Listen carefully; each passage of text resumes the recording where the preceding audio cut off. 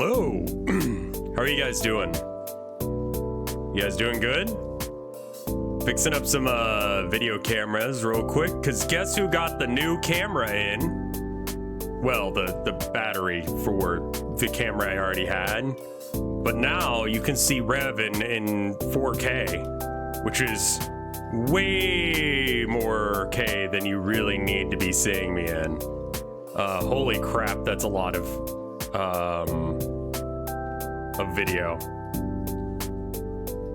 It's also all the way to the side over there, which is a little weird. Can you come with us over here?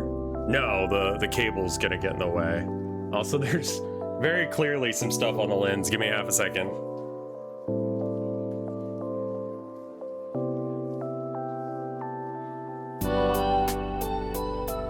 I need like a better cloth for that.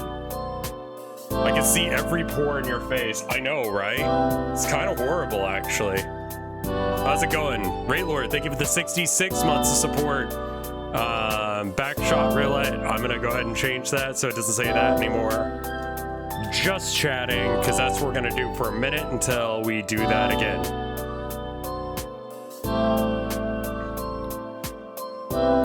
It's like, it's ever so slightly off. This looks like you're about to do an apology video. Yeah, it's like way too clean, right?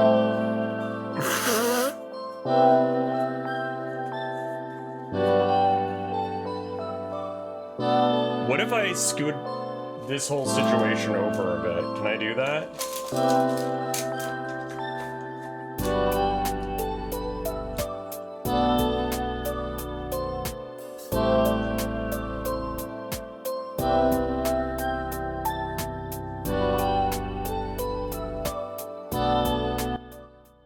Let's see if that looks better. If I scoot it over like so. What are you on? The cable's down there, and then over here. Are we touching ground? I don't know if we're touching the ground.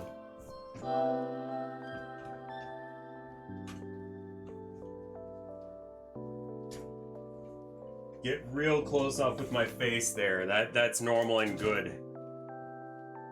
Okay. It's a little bit more centered over the... Okay, it's a little weird. Whoa! Thank you for the 121 months of support. Yeah, there's a bit of a piss filter I need to fix. So I can change the temperature. I can make it redder, or I can make it blue. Let's see if I can just change the color of this. Properties, configure video. It says it doesn't have anything going on. I think it's like the background is like ever so yellowed. I can change it. I mean, I can make myself look worse. I don't know how to make myself look better, but I can make myself look significantly worse.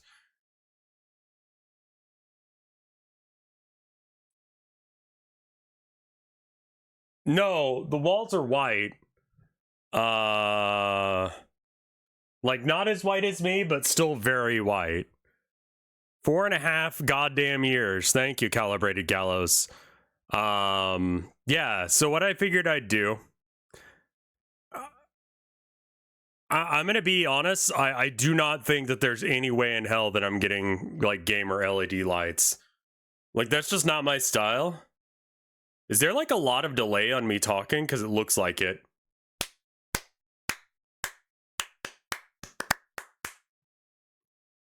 Ego, thank you for the, I don't know how many months of support, 92 months of support. Thank you so much.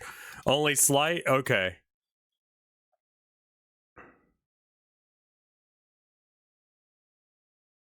Okay, let me see if I can get it set up for the main screen as well. Oh, okay. So it's sort of set up, but just for my forehead. There's a scam call coming in. Do you like my forehead? I mean, it's honestly the only bit that really needs to be here.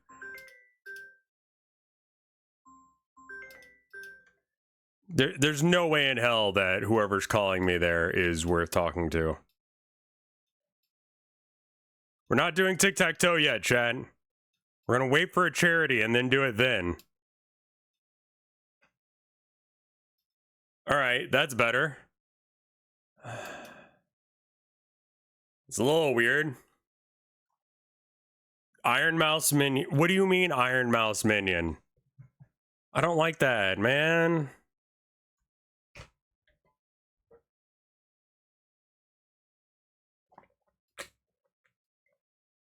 Anyway.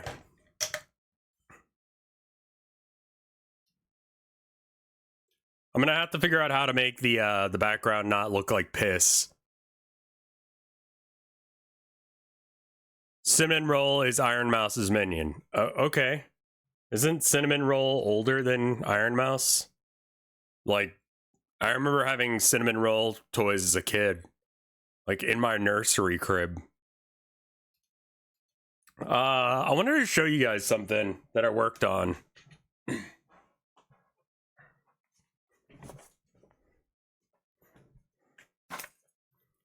Is the Discord really named just fuck? Yeah, I couldn't figure out what to how to do that. She's apparently a hoarder of them. Yeah, no, I know. I grew up with that toy. Like, I remember having a nightlight that was Cinnamon Roll. All right, cool. So I drew some guys because, like, I'm not really happy with the fellas in my game right now. Let me show you some of them. I guess I should do that. Display. All right.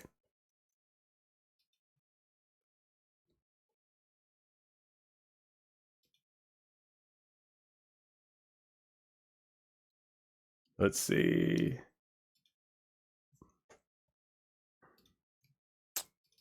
Project files, sketch, no fish files. So we got him over here. Like, that guy's okay.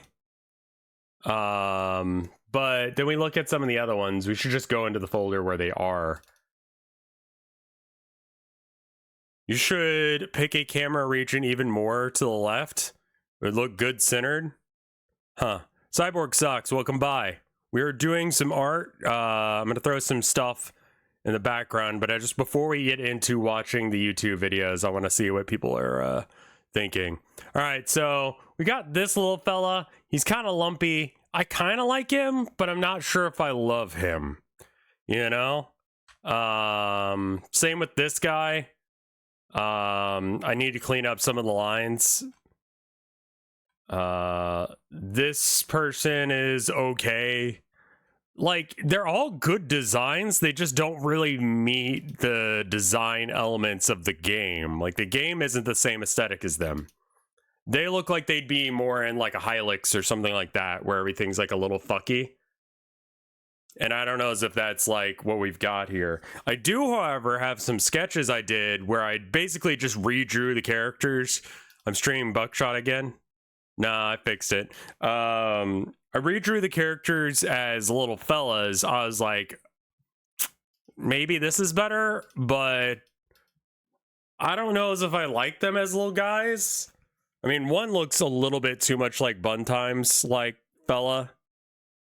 But they're cute enough.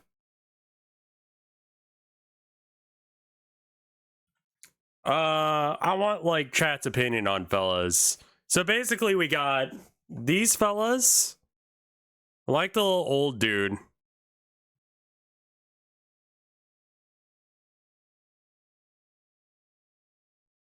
But like,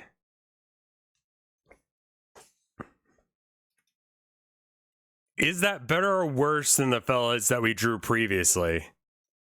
The feet could be flat instead. Do you want them more streamlined? Let me draw a couple real quick, and we'll go from there. I'll redraw them on this. Yeah, the grandpa really has the right energy, I feel like. So maybe we use some of some and some of the other. I don't know. We could always do that as well. Where's my... Yeah, let me draw a couple of these guys on the computer, and then we can go. Where the fuck is my pen? I cleaned my desk this morning. I shouldn't have done that. Because now I don't know where anything is. I hate that my cables are all tangled up, too. Where in the fuck did I put that? Get a little airflow in here. Why don't I start a YouTube video for us to watch, and we can go from there. I think what I do is I put it over here, and then I put YouTube over here, and then we open the media share.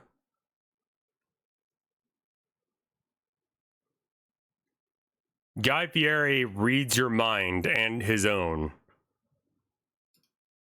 Now, I know what you're thinking. You're probably thinking Memphis, Texas. Well, you think you're at a Vegas dinner show. You could be thinking, well, family dog. You're probably thinking steak. You're thinking horses. You're probably thinking crabs. You think food, right? You think American, right? You're probably thinking Texas. I think about breakfast. I think, well, the Gulf Coast. Today I'm thinking something else. I think farming and families. I'm thinking pizza. I think the Tea Party. I think barbecue. I think of Phoenix, Arizona. I think of the Sox. I'm always thinking about Tex-Mex. Think about the Houston Oilers. Well, you're probably thinking the All-American burger with the shake and the fries and the whole giddy up. I think small-town middle America. I think about there we go. I found my pen.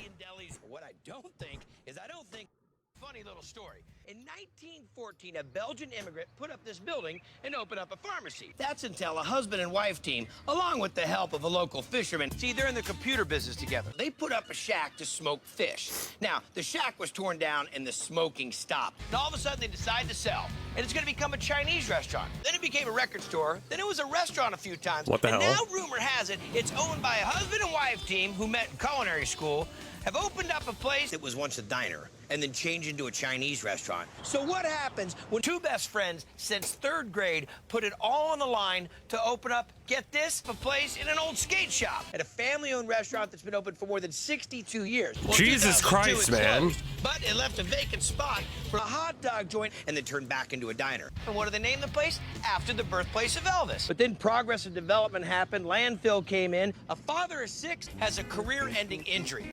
In nature news, check out the circle of mushroom. First, I thought it was like an evil ritual or something, but now I was like, they do that at Domino's. Domino's stealing recipes from the grass and shit. Like, I ain't know Domino's was cut like that, you know what I'm saying? Like, shit. Did Little Caesar get recipe from the grass too? Look at the mushroom. That's just Domino's shit. Ain't no mushroom. They got crazy bread in the backyard too. What the fuck? And they do that shit at Domino's. Oh, mushroom. Hey, look at mushroom. It's just a Domino's shit. I thought pizza was Italian. That shit is Earth. Yes, select again. Bible for 400, please. During the second plague, these amphibians came out of the water. Stephen. What are frogs? Right. What are frogs? What are frogs? Is that Stephen King for some reason? Hate. Let me tell you how much I've come to hate you since I began to live. There are 387.44 million miles of printed circuits in wafer-thin layers that fill my complex.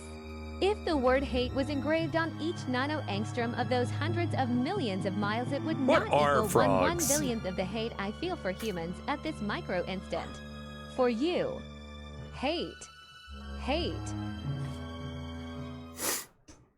Lights. Camera. Action 52. If you've never heard of Action 52, it was a single cartridge of 52 games released for the NES in 1991 for $200. Those games are not fun, and the cartridge feels unfinished, because it is. I understand why gamers make fun of it, but I'm someone that finds interest in games as curiosities, independent of how they play.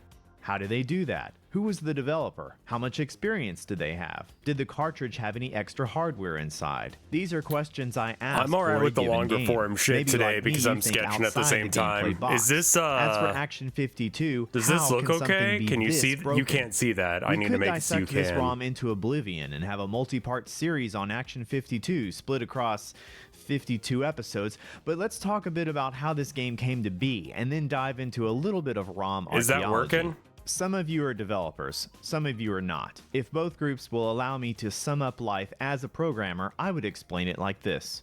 Benjamin Franklin once wrote, "In this world, nothing can be said to be certain, except death and taxes." If I turned that phrase for programmers, I think you would mix say, up the in art this in the world, video. nothing can be said to be certain, except Right, deadlines but like the and idea is scope that I need creep. to have smaller art, Many a bigger gamer may video, tag right? a bad game as having bad programmers. That is certainly possible, but a given project is always going to have some degree of administrative complexity behind the scenes. Action 52 was a dream of businessman Vince Perry that needed to become reality. For this to happen, he required a development team. According It's the to an opposite of interview where by it works Arcade everywhere Attack, else. With Action 52 Okay, so like, what is the way that most people do this? Do they do it where it's like, because I thought it was like this, because we've done small video, big art, and that was not popular. So like, do most people do that? Big art, small video. Is that what you guys would prefer?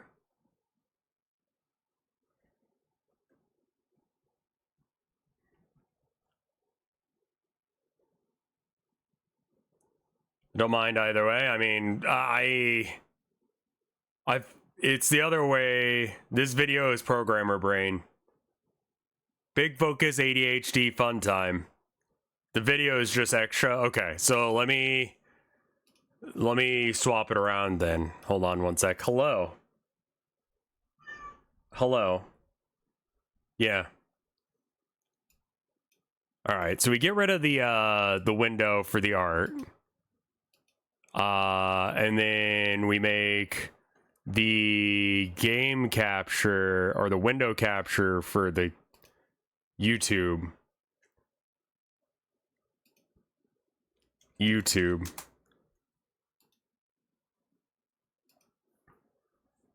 designer Mario Gonzalez. All right, and then if I do this number over here, just draw all over the video. Remove everything but cat. Okay. So then now I go like this. Where do I put Subway Surfers? Like I gotta put it somewhere on the screen, right?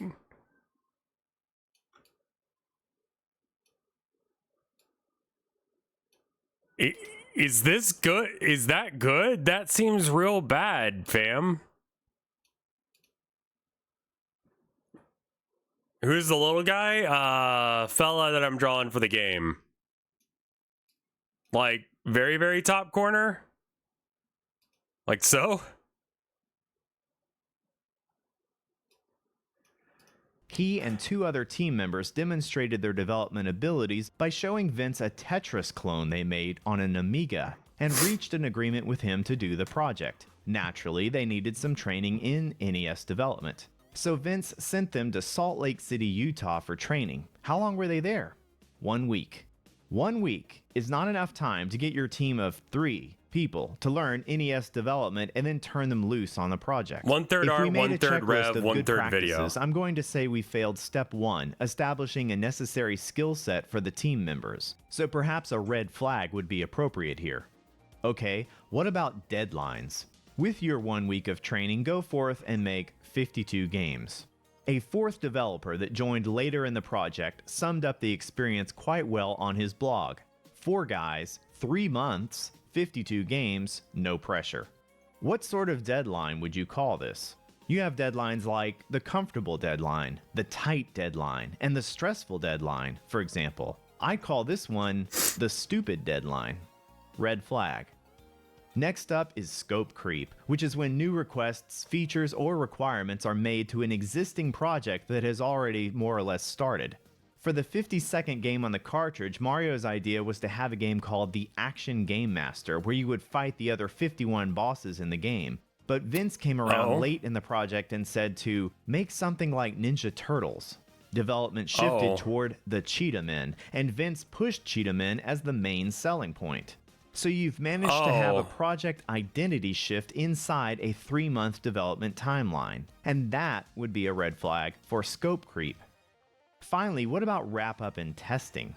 Sometimes you hear of teams pushing even harder at the very end of the project, But according to the fourth developer, Action 52 development ended, in his words, one day someone said, "We're done." Bonus red flag. Gamers may see Action 52 as an embarrassment, something worth insulting. I see it as a miracle? Like it's a miracle it managed to happen at all? Alright, how about some ROM archaeology? First, some perspective. Let's talk about the data size of NES games. Each game has program data and graphics data stored in one or more ROM chips inside the cartridge. The ROM chips are standard sizes, UFO 50 like was good. 128K, for example. That doesn't mean that each game uses the full amount of whatever ROM chip size was selected, but it gives us a rough idea of required chips for reasons of comparison. 1983's Donkey Kong has a 16K program ROM and an 8K graphics ROM totaling 24K. 1993's Kirby's Adventure has a 512K program ROM and a 256K graphics ROM, totaling 768K. The two games are quite different in terms of their complexity. I know I am leaning on assumed familiarity with these games, but I figure that many of you can see this list and say, yeah, I can see how Donkey Kong doesn't require the same amount of data that Kirby's Adventure does.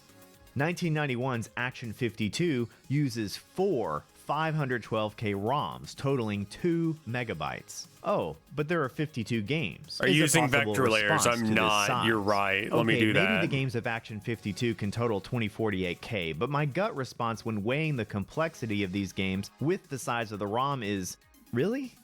They need that much code and graphics storage?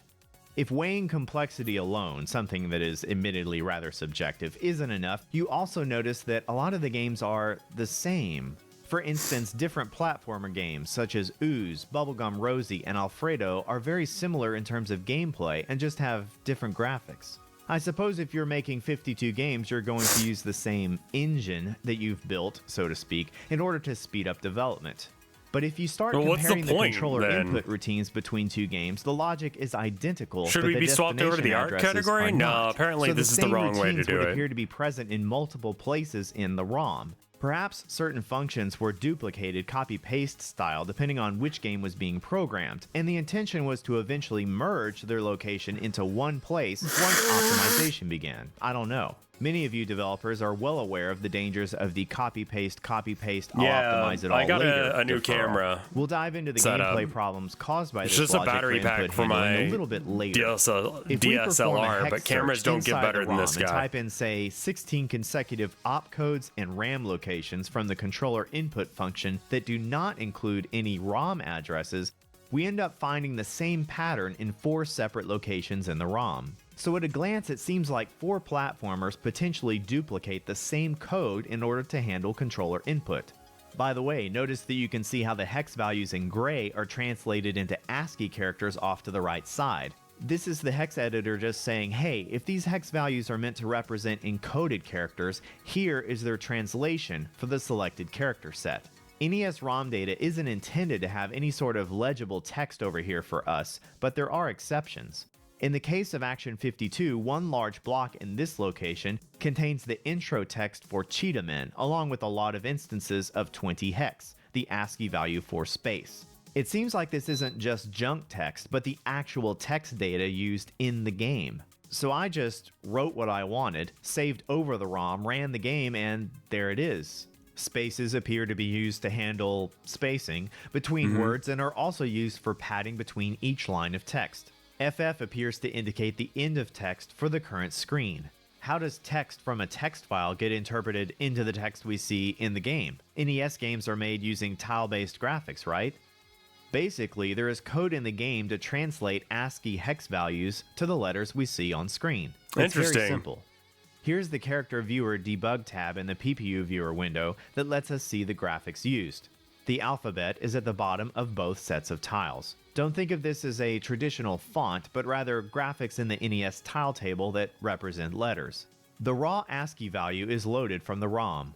The code adds a value of A4 to it. The result is the tile index value for the graphics that represent the desired letter. Oh, okay. 54 hex plus A4 is F8, the letter T. Pretty simple.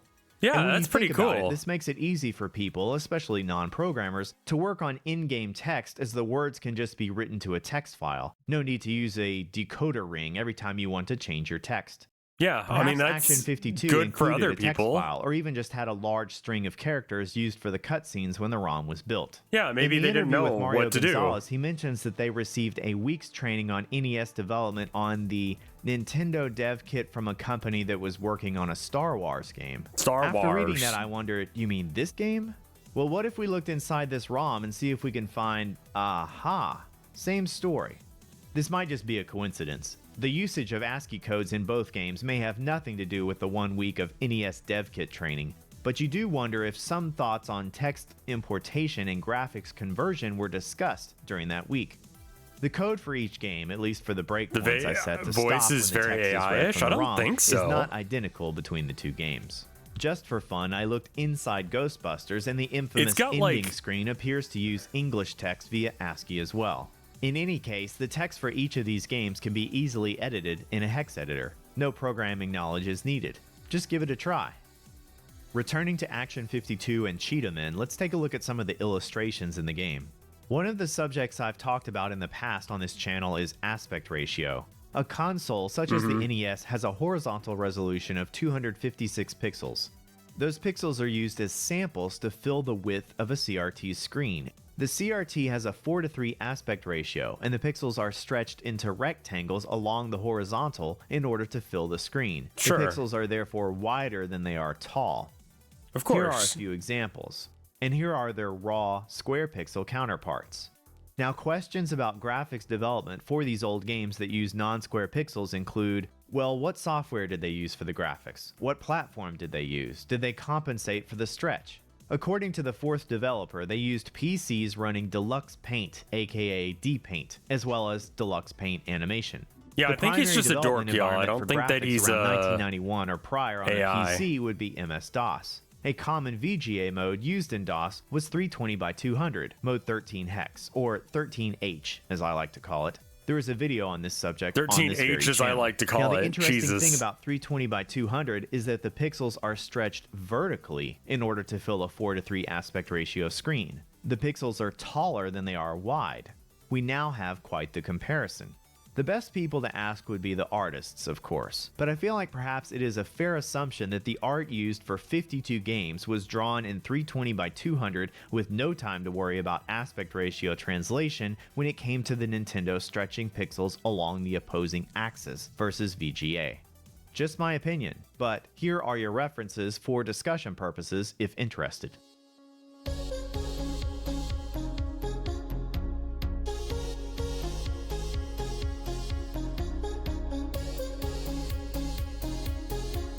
I don't know what we're,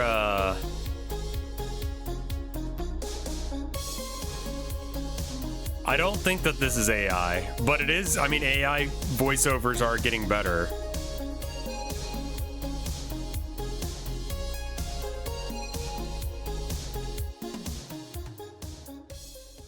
Alright, we got to get into some of the code. And you know what? The code we're going to look at is super exciting.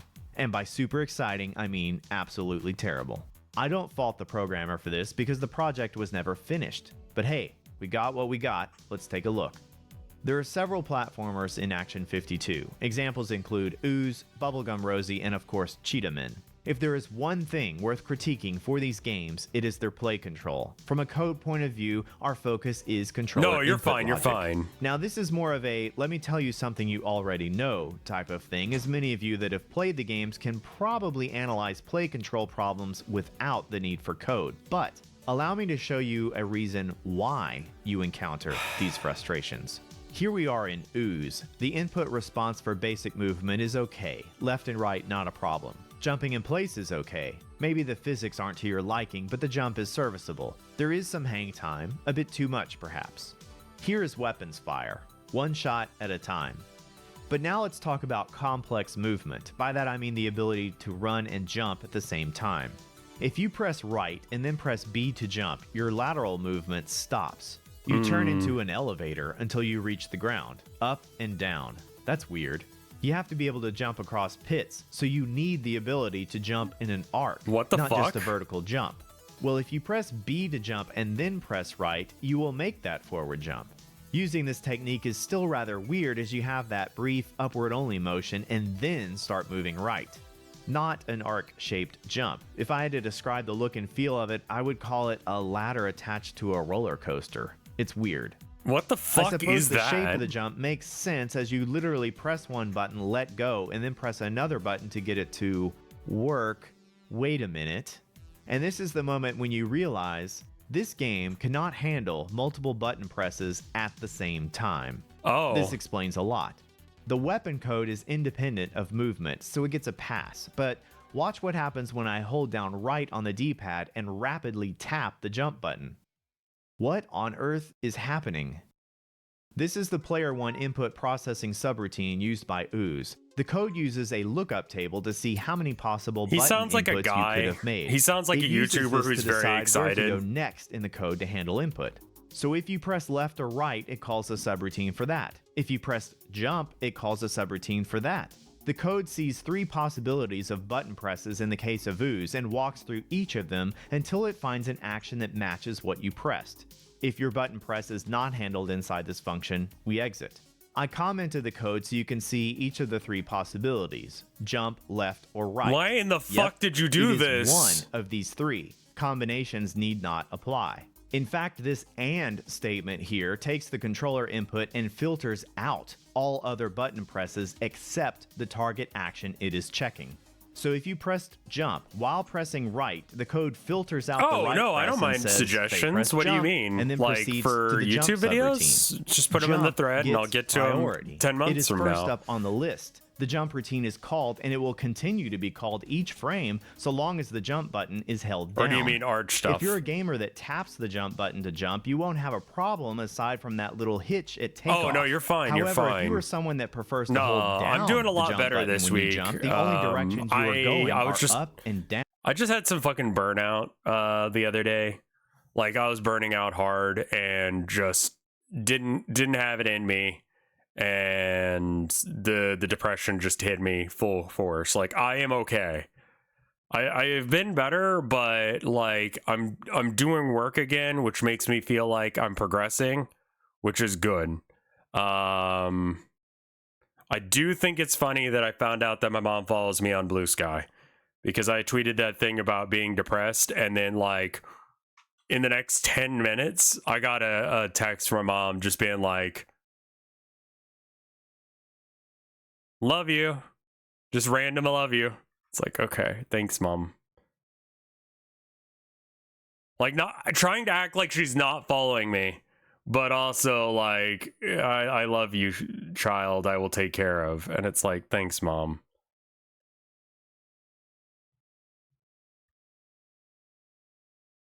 You started it, boy. I don't know why you're complaining.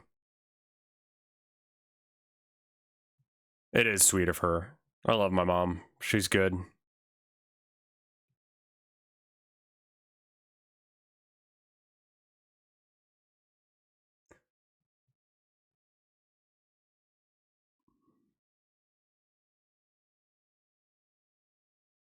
So yeah, I mean, like I have been better, but we're not gonna dwell on that shit because it doesn't do me any good. There's someone not tagged, including Vinny. Yeah, exactly. Can you use your old webcam? I would have to plug it in again, and they're running up and down the stairs right now. Down. If you somehow manage to adapt to this, it also means that you have air brakes and can stop lateral movement mid-jump. If you're about to overshoot a jump, just hold down the jump button to drop straight down. It is strange to encounter a game that doesn't allow a direction and a jump button to be pressed at the same time, but here is one example. So long as the jump button is pressed, That you sounded can't a little move left AI. or right. Hold down the jump button. Continue to hold it after you land. Press left or right. You can't move. Earlier I mentioned that the same controller input handling was present in various other games, and therefore various other parts of the ROM.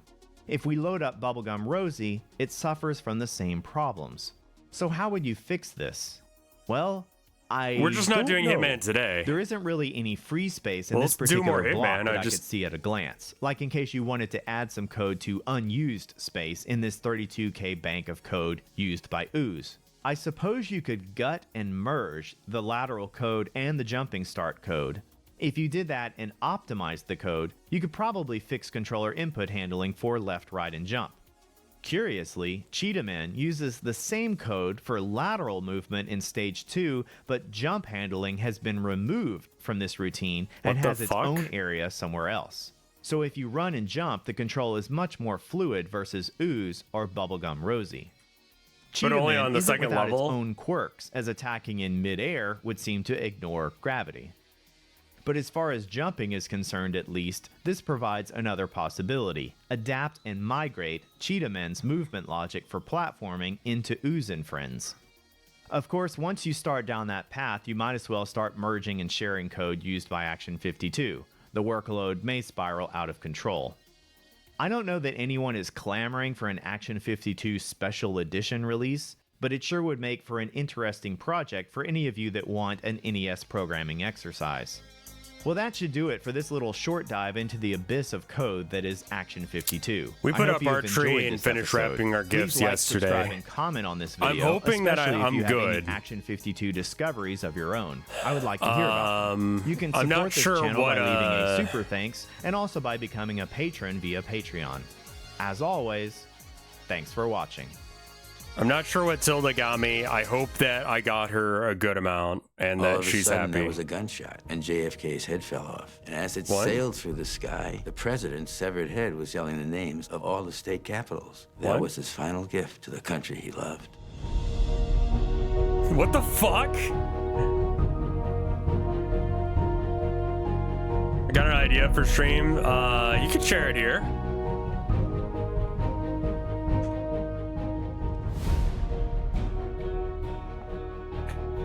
I had gone to watch the motorcade with my family. The president came around the corner in his convertible, and I just couldn't believe that I was seeing him in person. Kennedy started exhibiting that classic presidential hubris. He made his neck extra long as if to show off his head to the world. It was wonderful to see his head, but it also made his head an easy target for snipers and birds. There were a few things that seemed out of place that day. There was a man in a trench coat who was holding an armful of hot dogs. He must have had 30 or 40 hot dogs. He kept holding up his hot dogs and telling people, I brought these hot dogs from home. When the gunshot went off, the man with all the hot dogs froze in his tracks. He looked at me and said, holy shit, that bullet was meant for me. I asked, why is everyone screaming? And someone said, somebody just shot President John F. Kennedy. And I said, I thought that idiot died weeks ago. President Kennedy's brain went sailing into the sky. Everyone was hoping to be the one to catch the president's brain, but JFK's brain was the size of a chicken nugget, so nobody could see it. The president's brain sailed through the sky, and it knocked over a bucket of sunscreen. The man who owned the bucket started to cry. He kept saying, my sunscreen is ruined. It was the most heartbreaking thing I'd ever seen.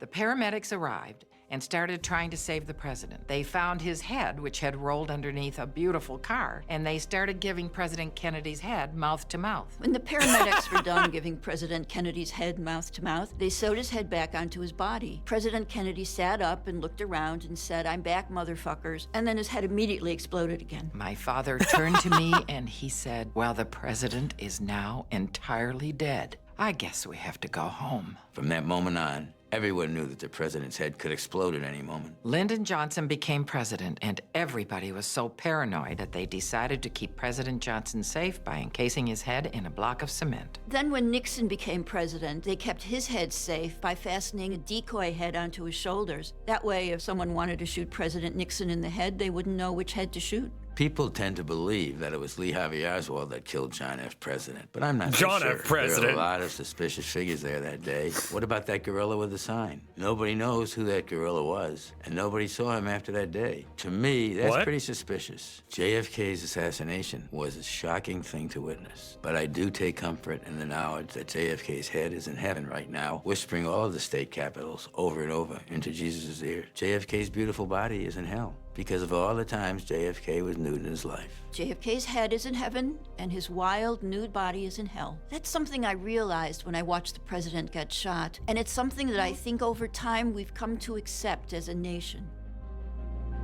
That was great. I didn't know it was Clickhole until the exploding head thing, and I was like, what the fuck are we watching? It seemed legit up until that point. Far to go. But at the Hat of the Month Club, the boss better keep moving. To keep the No, you can help. Files, write the letters. Help is always appreciated with art. Find time to create and still keep on top of things. Yet even Thoughts about rating card art. reach a point of diminishing returns. A good time to learn about the IBM personal computer. With this Yeah, tool for modern that's because times, a this person can video quickly is master left side such audio jobs as exclusively. accounting or word processing. Even use the IBM personal I don't know, computer maybe. to forecast growth.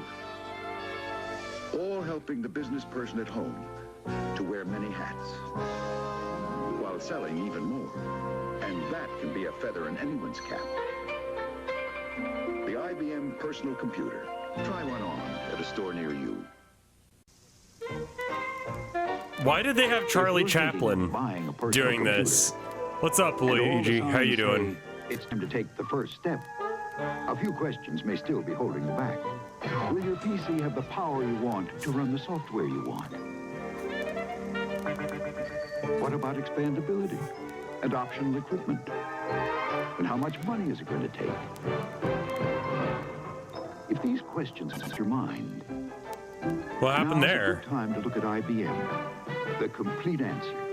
An IBM PC can run the latest, most powerful programs and give you almost unlimited expandability with options like the new IBM printers and the IBM PC network. And today, prices are better than ever. So don't wait. Once you take the first step, the rest come easy. IBM personal computers. See them at a store near you or call your IBM representative.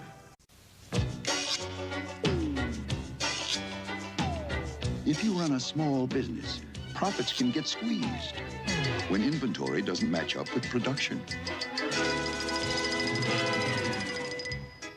What can help is a visit to an IBM personal computer dealer.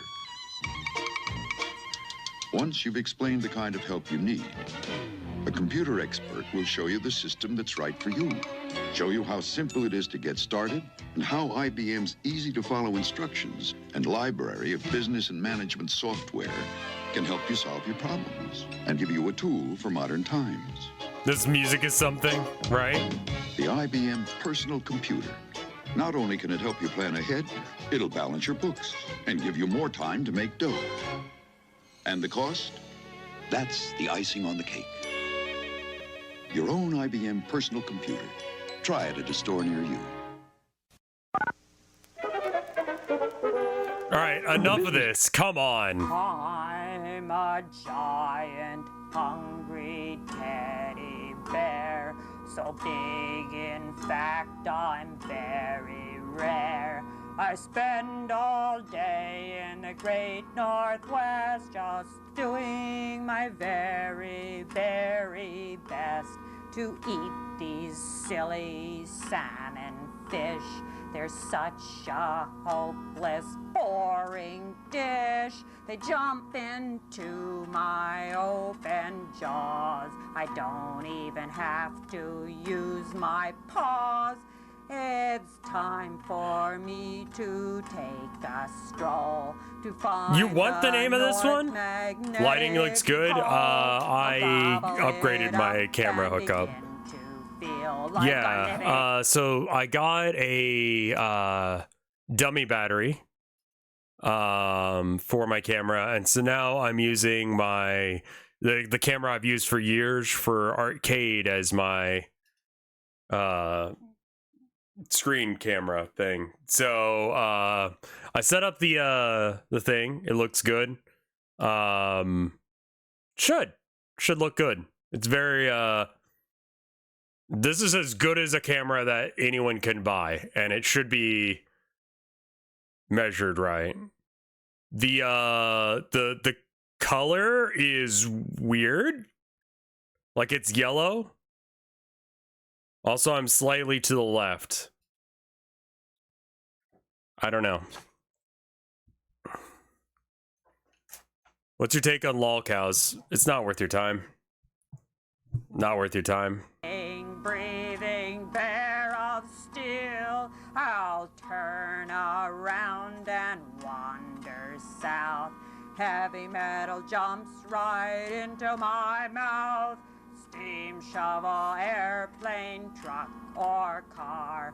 No iron or steel will get very far. My only problem is bubbling gas. Sometimes I have to stop and let it pass. Steam shovel, truck, or ambulance. I'm doing my heavy metal dance. What the fuck is happening? Metal teddy bear. I eat heavy metal everywhere. My only problem is bubbling gas. Sometimes I have to stop and let it pass. Yes, I'm the heavy metal teddy bear. I'm eating heavy metal everywhere. Yes, boys and girls, this is the story of the heavy metal teddy bear. What the fuck? Speedrun? I remember having this version from the box. Guess randomly. Miss Scarlet. Yeah, this is how you do Turning to news making headlines around America this morning in Michigan. Police have arrested a man who's suspected of chopping up his wife. What? Michigan police say suspect Stephen Grant was captured in Michigan's Wilderness State Park and airlifted to a hospital. The area is more than 400 miles from Grant's suburban Detroit home. The 37-year-old man is accused in the death of his wife, Tara Lynn Grant. Why are you laughing? A torso and body parts of who is believed to be the mother of two were found this weekend in and near the Grant home. Stephen Grant, and he was brought here to Northern Michigan Hospital where he is being treated for hypothermia and possible frostbite to his feet. He is, of course, under continuous police supervision. Grant went missing hours before police found the torso in the garage of his home. Why did she laugh? Hello, I'm John Waters, and I'm Hey, supposed John to Waters. announce there is no smoking in this theater, which I think is one of the most ridiculous things I've ever heard of in my life. How can anyone sit through a length of a film, and especially a European film, and not have a cigarette?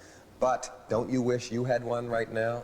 And I'm telling you that smoke anyway. It gives ushers jobs, and if people didn't smoke, there would be no employment for the youth of today. So once again, no smoking in this theater.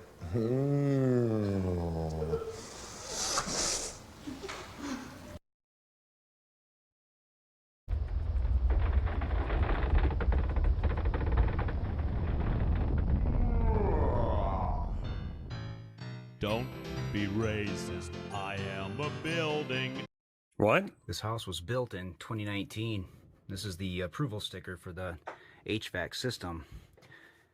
But I've been finding a lot of homes that are built without the deck. They put a handrail in the slider and walk away, and then the deck is built afterwards. This is homeowner installed. They didn't pull a permit to do this. There's so many things wrong on this Yeah, deck. it does not look like Post that's and gonna beam. hold. That looks like that bracket that I don't like that shit. That shit is not held up. That is held up by 3 2x4s on the strain that it puts on the building.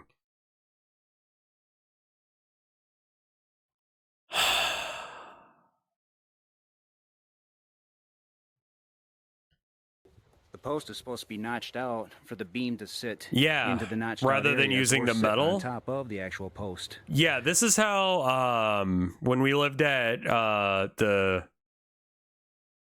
landlords do this to justify jacking up the rent. Yeah, no, for 5 or 6 years now, the place that I had been living at in Austin, like one building was held up by construction of this quality with these kind of beams. The joists, they don't have the concrete Simpson too brackets. And then down here at the end, the last two boards, look at the length of this, 2 different sizes. And now this deck is very loose. Let's dance. Nope.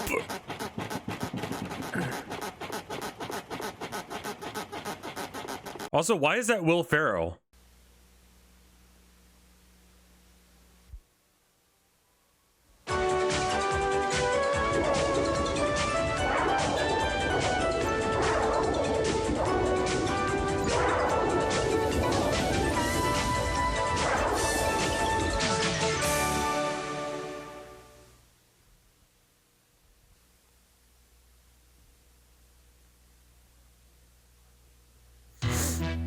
Okay, Julie, are you all ready to learn how to make a pizza the right way? Making it great. Yes, I'm ready. Are we going to cook pizzas now? Well, there's a lot more to it than just cooking. In fact, that's probably the easiest part.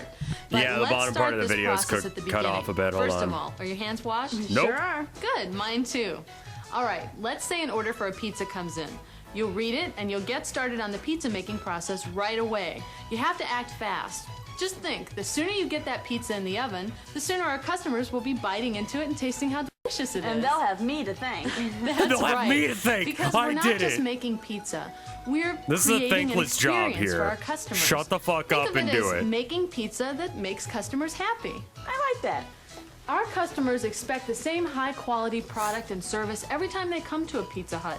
And that's true whether it's a busy Friday evening or a quiet Tuesday afternoon. Our job is to make sure they're never disappointed. I won't let them down. Okay, let's say the first order we get is for a medium pan pizza with pepperoni and green pepper. This is it's where we keep the proof dough until we're ready to use it. So we Little take jump out cut a there. medium pan I can't draw for shit prepared by our today. dough master. Dough master, get and the fuck we check it for out. quality. Now this one looks good. See, if the dough weren't right, if it was stuck to the separator, or it was too flat, or it had air bubbles in it, then the finished pizza wouldn't be right, and our customers wouldn't get the best possible product. Which they deserve every time they visit Pizza Hut. Right. Yeah, suck up. So, if the dough isn't exactly right, we throw it out and we get another one that is. Now, pan pizza is easy to top. First, we start with the sauce, and you get the right amount from the spec chart. We go to this chart that says bottom, sauce, and cheese. And we go down to where it says sauce, and we see that a small gets 1 level spoon, a medium gets 2 spoons, and a large gets 3 spoons. So, what do we do? 2 spoons? Right. Now, we keep our Good sauce right here with job. our other refrigerated items. We keep this lid closed, except for when we're making a pizza. First, spread the sauce to within 1/4 to 1/2 inch of the edge. Now for a medium pan pizza, 2 spoons equals 5 ounces.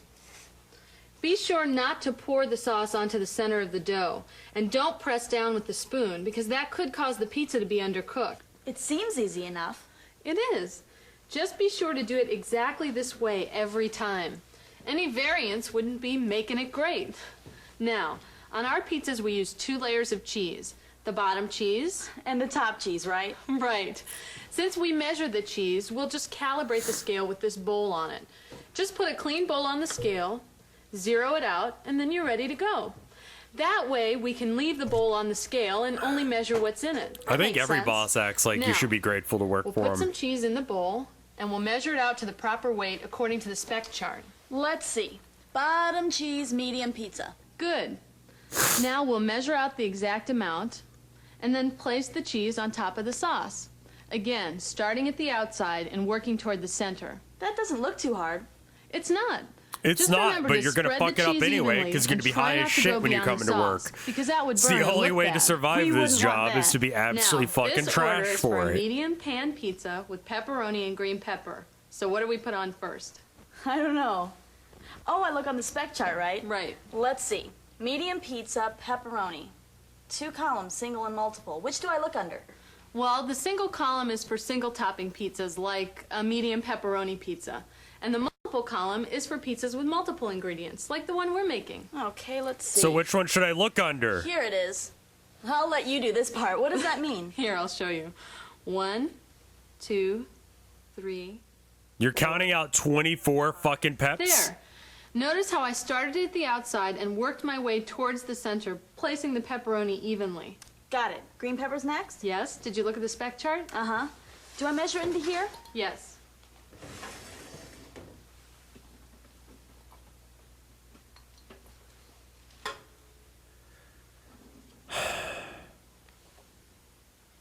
Now what? Good. Now, place the green pepper on the pizza, starting at the outside and working your way towards the center, just like I did with the sauce and the cheese and the pepperoni. That's good. Place them as evenly as you can.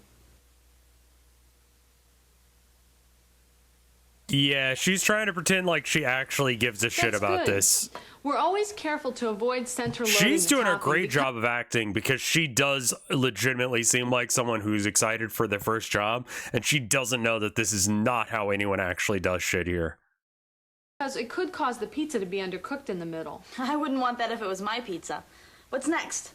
Well, there are 2 more ingredients.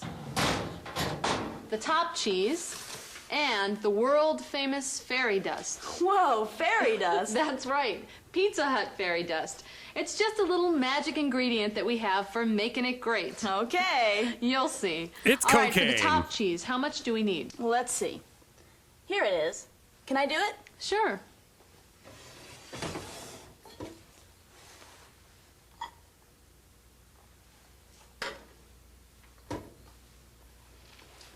Okay.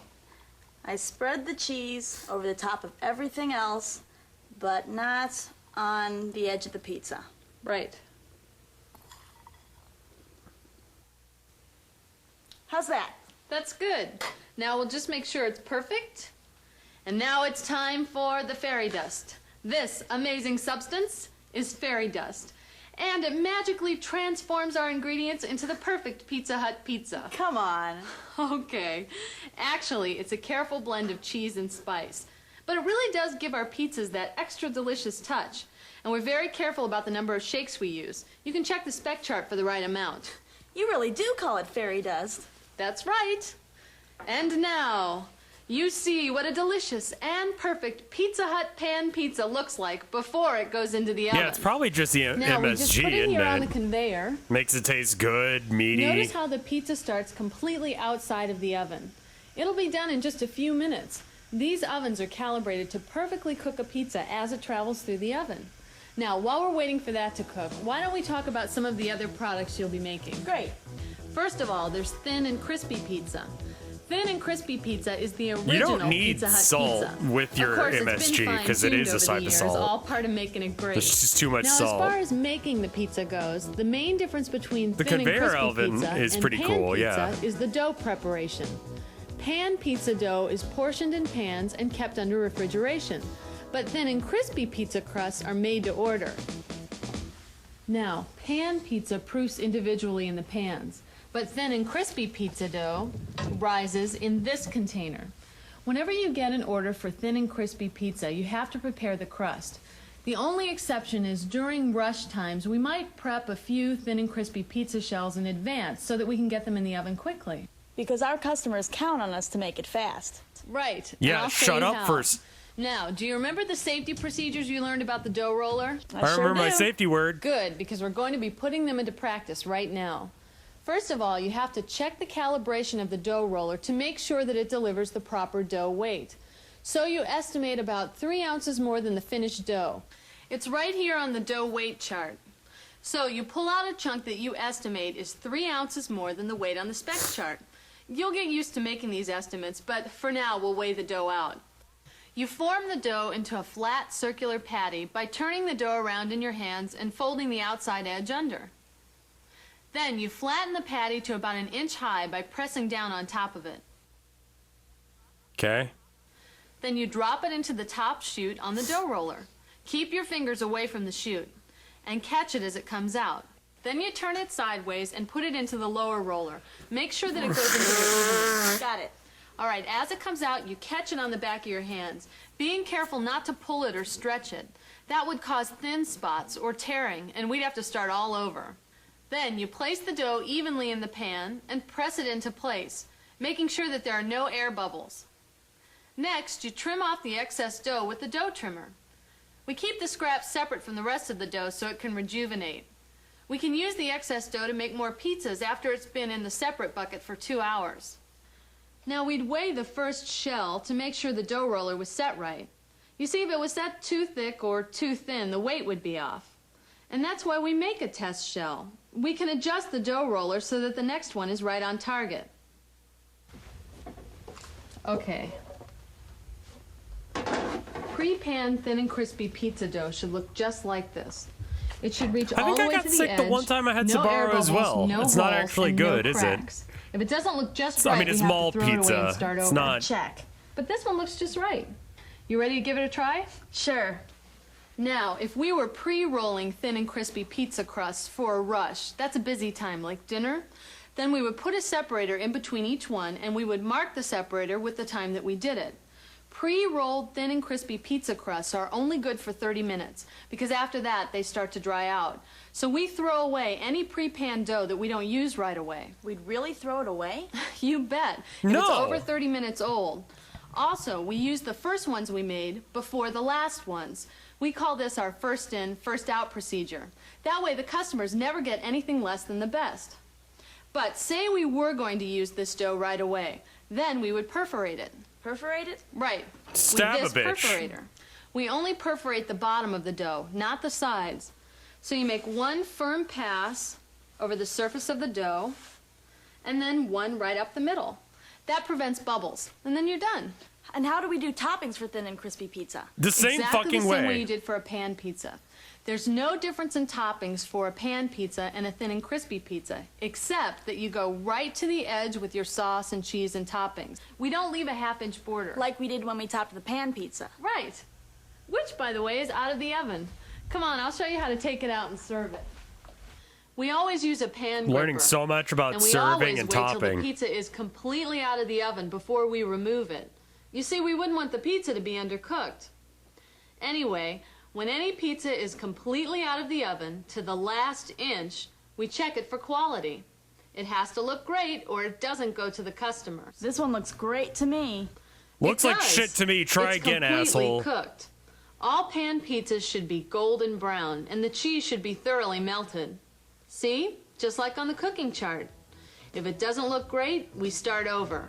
They probably All use a our very pizzas similar stage or process. set for 30 seconds before cutting. It seems very automated. Not sure how much more automated we'll you use could this cutting get. board.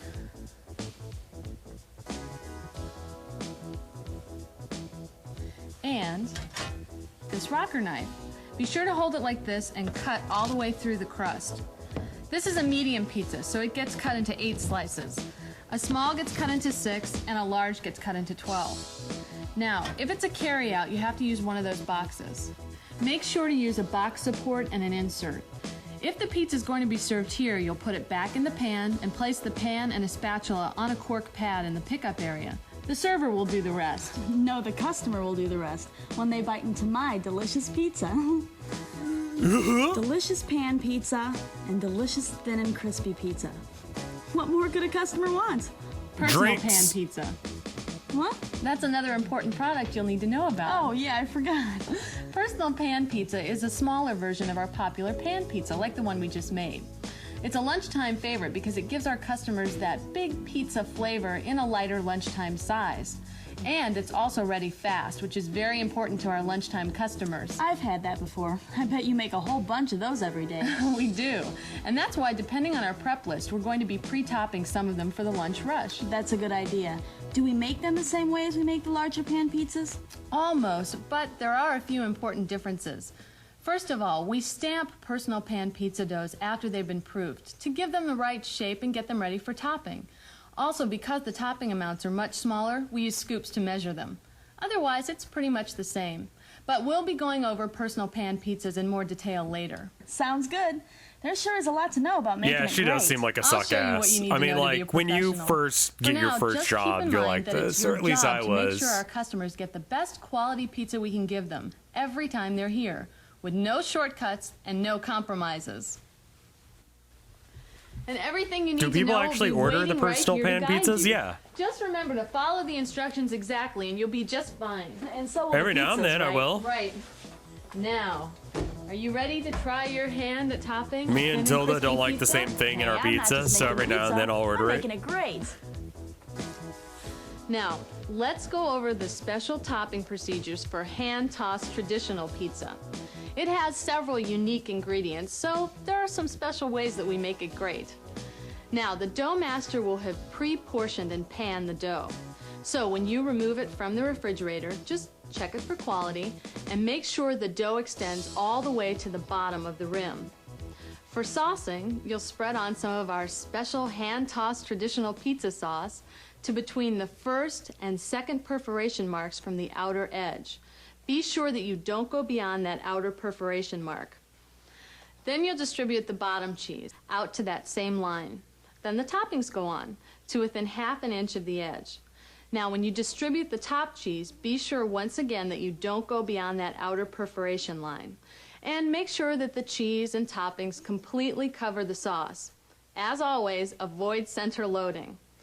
Then you'll clean up the outside edges and shake on the proper amount of fairy dust, just like we do with pan pizza and thin and crispy pizza. Don't worry, all of these instructions are included on the station guides. And the job aids near the make table will give you the proper ingredient amounts. That's all there is to it. That pizza will give them a reason to come back. There's one more product you need to know about, Priazzo. That's a Priazzo. rich double-crust Italian pie, and customers can choose from a variety of delicious fillings. That sounds delicious. It's not. It's shit, just like all of our other Sort of. products. When we make Priazzo, we use 2 layers of dough. First, we fill the bottom dough with hand-tossed traditional sauce and/or filling according to the order. Then we add the triple cheese blend according to the spec chart. Then we roll, perforate, and layer on the top dough. Why am I trying to make her outfit complex? And we top that dough with the proper sauce using a personal pan pizza spoon. We add more cheese blend and top that with fairy dust. Do we cook it the same way as we cook pizza? No. Well, we use one of these heat pins to make sure all the ingredients are completely cooked. The heat pin helps make sure the heat is evenly distributed, but otherwise the cooking procedure is the same. That's some pie. Nope. Jesus fucking Christ. Am I planning on animating this character? I mean, they're gonna be in the game, so they're gonna have to move about, which is why I'm like, Jeep Dobbs in Lexington, I'm going to give you the moon. It's deal-tastic me, and I make this the most easiest decision you ever make. From now to the end of the month, pay 0 down and nothing till January next year. Like new Jeep from $14,990. That's good price. Save $8,000 on Chrysler 300, or new Jeep Compass or Chrysler 200 from $99 a month. That's a lot of good stuff. That's a lot of good stuff. At the JT's Chrysler Jeep Dodge in Lexington. Do it? JT'sJeep.com. Hey, Mr. Potato Head! What do you got for us? 2 new Mr. Potato Head toys, Donald, stop! Those are the clowns! each with Mr. Potato Head. Take all the parts and put them together. Where do the noses go? Where noses belong. Forget Bozo! Donald's almost Donald! Shut your mouth. Mr. Potato Head, where's your other ear? It's over here. Mr. Potato Head toys from Hasbro. Jesus fuck. You find yourself in the middle of a circular lake. There's a goblin at the shore who will eat you immediately if he can catch you. Luckily, the goblin can't swim. Well, that's you know good. If you make it to land, you can sprint off into the forest and escape. The problem is, you're slow in water. The goblin is 4 times faster. The goblin always moves optimally, which means moving to the spot closest to you. Can you escape the goblin? I heard about this puzzle a long time ago. It was originally a calculus problem, but as a programmer, I felt this would be much more fun and intuitive to solve by making it into a game. We can even add a difficulty level by changing the goblin's speed. Let's look at a simple strategy. Suppose we just swim to the shore as fast as possible in a straight line opposite the goblin. Can we survive? Nope. No. The goblin was already waiting for us when we got there. It's easy to show why this fails. We need to move a distance equal to the circle's radius, and the goblin needs to move half the circle's perimeter. which is pi times the radius. I see. So the strategy can only work if the goblin is moving. The saturated yellow room looks good. Times our speed. It's because of this lamp. If I turned it off, I bet you the yellow lamp light would go away. Let me check. GitHub. So if you have Python, consider giving this a try before I spoil the answer. Okay, it's dark now. Is this better? So a better strategy is to move as far away from the goblin as possible before we make a run for the shore. You can see that as we move around the center of the lake, the goblin takes a while to reach the closest point. Let's exploit this by continuously moving so the goblin always has to catch up to us. The optimal way to do this is simply to swim in a circle around the center of the lake. Too big and the goblin can catch up. Too small and we don't gain much distance. The best circle radius turns out to be the same ratio as the ratio of the speeds, which in this case is 1/4. It looks like two planets orbiting each other. Now we can dash to the shore. Hey, we made it! So the obvious question is, what's the fastest speed of the goblin relative to our speed that we can still escape? This is the part that involves calculus, and I'll just link to the blog post in the description if you want to see how it's derived. But the answer is actually about 4.6, which is surprisingly fast. So anyway, even knowing the solution, it's still fun and takes a lot of skill to actually pull it off yourself, so I'd still really recommend giving the game a try if you can. Thanks for watching. It makes it look homely and good. I need to fix up the background now that the camera is better. I'm hoping that it'll help out as well. Like, I'm kind of worried that this looks too much like Buntime's character. I only realized who I thought it looked like after I got done drawing it today. I was like, that looks like someone, but I don't know Police who. Officers in Lancaster, Pennsylvania, were asking people to be on the lookout for a man who robbed a store. And I think we do have his description. Can we take that? Let's take his description.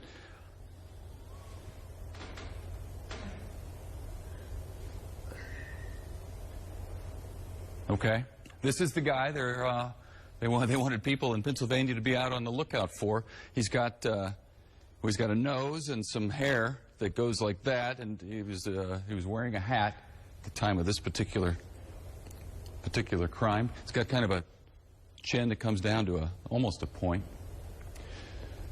Stands about 5 feet 4 inches tall. There it is. Get a good look for yourself.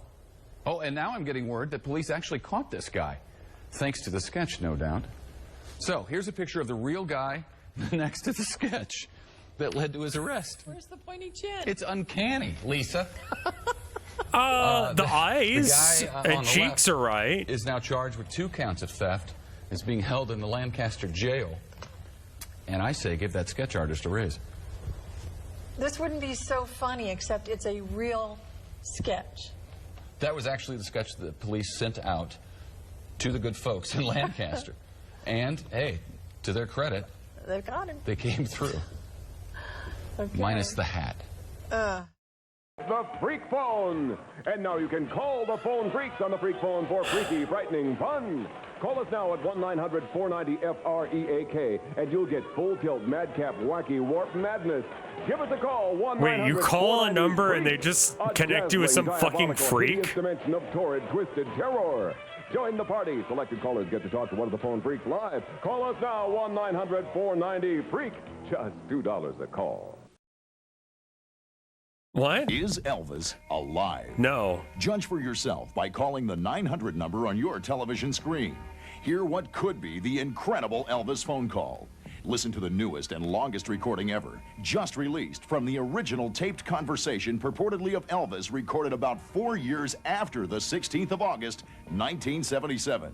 Call 1-900-909. Does anyone have this recording? Call now. Experience what may be the most shocking story of our time. Hi, I'm a Boglin. Me and my buddies want to be your friend, right, guys? Right. Call us at 1-900-909-5464 and hear how we can protect you from ferocious beasts. And help your future grade your math test. Yeah, new story every day. 1 call gets you a 3D Boglin hologram like this. 4 calls get you a set of 6. Trade them with your buddies. And part of your $2.35 2-minute call goes to Special Olympics. So get your parents' permission and call us that's at cool. 1-900-909-5464. Don't get the phone. I said get it, not eat it. This is Dial an Insult.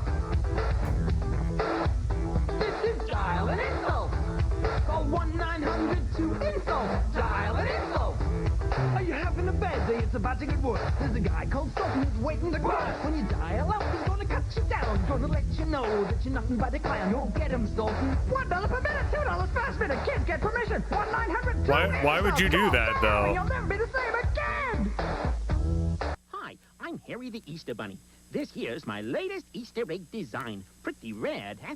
Call me at 1-900-660-6666. I've got some wonderful Easter Bunny stories to tell you, a different one every day. I'll also tell you how to get a Whoopie from my special Easter Whoopie collection. A and Whoopie? Part of the $1.85 2-minute call goes to Special Olympics. So get your parents' permission and call me at 1-900-660-6666. Why is everyone donating part of the proceeds to the Special Olympics? I think that's nice, but why? Don't be bored. Call. Friends, what's the number now? 0891 27 27 27. Ooh. Oh, still bored? Then try this for size. 0891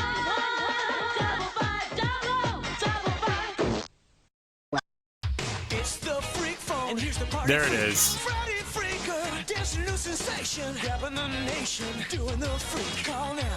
1-900-490-FREAK. Join the party. The fast and easy way. To hear what's scamming from New York to LA. Call now.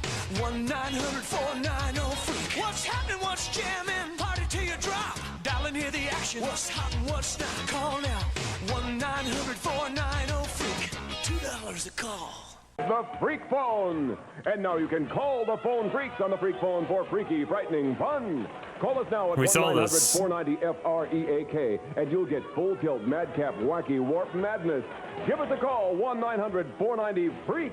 A dazzling, diabolical, hideous dimension of torrid, twisted terror. Join the party. Selected callers get to talk to one of the phone freaks live. Call us now, 1-900-490-FREAK. Just $2 a call. These complicated times drive me batty. So I call 976-WAKE, the 24-hour wake-up service for only $2. After all, my life is at stake. With 976-WAKE, life is never a pain in the neck. Remember, 976-WAKE. It could save your life tomorrow. Got to go? Call now. For So it's a nationwide wake-up service, call 1-900-976-WAKE. That's not that bad, honestly.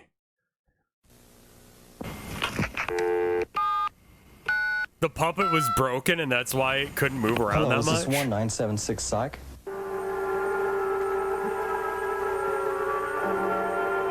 I was in the dark until I called 1-976-PSYCH.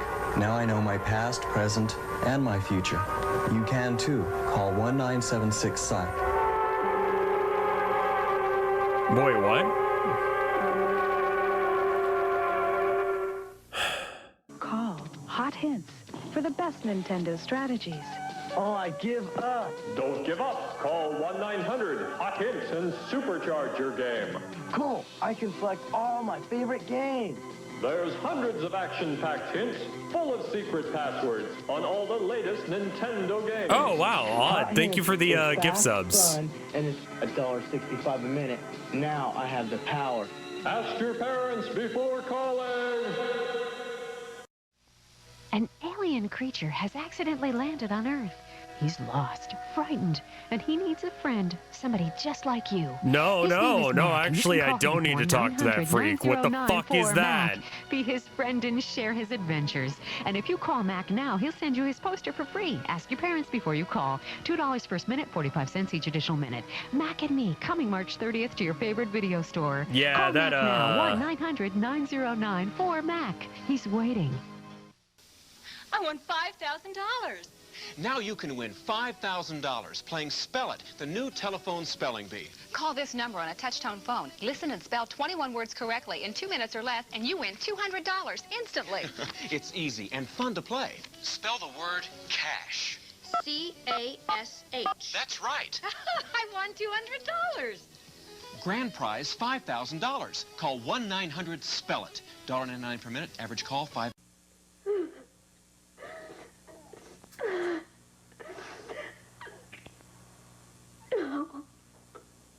What makes people all over America break down and cry like this? Call 1-900-9099-CRY and hear it for yourself. $2 for the first minute, 45 cents each additional minute. If you're under 18, I did sleep a little bit better last night. 1-900-9099-CRY.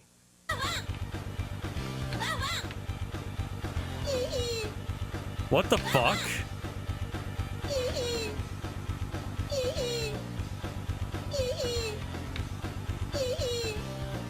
Crying is a real kink?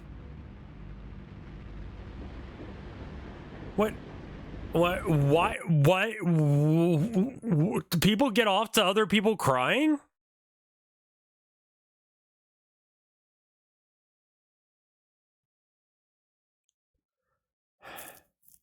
Anything's a kink if you're down bad enough, dude. I know. I'm very aware of that shit. I have seen some weird ass shit on the internet. I don't know if making them a lop-eared bunny is working. What do you guys think? Part of it has to do with the fact that I feel like I need a little bit more caffeine. Like, I don't feel like I'm totally awake today.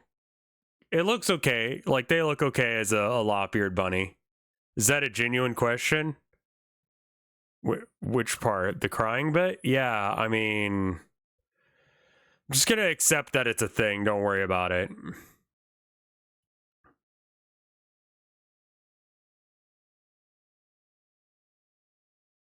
Everything is someone's fetish. Saw a clown cry today. I haven't cried yet. I'm gonna go get myself some ginger. I'll be right back. Give me half a minute. I should probably run an ad since that's happening. Let's do a minute 30 so I can go pee as well. I'll be right back.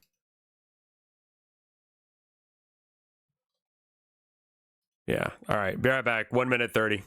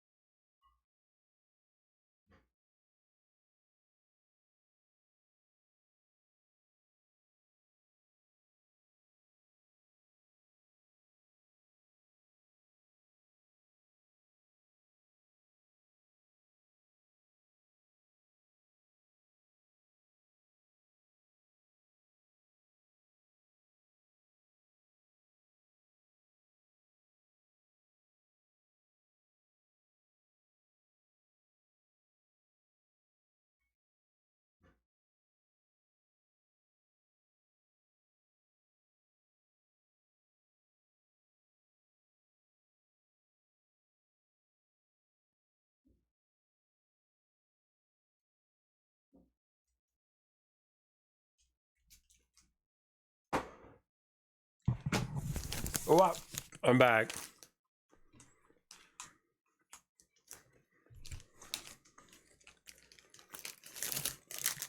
How's it going, y'all? We back? We're back.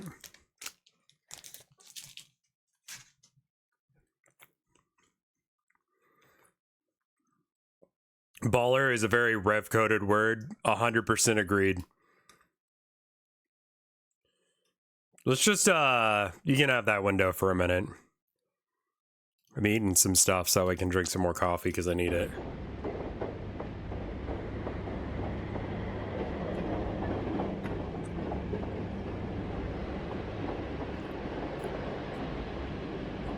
The fuck is this? Just some random numbers?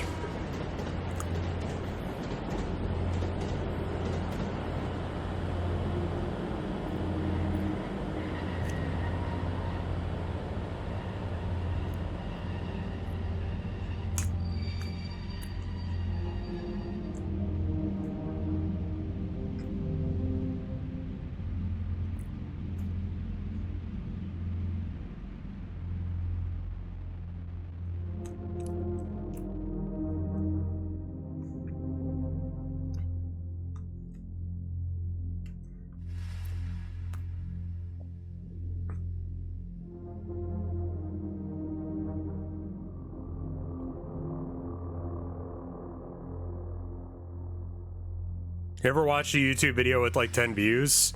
Yeah, we watched some of them the other day.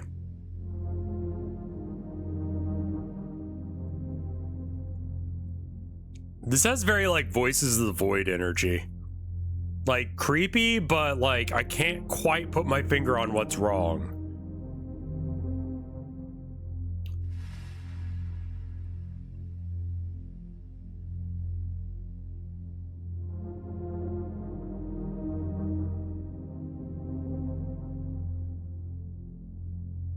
It's like the Ring video.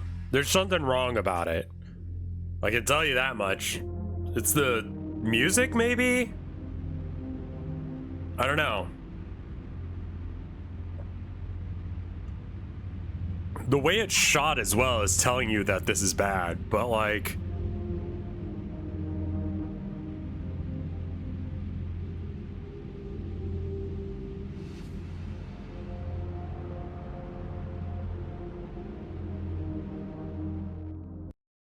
Okay, cool.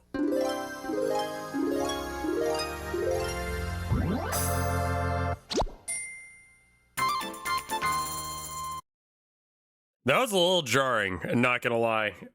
What the fuck was that last thing?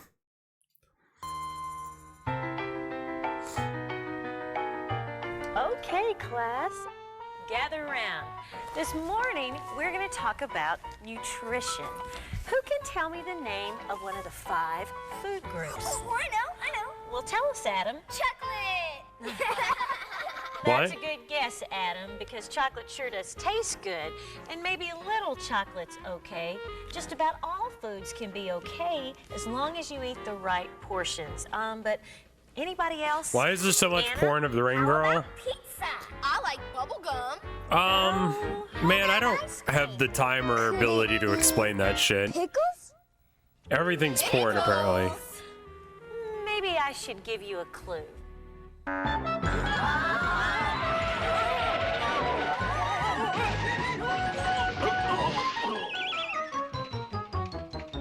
Did someone say clue?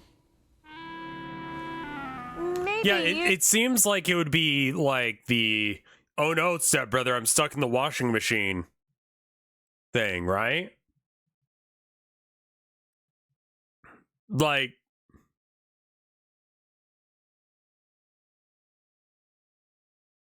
there's also people making her Brazilian. I mean, that just sort of happens. Like, Brazil just sort of happens to people and things sometimes.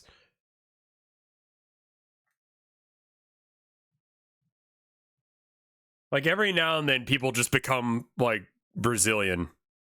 You will come to Brazil or Brazil will come to you. You should give us a clue as to who you are. Oh, where are my manners? The name's Quigley, Inspector Quigley. And this is my portly partner, Mr. Piggly Wiggly. Well, so pleased to meet you, Inspector Quigley and Mr. Piggly Wiggly. Hello, boys and girls. My friends call me Piggly. Well, Inspector Quigley, perhaps you could give us some clues about the 5 food groups. Why, of course. I have pockets full of clues. Is this Bun Time fan art? It's not meant to be, but it definitely looks like it. How'd that get there?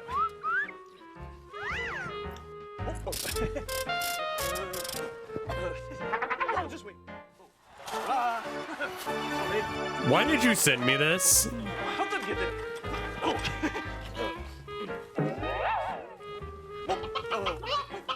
Here, Piggly. Oh, here we go. Let's see here. To find out the scoop on every food group, follow this scholarly tip. When you're ready to start, hop in the cart and be ready to take a trip. Wow, an adventure. Where are we going? The grocery store. I can't tell you that. It's a surprise. I guess I could give you a clue or two. What do you think, Quigley? Oh, I don't know, Piggly. Oh, come on, Quigley. You're not one to be pig-headed. Well, all right. As long as you don't go hog wild. Okay, gentlemen, you can take these children on this field trip as long as you promise to have them back in time for spelling. No problem. Yes! All right! It's popcorn and pizza. It's mustard. And cheese. It's custard. It's cucumbers. Pickles and peas. It's ladles and light bulbs and things for the yard. A place to find most every kind of greeting card, from a jelly bean to a magazine. You can find it day and night. Are Piggly Wigglies? Well, can you guess? I know. The supermarket. That's right. Yeah, Piggly Wigglies is And not a just British supermarket, chain, right? A super duper supermarket. Kind of forgot. What's a super duper supermarket? What we fucking paid you to be in. Supermarket's where we love to go, where all the fruits and vegetables put on quite a show. Every aisle will make you smile. We sure hope you can stay and have a super duper supermarket, super duper day. I can think of lots of things my mom buys at the supermarket. Me too. I always help my dad do the grocery shopping. That's great. Why don't you guys give us some clues to what your moms and dads buy at the supermarket? Sure! There's broccoli and bagels and berries and beets, cherries and chicken and all kinds of meats. Hairbrushes, toothbrushes, scrub brushes too. It's brooms and mops and lollipops and dog shampoo. Wait, Dog what? shampoo. Dog shampoo, not dog poop. Where is Piggly Wiggly from? I don't know this man. Supermarket's where we love to go, where all the fruits and vegetables put on quite a show.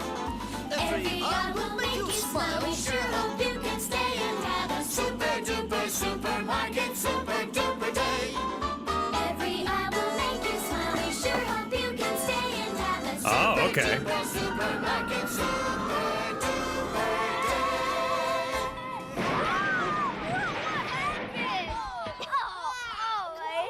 Drunk driving accident, that's what happened. Let's get inside, kids.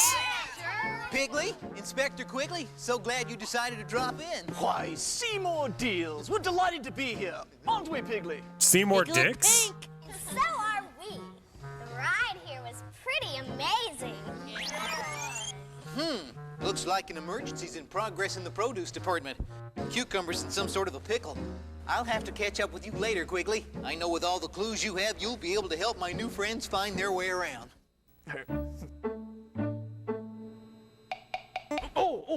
Yes, of course. Let's see here. No, that's not right. Ah, here we are. The clue. Let's see. Lemons live there, and so do tomatoes. Apples and pears, Brussels sprouts and potatoes. These treats from the ground are soon to be found if you'll take 3 steps backwards and then turn around. Well, let's go, everybody! All right, here we go.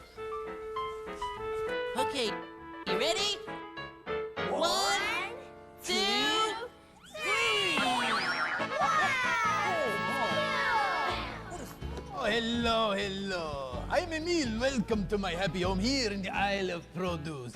Oh, God. Emil love it here, especially with the fruit. Fruits are my life. You see, fruits keep Emil healthy and happy. They will do the very same thing for you, huh?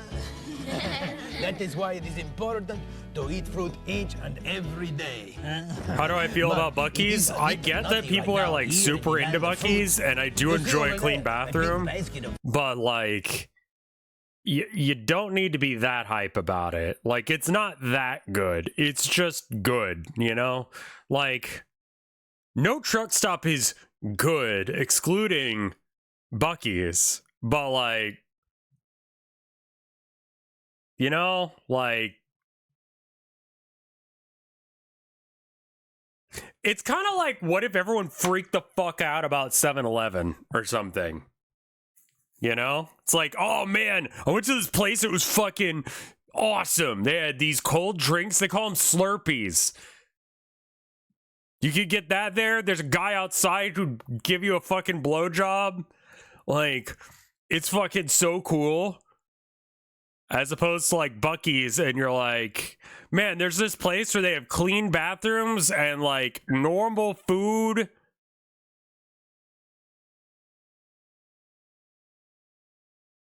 So you can like just, it's kind of like going to the grocery store, but less commitment.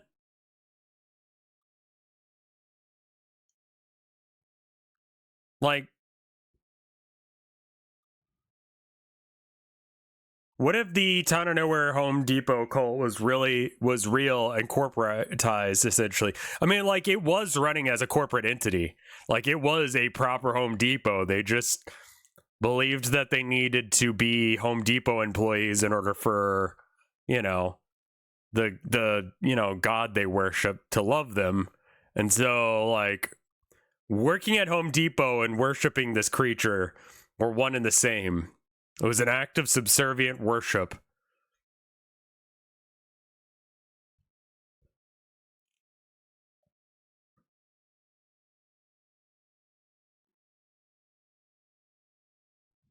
I know, a lot of people miss the Town of Nowhere. I should bring it back. It'd probably be better to bring back Town of Nowhere than work on No Fish, but like, my brain really wants to make a game, and No Fish is my current project. Fruit it has turned over, and I am trying to get everything back in order, you know, to make my home, how you say, peachy clean? Emil, I believe that I've just found a clue that may help you keep from going bananas. Oh, what is it, Inspector Quigley? When there's a job to be done, here's a way to double the fun. It'll almost be over. I was not smoking. I wasn't doing any drugs during the creation of Town of Nowhere or March of the Mice. Okay, a little bit on March of the Mice, but it wasn't really related. Yeah, I'll do anything for a meal. Let's have a fruit fiesta. It's what I love best. A banana beside me, pineapple on my knee. I love the In my hiney? What? lemons and limes. A fruit fiesta's where I wanna It's more just I can't work on multiple projects at the same time like that, unfortunately. Mango goes with almost anything, but is also delicious alone. Me oh my, the pretty papaya, I think it is the finest fruit ever grown. Who will try the mango tango with me? I will. Everything's fun with a meal. Oh,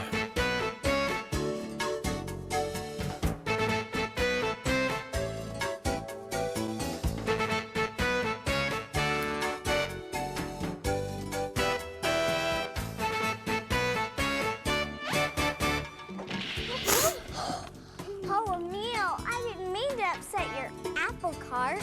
No problemo. Oh, an apple always makes me lick my lips. It's a God, I am not ready for his lyrics anytime he says them. feeling right to the core. Nice and juicy, tastes so good, you see. I just can't keep from asking for more and more and more and more, senor. Let's have a fruit fiesta. It's what I love best. Banana beside me, pineapple. I like how no one's like, Emil is like racist. Everyone's just like, Emil is creepy.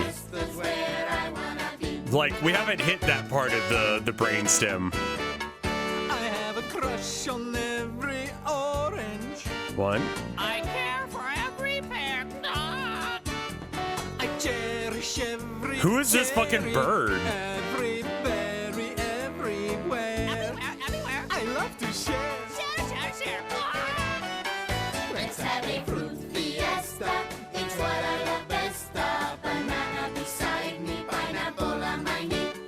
I love the good times with the lemons and limes. A fruit fiesta's where I wanna be. A fruit fiesta's where I wanna be. Yeah, Jim Henson rip-off ass puppet. Is where I wanna be. Thank you. You did such a wonderful job of cleaning up my happy home here in the produce department. I live will here enjoy in the produce department. Fruits of your labor? Yeah, I don't know why he wants to fuck the Thanks. It's plants. great. Hey, Emil, I just thought of something. What's that, Elaine? How the fuck do you live Fruits one of here? the 5 food groups? You are exactly right. Mr. Deals would be impressed.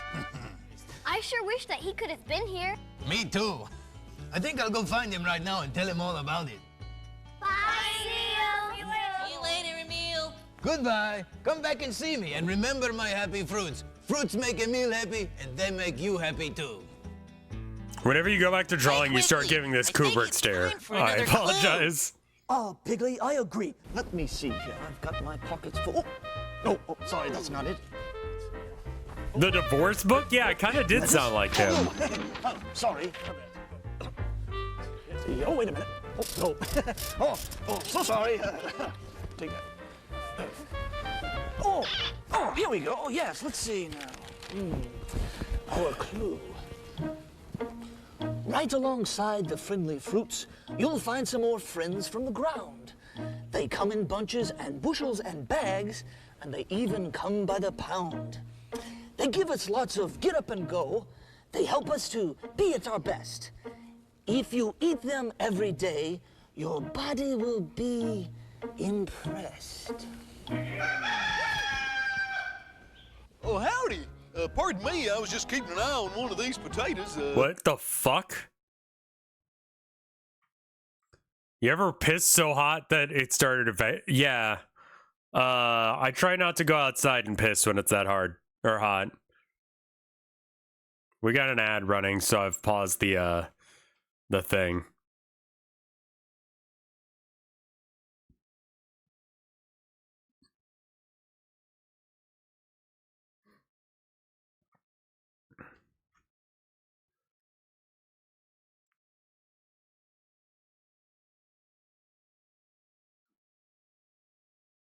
You know what I should do? I should message Mike about Helldivers.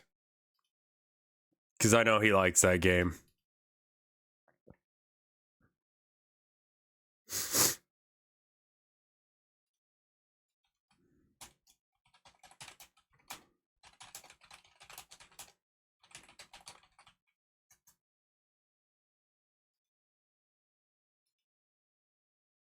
Mike is apparently max level now. I will say that, like, I don't know if there's much of a point in doing that. Yeah, the servers have been really, really fucked recently. I have not been playing it that much. I played it a bit the other day, and, it was just kind of laggy. Yeah, unlock everything. It's better since there was a server cap. What does TGA Award stand for? Who knows? also who cares? Because that's kind of where it's at for me.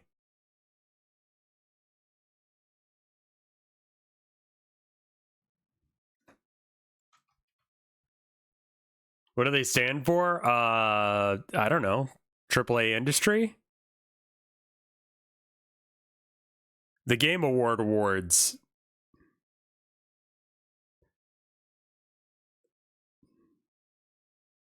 Yeah, I have most of the stuff done. I have everything that I can do right now done. There's a couple of things that I need some more common samples for, but not really. Already choke. Detective already choked. Ping you something you might want to play on Blue Sky. Thank you. Inspector Quigley. Oh, and this is my portly partner, Mr. Piggly Wiggly. I fucking hate this, so I'm skipping it. That's Wiggly. Are you okay? There's something wrong with my mage. You have a mage? It's hard to live without a mage. I went to this restaurant yesterday. With your mage? Of course with my mage. I just wonder if I swallowed something by accident. What did you eat? Maybe it was the killing with Ben. I wonder if that's the issue. You did what with Ben? Is that the name of your mage? What's wrong with you? I'm just wondering who Ben is. Anyway, the food was good. I told them they have a really nice cook. Excuse me? What the fuck? パソコンだパソコンだパソコンだパソコンだこれくださいこれくださいこれくださいこれください財布忘れた財布忘れた財布忘れた財布忘れたみんなのパソコン98シリーズその名も US 新登場98階に行こう98階に行こう98階に行こう98階に行こう買ったよ買ったよ買ったよ買ったよまだかなまだかなまだかなまだかな一家に一台 98US 楽しく使えてこの価格音楽だ勉強だゲームだパソコン通信だ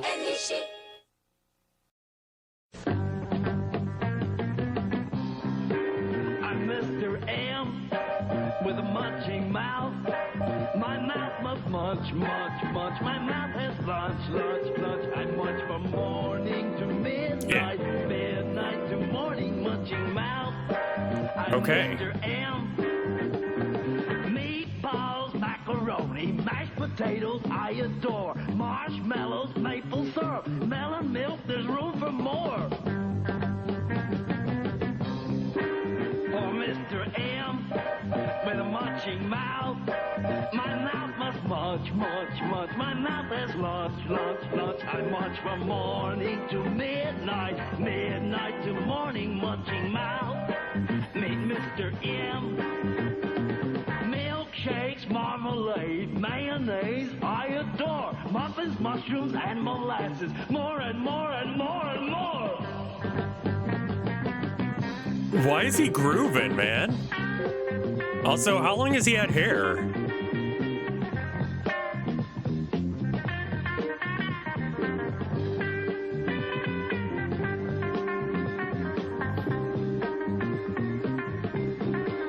I'm Mr. M with a munching mouth. Yeah, for a random puppet song, it's pretty alright. There would be two people. Munch from morning to midnight, midnight to morning, munching mouth. I'm Mr. M with a munching mouth. I'm Mr. M, munching mouth. Okay.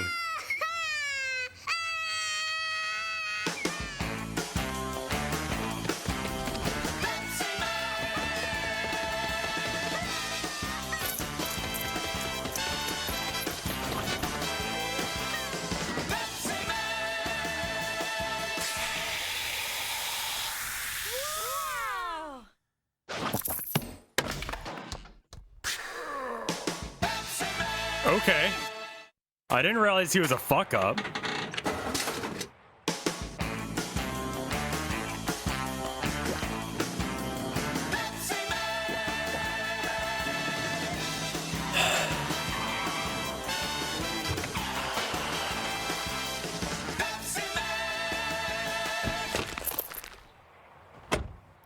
Pepsi Cola から big chance このシボレーコルベットが当たります What?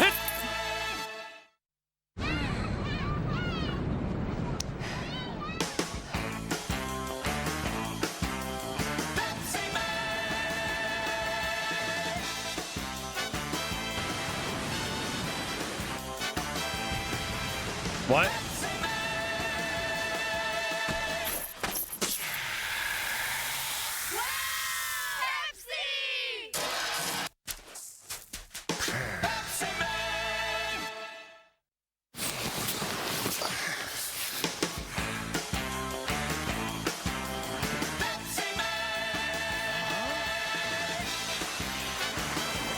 I don't like endings, so I'll start at the beginning.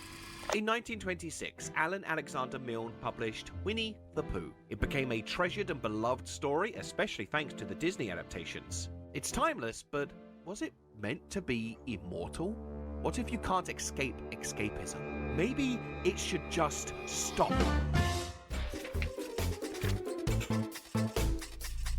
A.A. Milne, an essayist and playwright, based the characters on his son's collection of stuffed toys. I'm sorry, what? A bear, a piglet, a donkey, a tiger, and a mother and child kangaroo. Milne himself invented 2 more characters, Owl and Rabbit, which is why they are depicted as real animals and not stuffed toys like his sons. The personalities evolved through playtime, particularly with Daphne Milne, the mother. And the son, the one who had the collection of teddies in the first place? His name was Christopher Robin. You might have noticed that he shares a name with the characters of the stories. How sweet! He named the fictional boy after his own son. Except, it might not really be a character.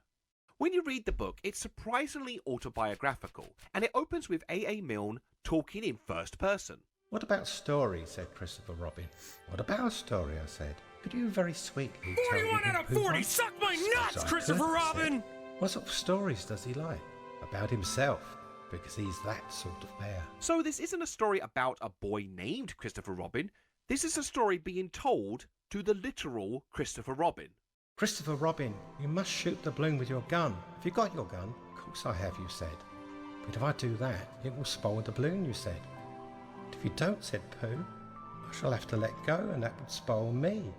When he put it like this, you saw how it was, and you aimed very carefully at the balloon and fired. Ow, said Pooh. Did I miss, you ask? Didn't exactly miss, said Pooh, but you missed the balloon. And when the book ends, Christopher Robin is going back to bed. So this is A.A. Milne telling stories about his actual son and his collection of toys. And this had an impact on a child who was suddenly thrust into fame. His name was Christopher Milne. Yes, Robin is his middle name, not his surname.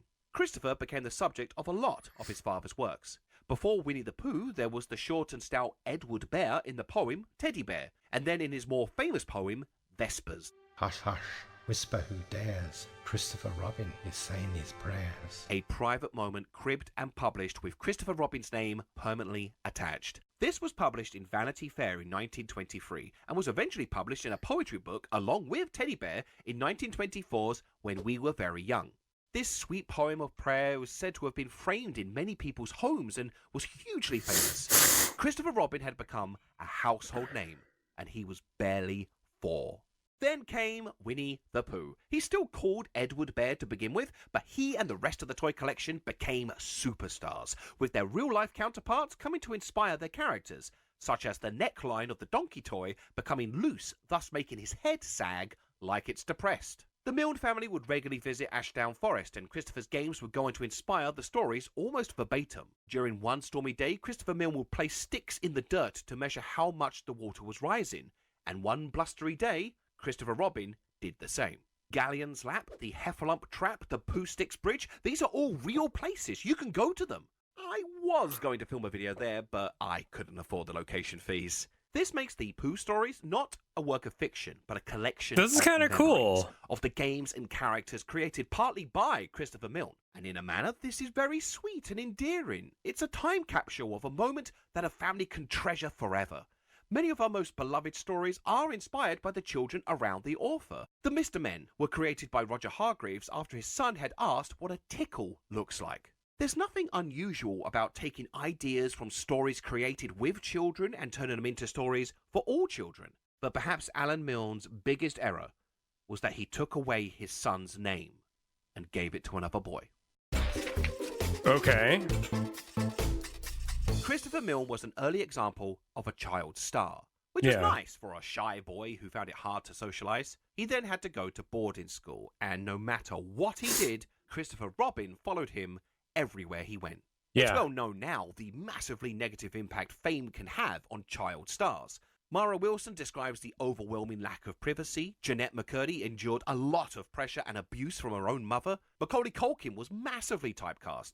There's little protection from children being exploited as influencers on platforms like TikTok and YouTube. I was gonna say, really yeah, it want to hasn't scale back changed. my son's YouTube's still like inclusion that. Online as he grows up in order to protect his right to privacy.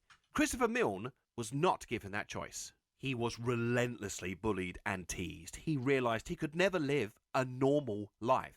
The books may be finished, but he was still Christopher Robin, stuck as being forever this sweet little prayer boy who played with his teddy bear. All his most intimate moments were available everywhere, in all good bookstores. Christopher Milne spent his whole life trying to run away from Christopher Robin. The story wouldn't end. The invention of Winnie the Pooh is somewhat recreated in 2017's Goodbye Christopher Robin. Naturally, for a movie adaptation, it condenses and embellishes elements for it to be a more standard Hollywood plot. But perhaps the biggest alteration from reality is Christopher challenging his father over his inescapable fame. You know, you did ask me to write a book for you. A book for me, not about me.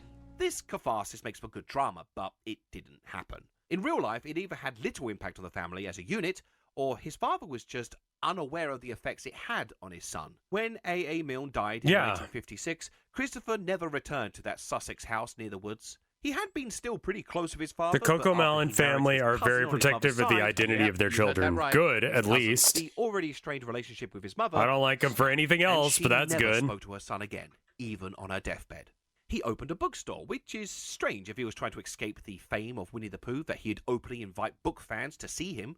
In 1987, Christopher Milne gave away the original toys. Wow. They now reside on display at the New York Public Library. People were horrified. Christopher Robin can't give away the toys. That's unthinkable. Wow. The boy gave away his bear because the boy wasn't a boy anymore. He was a man in his 60s. So, was Christopher Milne's life ruined by Christopher Robin? Would it have been better if it had just stopped? I'm not so sure Christopher would agree. For the longest time, he had refused to accept any of the Pooh royalty money. But when his daughter was born with cerebral palsy, he did eventually accept the money, but only to spend on his daughter to improve her life, not himself. I had to accept it for Claire's sake. In his autobiographies, he doesn't look back on the past with anger or regret. Embarrassment, sure. But he speaks so fondly of playing in the woods and being with his nanny. Memories of Pooh may be bittersweet, but revisiting the past allowed him to reconcile with it, saying that the process lifted me up from under the shadow of my father and of Christopher Robin. And to my surprise and pleasure, I found myself standing beside them in the sunshine, able to look both of them in the eye. Christopher Milne's story has an interesting parallel with Peter Llewellyn Davis, the boy who wouldn't grow up, Peter Pan. J.M. Barrie had informally adopted him and his brothers when their parents died and wrote his namesake into the story along with his brothers, John and Michael. Being known as the real-life Peter Pan hounded him his entire life. Jesus. Even when he committed suicide, the newspaper still referred to him as Peter Pan. And when Christopher Milne died in 1996, aged 75, he too was still referred to as his famous counterpart. I think that's why the 2018 Disney film Christopher Robin leaves a bad taste in my mouth. It's the fictional Christopher Robin, as evident by the Robin surname, but it borrows heavily from the actual life of Christopher Milne. Ashdown Forest, the house in Sussex and London, all grown up with a wife and daughter, although erasing her disability in the process. It's the story of the boy, all grown up to a man, a workaholic, straining the relationship with his family and has forgotten his childlike wonder until the reminder of his past shows up and, wait a minute, this is just Hook! It is Hook, isn't it? Another Peter Pan reference? Except instead of rediscovering his childlike wonder in a joyous, magical moment, Ewan McGregor rediscovers luggage. And if we made the prices cheaper, well then everybody could afford to buy them. Yeah. Good work, Disney. At the end of The House at Pooh Corner, the last of the two collections of Pooh stories, there's something of a lament. It's not explained how, but the characters are sensing Christopher Robin has to leave.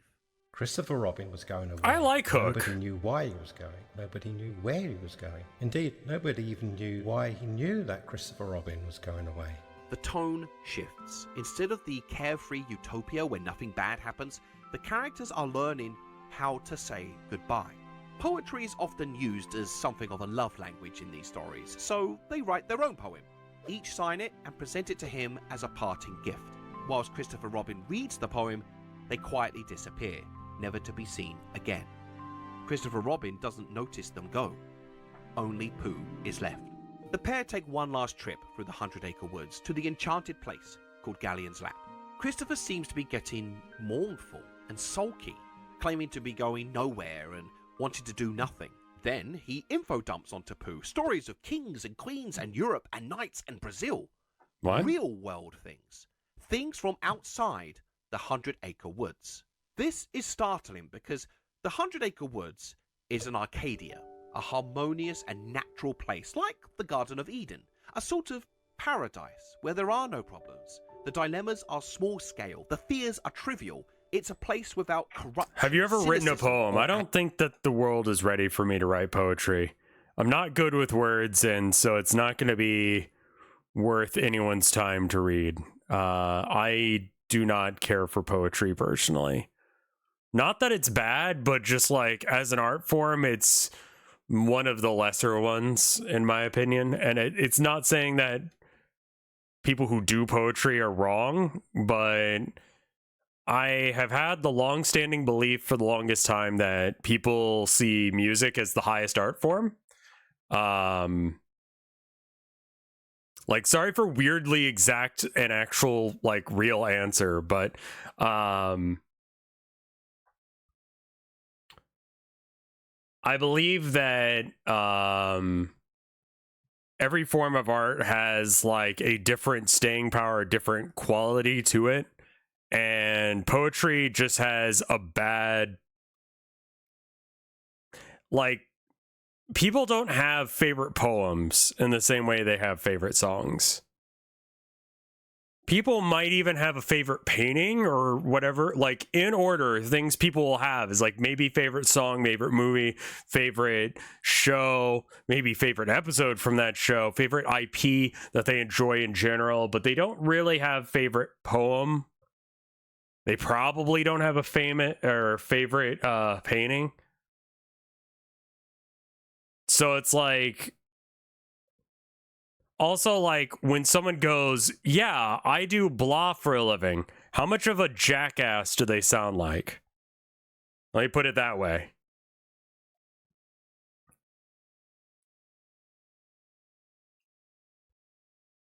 Like, it's much more acceptable to have a favorite song than it is a favorite poem.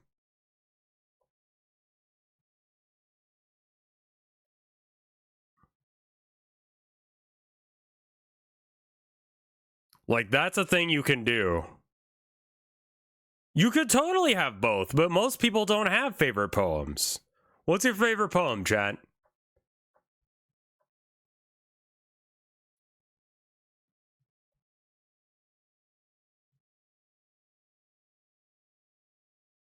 I don't feel like this is a hot take at all. I feel like this is just the natural understanding of the world, that people just do not like poetry as much as they like music. I know we sound like jackasses when we say do art for a living. Yeah, I know. I'm very aware.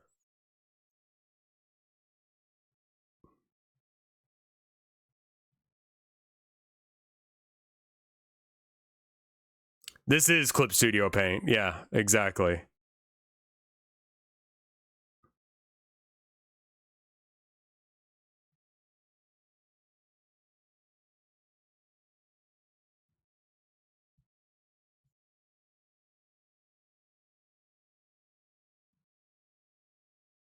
Tumblr posts are not poetry.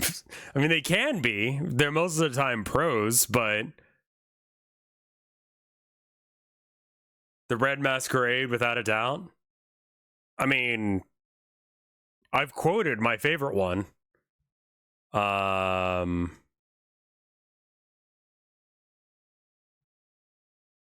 people thought I was mad.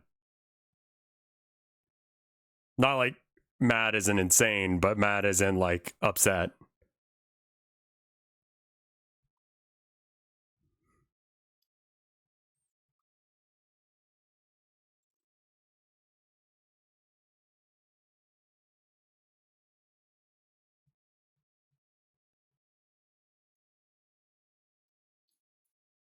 I don't know if yellow is the right color for this.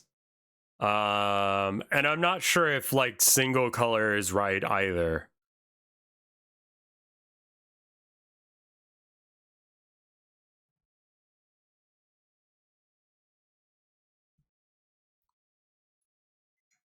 Maybe cream color for the rabbit? Yeah, like an off-white.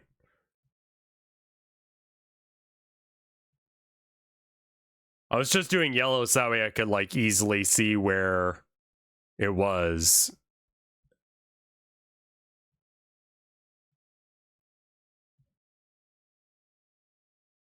That's all right.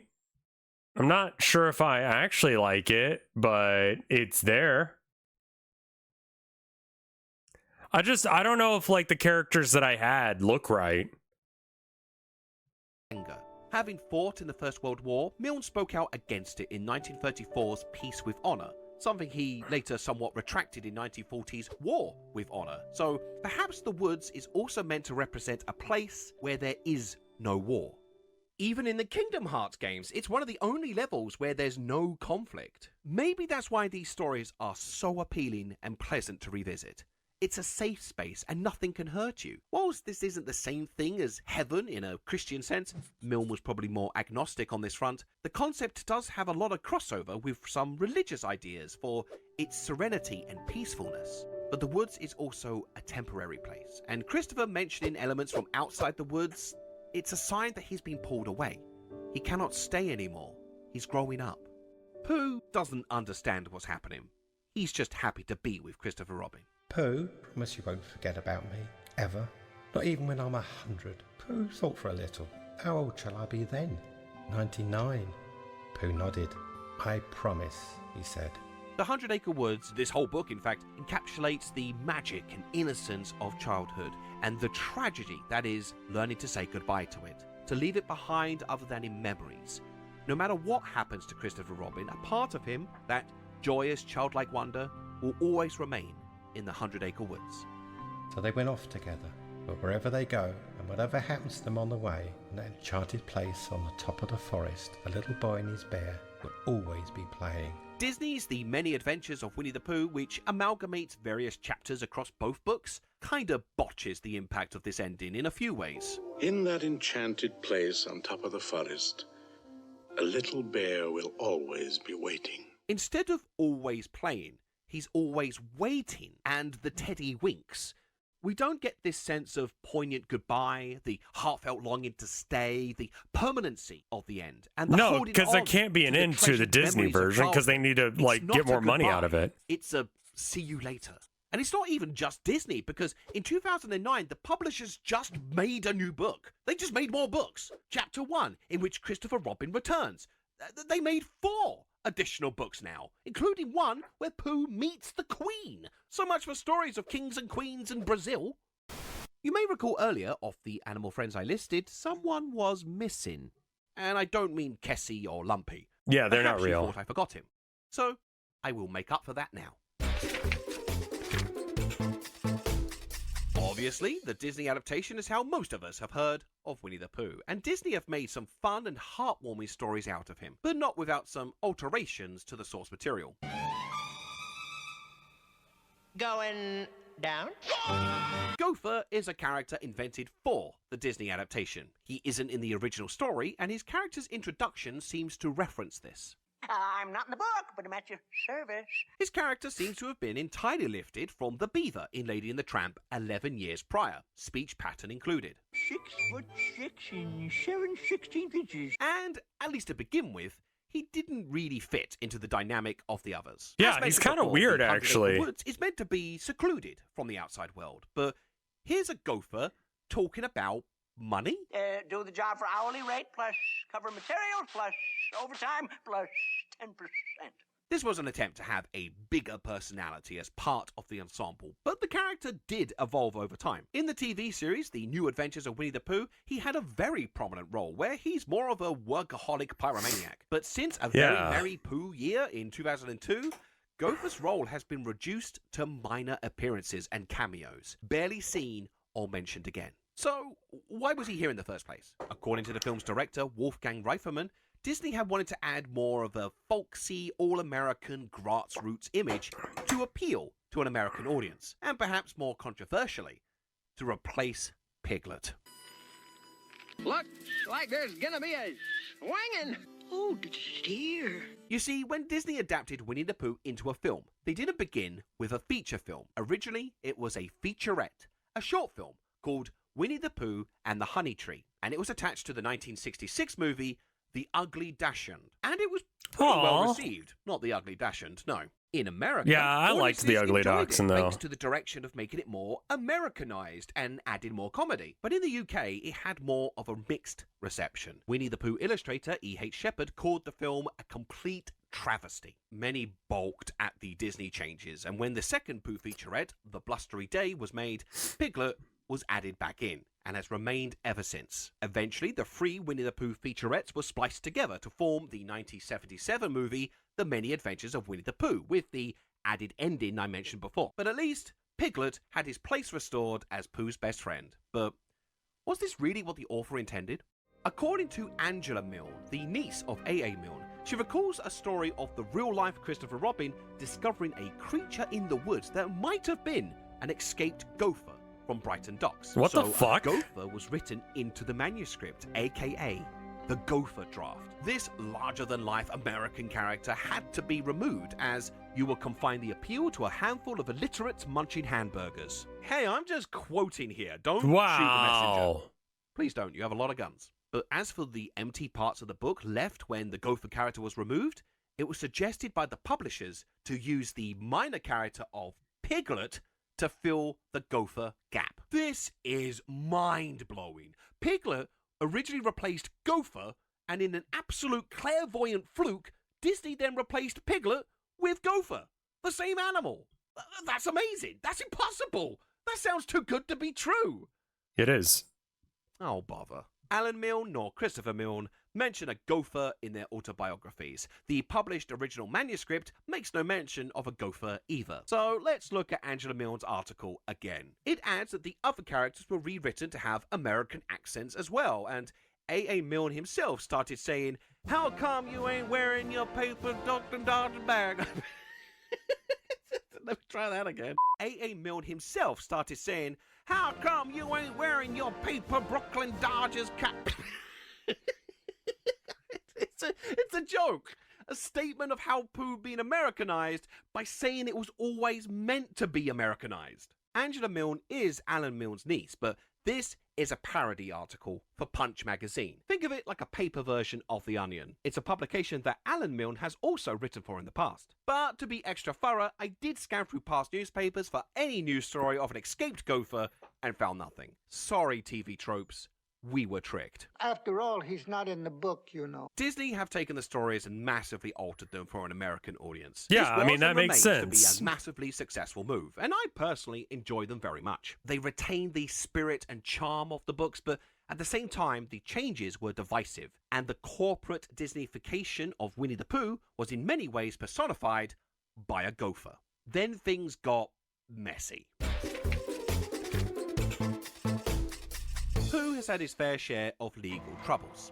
In 1980, a character actor was accused of intentionally assaulting a 10-year-old girl who had surprised the actor from behind. Clearly an accident, but it meant that the actor had to demonstrate how the costume lacked the dexterity needed to strike someone with any power. Disney have super strict rules on actors putting on the costume and not shattering the illusion for anyone, no matter where they are. So, not only did the actor have to stand trial in costume, but in character. Winnie the Pooh has officially stood trial. What He the answered fuck? questions with head nods, foot stomps, and dancing on the spot. Have the record show that he's doing a two-step. Anyway, by the 1990s, the Pooh brand was bringing in $1 billion a year, which led to one of Disney's longest-running lawsuits. Exhibit A. Disney had bought the Pooh merchandising rights from Steven Schlesinger Incorporated, aka SSI. But in 1991, Disney was sued for outstanding royalties, leading to a case that ran for 18 years. This got real scrappy. Disney at one point destroyed more than 40 boxes of Pooh paperwork, including one marked Winnie the Pooh legal problems. Why would you label a box that? What? That's like carrying around a folder for all the murders what I've done. At one point, SSI hired private detectives to go through Disney's trash searching for evidence. The New Adventures of Winnie the Pooh ended in 1991, the year the lawsuit began, and throughout the 90s there were a lot of repeats, which made it Pooh's most lucrative years at Disney. But little of that was actually new material, other than some straight-to-VHS releases. And it's not surprising given that this court case had millions, maybe billions of dollars on the line for Disney, so they were probably cautious of creating more money they might have to give away. By 2009, the lawsuit was over, and Disney now owned Winnie the Pooh entirely, but the damage was done.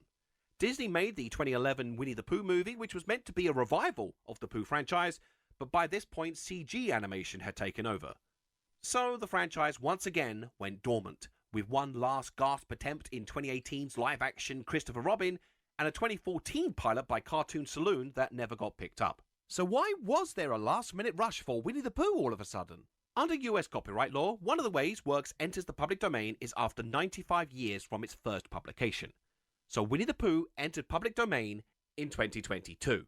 Right. The characters, the artwork, even Christopher Robin himself. Even though the Disney-specific image of Pooh in a red shirt won't be public domain until 2027, Pooh going public domain will have a big impact on Disney. But they're probably more worried right now about Mickey Mouse in Steamboat Willie becoming public domain very, very soon. So after all 2024, that, despite right. years of squabbling and mudslinging, Pooh belongs to no one now. And people were free to make their own spin on the beloved characters. Such as Winnie the Pooh, Blood and Honey is not a good movie, and you are not surprised by this. Nope. Once the rights of Winnie the Pooh went public domain, a horror movie based on the IP was rushed out. We've had the kid thing turned horror thing before with the Banana Splits movie, Choo Choo Charles. That I gotta be honest, like that sucks ass. Like, don't do that to real kid shit. Like, what the fuck with Banana Splits, man? Krampus too, kinda. There's a plethora that borrow from the uncanny, kid-friendly aesthetic for horror purposes, like the alluring, haunting aura of an abandoned Disney ride. To an extent, you could say that Child's Play, Annabelle, Megan, or even It does this, recontextualizing kid-friendly things like children's dolls and I wouldn't say that it was kid-friendly. The premise is nothing new. This premise They are very not friendly. They have so much underage sex in that. It is required by the plot.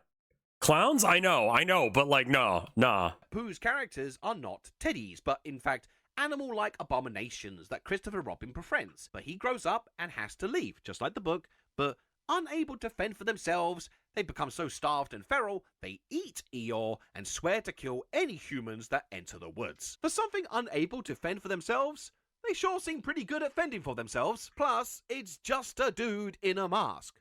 Like, come on, there's nothing animalistic about this. It's just Michael Myers if he was painted yellow. This tacks on the Pooh name, but does nothing with it. Like at one point, Pooh runs over someone with a car. What does that have to do with Winnie the Pooh? Why is she not wearing that anything? Doesn't count. Shut up. It doesn't actually take that much effort to use Winnie the Pooh material in a horror context. You could have him be a living bear, like Chucky. Pooh makes traps, like for the heffalumps. That's an easy one. It's just a hole. In the film, he kind of commands a swarm of bad CGI bees, like a bee bender.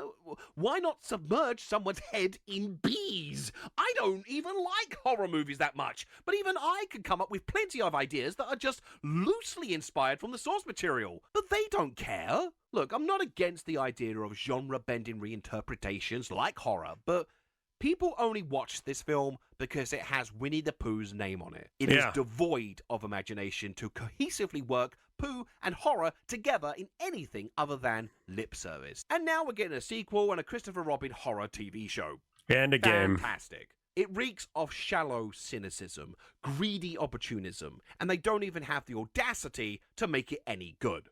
Hasn't this gone on long enough? An introduction is to introduce people, but Christopher Robin and his friends, who have already been introduced to you, are now going to say goodbye. So this is the opposite. When we asked Pooh what the opposite of an introduction was, he said, The what of the what? Which didn't help us as much as we had hoped. But luckily, Al kept his head and told us that the opposite of an introduction, my dear Pooh, was a contradiction. As he's very good at long words, I'm sure that that's what it is. I don't like endings. I have a lot of discomfort when it comes to endings. I don't know, it's that sense of finality when something is over and that's it. That's terrifying. I've stayed in friendships and jobs for longer than I should have. Even dwelling on my own mortality, even for a moment, floods me with panic. The permanence of an ending upsets me so much I have sticker sheets that I will never use because I can't commit to where they'll go. I don't like endings, but I like endings in stories. It's a contradiction.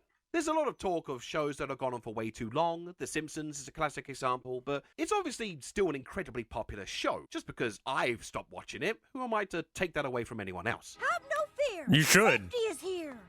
And yet, shows that build up to a predetermined ending is so satisfying. Like Gravity Falls. It was always intended to be 2 seasons to reflect that summer break, and it's over. I'm sad it's gone, but I'll be sadder if it gets more episodes because that would undercut the importance of an ending. A thing is only beautiful because it's temporary. We can't stay in the woods forever. Should Winnie the Pooh have carried on beyond the ending? These stories have been a source of huge comfort to a lot of people around the world, unless you're the president of China. It's meditative and serene. It's uncomplicated. It's nice. I don't want to take that away, but isn't a story stronger with an ending? This has been an overcomplicated and painful mess. It should stop. Is this what Alan Milne wanted when he ended the story, for it to just carry on ad nauseum? Let's look at that ending one more time, but from another perspective. Alan Milne wasn't thrilled that Pooh would overshadow his body of work, but Christopher Milne describes his father as someone very nostalgic. My father, who had derived such happiness from his childhood, found in me the companion with whom he could return there. And this sense of reliving childhood manifested in several ways. In his written works, who the boy actually represents is interchangeable. The Christopher Robin who appears in so many of the poems is not always me, so sometimes my father is using it to describe something I did, and sometimes he is borrowing it to describe something he did as a child. Christopher also notes of a trip to a particular restaurant, taking a particular route with a particular bus because it was a routine, all part of the memory for Alan Milne, of going there as a young boy with his older brother, Kenneth Milne. And when the holidays were over and I was back at school, his first letter to me would recall that happy lunch that he and I had had together. He and I and the ghost of Ken. Alan Milne was very close to his brother. They were both poets and often collaborated together. Alan may have been the more talented of the pair, but it was never a source of resentment. They were a huge part of each other's lives, inseparable. As Christopher grew up, he said, But he, I now suspect, saw me as a sort of twin brother, perhaps a sort of reincarnation of Ken. Looking at this ending, it's That's unusual sad. for Christopher Robin to Is that feel the Tomska? need to Wait, what? say goodbye to Pooh. For Christopher, this sense of permanency, of this farewell, feels weighty for a carefree boy like him. In this moment, is this really Christopher Robin speaking? Or is it Alan Milne? Throughout this journey, yes, Pooh would have adventures on his own, but Pooh, The other like fella animal talking? friends, finds warmth in Christopher Robin. He looks up to Christopher Robin like a protector, a comfort, a guide. Christopher Robin knows what to do. Pooh adores him, and he adores him back. They need each other. In this way, the boy and the bear are like siblings. Christopher Milne had no siblings. So they went off together, but wherever they go, and whatever happens to them on the way, in that enchanted place on the top of the forest, The two fellas that write for the... Yeah. always be playing. I've met Through the them, I'm 1920s, pretty when sure. Christopher was born and Pooh was being written. Like, I think I Alan's met them brother on Ken Block was Wars dying at one point, from yeah? cirrhosis. The inseparable brothers were separated, unable to see each other as often anymore. When House at Pooh Corner was finally published, Alan's brother Ken died the following year, aged just 49. Christopher Milne may not have had much sentiment for his commercialized childhood, which is entirely reasonable, but if Alan Milne had found joy and comfort reliving his childhood vicariously through his son, and in turn, Christopher Robin, then maybe that enchanted place on top of the forest is more for him than for anyone else. A place where there's no war, no illness, no death. A place where a boy and his bear, or a pair of brothers, will always be playing for as long as they want. And it never has to stop. I don't like endings, but I like this ending. Yeah, I think that For a chunk it's of this fine, video, yeah. I discussed Winnie the Pooh as an adaptation. And when there's such love for the original book, there's always going to be someone upset at the changes made, such as Christopher Robin's original American accent. What? What are you looking for, Pooh Bear? Sparking a massive UK newspaper campaign until Disney released a British dub shortly afterwards. A British dub! Silly old bear. Silly old bear. And this is just Winnie the Pooh. Imagine how hard something as complex as Lord of the Rings must have been to adapt. How do you split the books into standalone movies? How do you structure the order of events? And what the f*** do you even do with Tom Bombadil? Honestly. Actually, Lindsay Ellis has made a video all about the adaptation of Lord of the Rings, and not just its good points, but it's not on YouTube. It is exclusively on Nebula, who are also the sponsors of this video. Nebula is my video streaming platform that is creator-made and creator-owned, so by simply signing up, it directly supports me and creators like me. It has exclusive originals, bonus content, and no ads. Plus, there's much less risk of YouTube's overzealous copyright strikes. Yeah, it was barely any difference in my opinion. Really confusing? Then Legal Eagle has everything you need to know about copyright laws and how to protect yourself. I do like from Legal copyright Eagle claims, which is part of Nebula classes, a bonus feature you get just for signing up to Nebula. So we can all learn something. Yeah, I get it. Of very little brain, Nebula is still around, as far as I'm aware. Now I know about copyright. Thanks, Nebula. All my video essays are also on Nebula, ad-free, and many with brand new epilogues to cover new information since the video's original upload. So get Nebula using the link in the description for 40% off an annual subscription. And that really is the end. Oh, bother. Special shout out to this month's patrons, including Ashley Kinder, Trey Brock, Sloan Schoolcraft, Jay Slynn, Vinny Vex, Drifter Wolf, Double X Studios, Beamer Tectonic, Useless Jack, Moel Kasemi, Setsune Wade. Why fuck Nebula? I get it 100%. Like, YouTube doesn't pay shit, man. Busy you, in and out of doors every day. Think how much dust and dirt settle on your skin. And makeup clings to your skin, too, and clogs pores. That's why your face needs a thorough cleansing each day. And that's why cleansing tests were made by an independent testing laboratory. This same kind of dirt was made just radioactive enough to register on a Geiger counter. What? Leading cleansing creams, complexion soaps, and Dorothy Gray Salon Cold Cream were used to remove this dirt. The Geiger counter proved that Dorothy Gray Salon Cold Cream cleanses up to 2.5 times more thoroughly than any soap or other cleansing cream tested. When you cleanse with Dorothy Gray Salon Cold Cream, you know you remove dirt. And more important, you remove every trace of makeup which can clog your pores. That's why Salon Cold Cream is especially recommended for a young complexion. A clean skin is a healthy skin.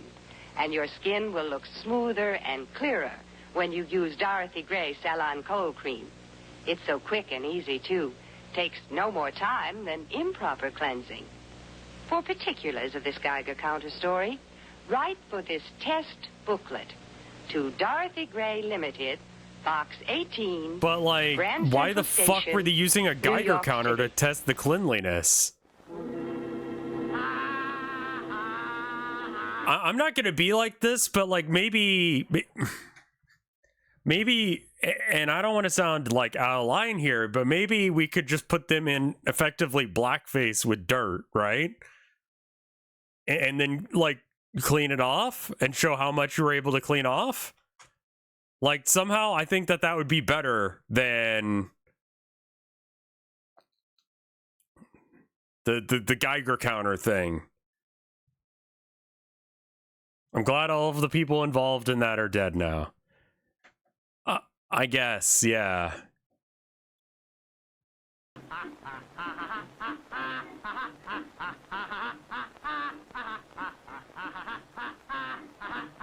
Hi there, boys and girls. Paddy the Honest Pelican is paying a neighborly visit to Kenny Crow, a thrifty old bird friend, so let's join them. What is this goddamn shit? Oh, at the rate I'm saving money, I'll soon enough to buy a cornfield, Patty. Yes, I will. Holy doodle, Kenny. It isn't safe here. You should take this to the bank. Oh, don't worry, Patty. I have a wonderful hiding place for the bank. Nobody would ever find in this secret sliding paddle. See, if I hadn't shown it to you, you'd never know where to find it. Patty the Pelican is famous for being really shoddy. My lucky day. I've been wondering where I'd get some money, but I don't have to wither any further. I can play a mean trick on Kenny Crow and put the blame on Patty Pelican. This is gonna be real great. This was made by one Patty, person. I gotta leave for work, so I'm gonna take my Is money that why and all the hide it, voices are and kind of I'm shit? gonna lock the door because I gotta make some more money to buy a cornfield. I can't take any chances. Oh, I can hardly wait to get that piggy bank. Kenny Crow's not gonna get his cornfield if I can help it. I can get one of Patty Pelican's fingerprints, but a footprint will be just as good. I'll send him to jail where he can't bother me anymore. I'm not much of an artist, but this is one art job I can do. It's just a matter of copying. They're perfect. Now with a little mud on it, I can play a good dirty trick on him. Boy, this is gonna be work. Oh! That hurt. These little characters are for no fish. I'm trying to decide if I like Get them. that piggy bank and get out of here in a hurry. Say, that's clever. Nobody would ever find this without knowing about it. Boy, this is heavier than I thought. Kenny Crow won't get his cornfield, but I'm gonna live for quite a while, real great, and put the blame on Patty Pelican. He'll never be able to squirm out of this one. His own footprints will prove it. Oh, boy, this is one of the smartest schemes I ever figured out, and there's no way in the world I can get into trouble. It's perfect. He kind of just looks like a Reddit dude, you know? I hope I get a good night's sleep tonight. I'm too worried about all that money in Kenny Crow's house. Oh my God, that brick just missed me. I wonder who threw it. I did. And I'll make more than that before I'm through with you, Patty. I thought I could trust you. I'm gonna get the police to put you in jail. Now, look here, Kenny. I don't know anything about what you're talking about. I haven't done anything to you. I swear I haven't done anything. Do you mean to tell me you have the nerve to stand there and say that you didn't take my piggy bank? I'm telling you that you took my piggy bank. Well, hi, Patty. Say, I've been wondering. I saw that bulge in your beak when you were leaving this house before. What? I didn't have any blood on my beak. What are you talking about? I don't know what you're talking about, Kenny Crow. I don't know. So, you did take it, see? We caught you red-handed. Well, you've got all the right to his money. I'll tell you, I'm gonna go with you and see that he doesn't run away. There you are, footprints, Patty. The secret panel's open, and you're the only person who knew about it. I don't like this guy. This is funny. You got an awfully muddy house. These two are I don't see any mud okay. outside. Those footprints lead away from the secret panel, but there is...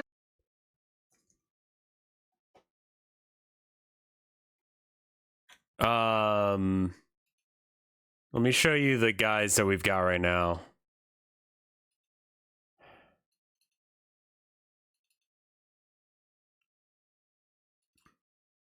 So that little bear guy will replace Jack here.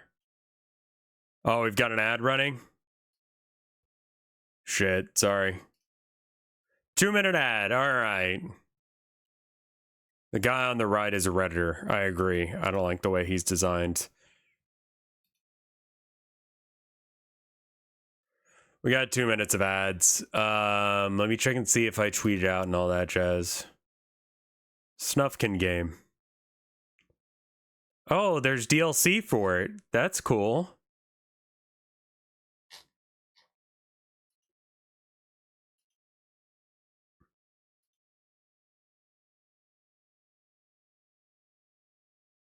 Trending shit on TikTok, or I mean Twitter or shit.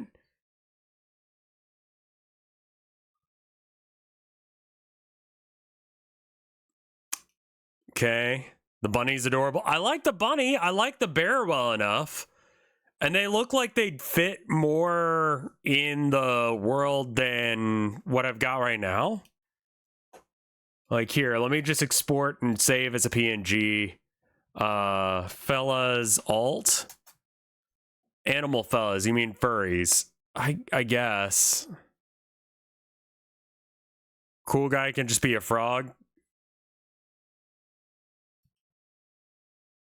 Well, what if I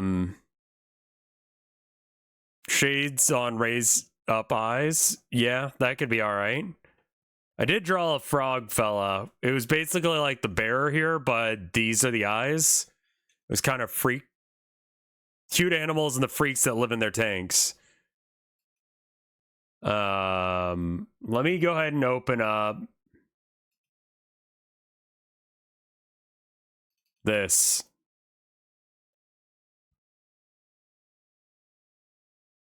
And then open import image.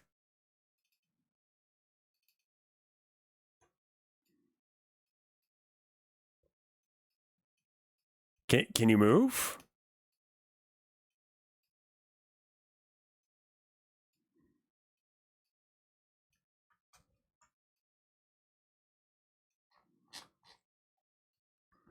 Ignore the lines going outside the box here and such. Like,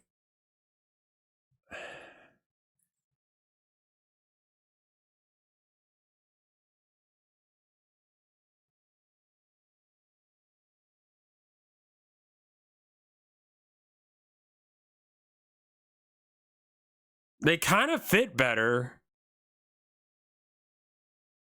I think I need to draw more fellas.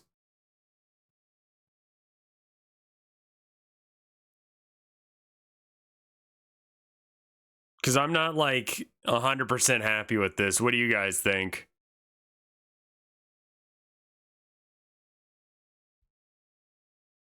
YACH fella? Shading would help? Yeah, a little bit of shading. I've got some on them, but not a lot. Are there going to be more fellas than the main fellas? I mean, yeah, there should be. Let me try adding in import image.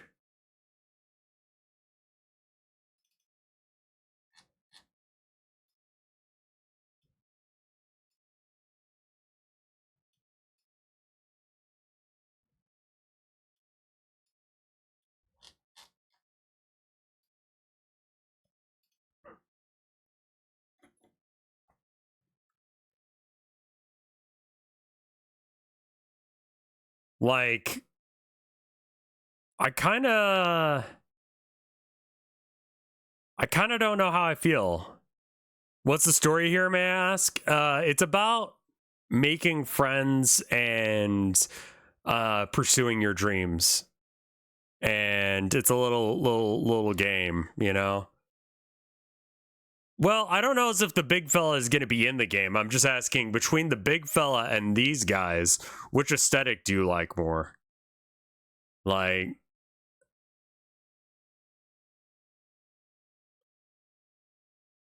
I think I need to go back to the drawing board on him, I think. I don't know. I like the little animal fellas. You like the guys on the right more than this fella here. I like both of them, but the animal fellas would fit the world better. I think that they do as well.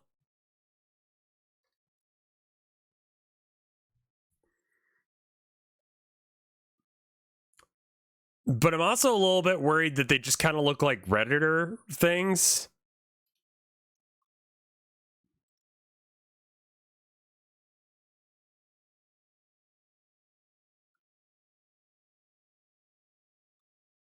They don't? Why is it a problem if they do? Fuck Reddit? I use it every day.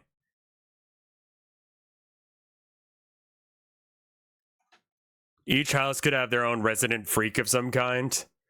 Maybe. Maybe.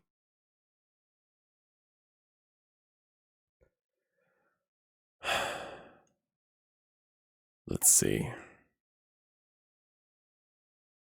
It's a cute vibe. Okay. Let's workshop some more sketches.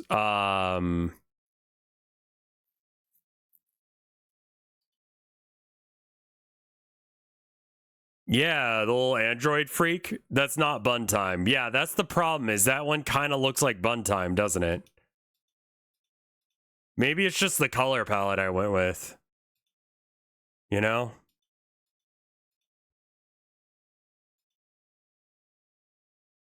Well, I'm not trying to do bun time. Let me just, like, draw some new guys.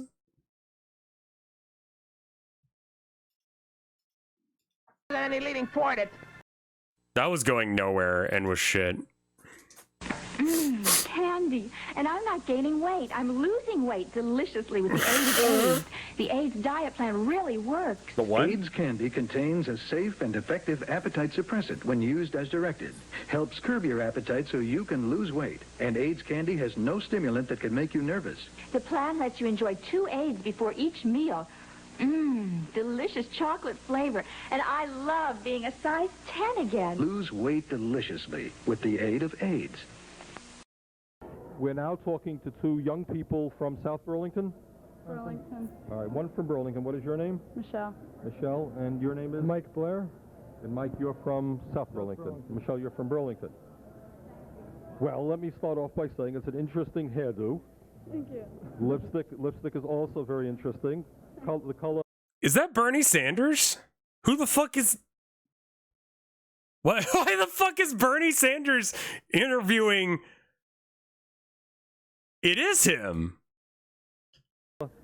Screen will focus in on it. It seems to be a black. Is that right? All right. So let me ask you the obvious question. All right.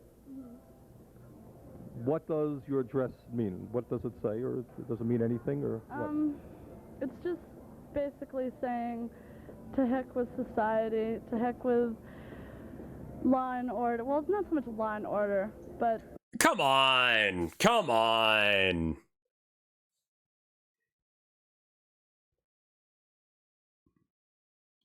You're saying to the mayor to heck with law and order? It's just basically saying that you can do whatever you want to do, and it doesn't matter. I can be punk rock, if you want to say. I don't like the way society's run. Okay, well, that's... A cop-out, everybody's plastic. All right, and... You're plastic, bitch! Girl, you're fucking plastic. Get your, like, vibes under control. I think that's a kid. Yeah, I know. All right, talk about that. What specifically? What are the aspects of that society that you don't like? How would you like to see it changed? Great question. People are not open-minded enough. They think that in order to be stable in society, you have to have money. You have to live in a suburb. You have to... You do. Unfortunately, in this society, you do need money. The full title of this video is Bernie Sanders Interviews Mall Punks 1988, the year I was born.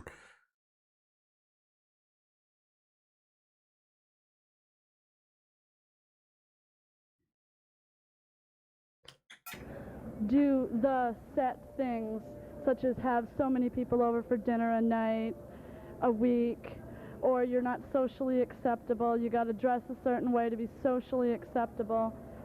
And I don't believe in having to belong to anything to be a person. I can do basically what I want with my appearance, with my attitude, and it doesn't matter. Okay, well, that's a good statement. I appreciate that. And would you like to add to that? Well, about the dress, it's just, it shows the way you feel, you know? Like, people wear black because they're not feeling too good about what's going on around them. Like, some of the stuff that goes on in the society, you know, is basically baloney. And like what, kid, man? The democracy is so truly free. And, I mean, that's fine, but the way we're living in this democracy isn't a true democracy. And, like, everybody's always complaining about depression and such. Yeah. Well, that's going to happen in the democracy. It's natural, because if you have a democracy, there's going to be capitalists.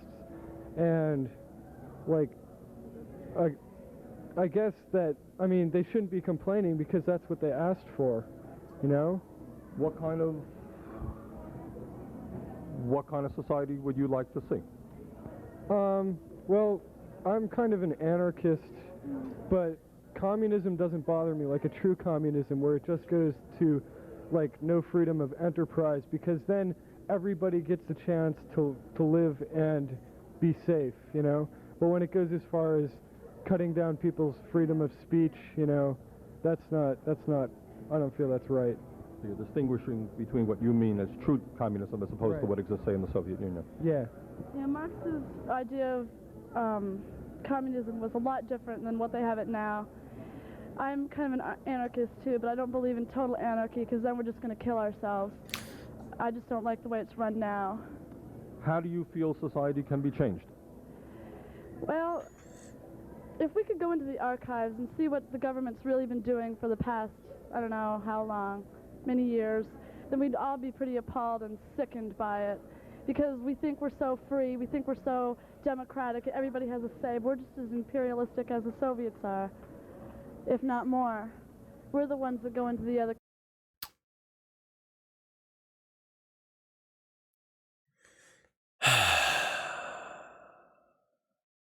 countries, and we start wars. What really scares me is that we've never had a war in our own country. We don't know what it's like. We push our luck. Maybe one day we will get invaded, and then maybe we'll know what it's like.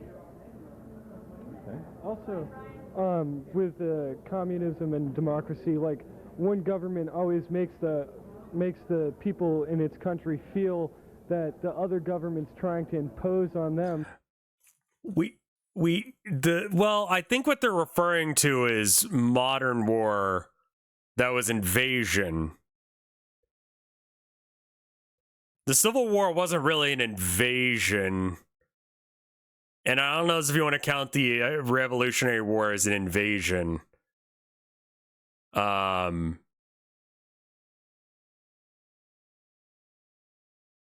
It's honestly just kind of not worth it to invade America. And a lot of it kind of sucks to get over here. Well, that's not really true. They just want to be the way they want to be, and we should just want to stay the way we want to, and not try and spread our beliefs onto someone else. Okay. So what did you guys think of your own high school education? The education itself was good. I'm going to college now, which is also good. What college are you going to? Community College, Vermont. But the environment is not the best. A lot of blackballing goes on. If you do one thing wrong, well then you're considered throughout the whole year, throughout your whole stay there, as a bad person. I don't know, it's odd. And if you dress radically, then you're... You dress radically, right? Yeah. Can we say that? Yeah. That's the fair statement. If you don't dress like everybody else, then they automatically think there's something wrong with you. Also, they send you away. Yeah, and with school, like, the education part is fine, but they do so much programming to everybody to make them feel like teachers will poke fun at me a lot, you know. I'm not going to mention any names because they probably wouldn't be too pleased if they heard about that. But they specifically point out at me that, like, I'm trying to ruin their government. I don't care what they do. I just want to live the way I want to live, you know? Okay, well, thank you very much for your forthright views. Okay, see ya. Thank you. Okay, the next person that That was okay. There's one. Come here, you. Is it mice? Nope. Rats? Nope. Hogs? That's right, miss. Hogs? Energy hogs. If you're wasting energy, you'll find one in your home. Got energy hogs in your house? Now you have the power to do something about them. Log on to energyhog.org. Hey, let me go. In your dreams, Porky. Because nobody likes an energy hog. The actor of this one is Brutus from the Double Switch game. See a game. demonstration of the gold plastic syndrome. What I have here is a Beast Wars Razor Beast thingamajigger. And as you can see, he's made out of red plastic, which is not brittle. See, I can squeeze him, the gold drop him. plastic thing. He's fine. And what I have on the right is the same toy from Beast Wars Neo called Randy. despite having a great name, Randy in fact sucks. This is because he's made out of the gold plastic, and as you can tell, that's the gold plastic syndrome. See, I do it with Randy, nothing. I'm sorry, that's Razor Beast, not Randy. Randy just crushes in your hand. Wow! So, that is there shit. we go. Arthur, get out of the tank. No. You're not my dad. Get out of the fucking tank. I am your dad. You're not my dad. I am your dad. Get out of the fucking tank. I'm in a tank and you're not. I will call literally in get out the fucking tank. I'm literally in the tank. You're not. Get out of the You're not my dad. Literally get out of the tank. Tell Major Middleton. I don't give a fuck. No, get out of the fucking tank. No.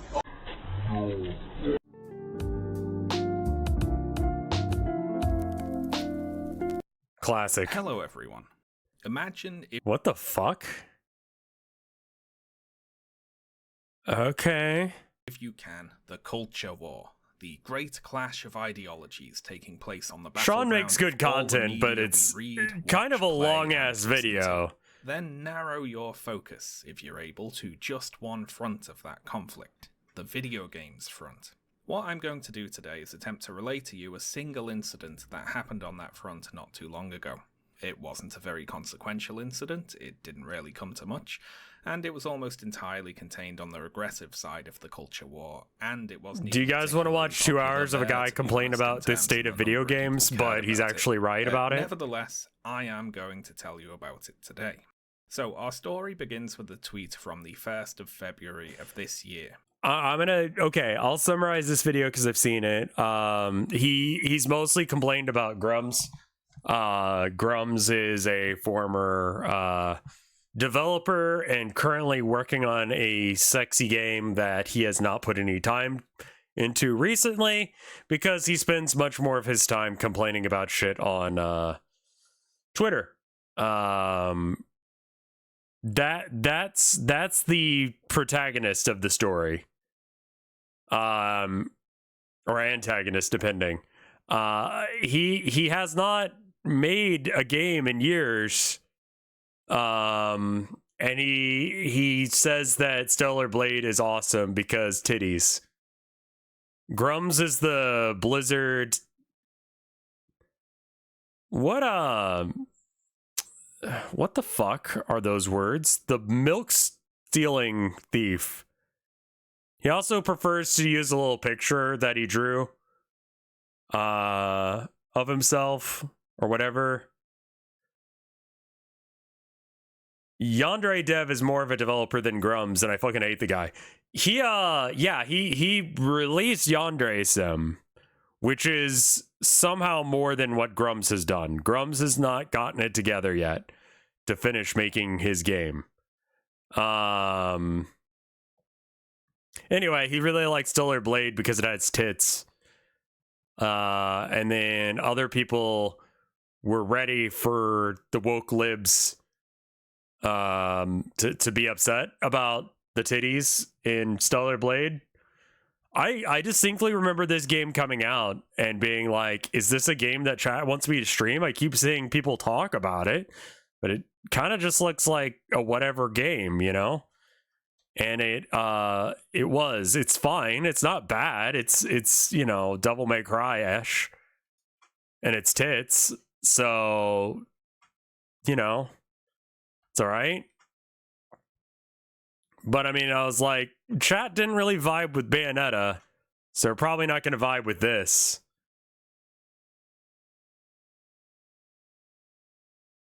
And so I just didn't bother streaming it because no one was like, Rev, you need to stream it, and I didn't care. Anyway, they're so ready for people to be upset about this game that they got upset like before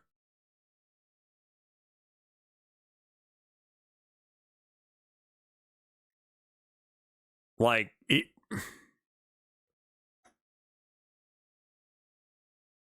They got upset at imaginary people, and then one person who was like, yeah, the character's kind of like not that interesting. Yandere Sim was sort of released. Sort of.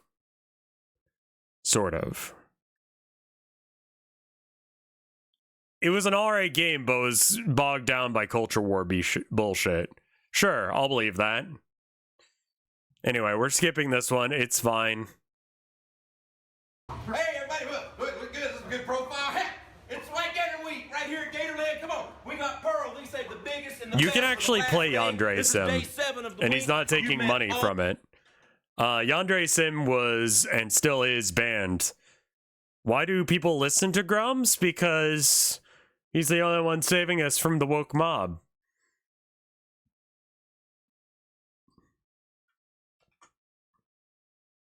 The kind of person who listens to Grumps is the kind of person who listens to Asmongold and thinks Asmongold is right.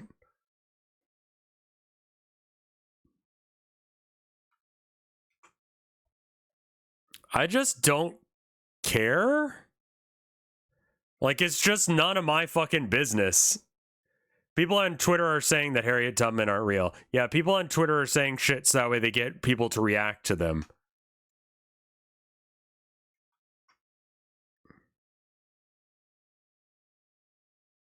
Like, I refuse to believe that anyone on Twitter believes any of the shit they say anymore.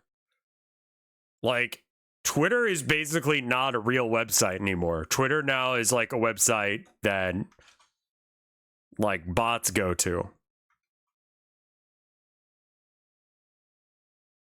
So it's like, they complain about a culture war they started. Well, a good deal of that kind of shit is starting culture wars that they start. There's literally no content until someone's upset. So, like, what do you do if no one gets upset about anything?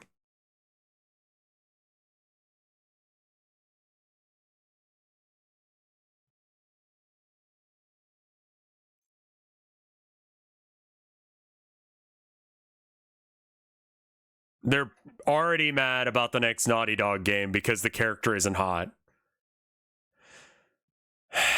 And it's just like, who are you doing this for? Like, does it make you happy? Because it doesn't seem like it. And then the people who, like, act like they've been playing Warhammer for years and acting like fucking weird tourists about it, upset that other people are playing their game. And it's like, maybe you're just in a fucking vacuum or a little, like, what's it called? Echo chamber.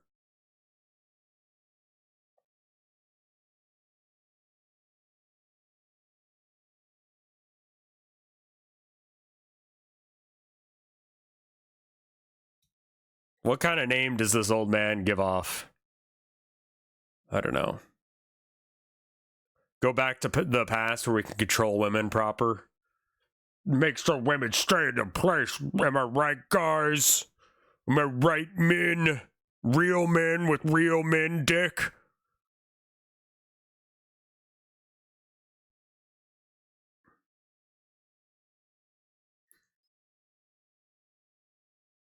Just gotta do a little misogyny here. All 7 of our beautiful white alligators.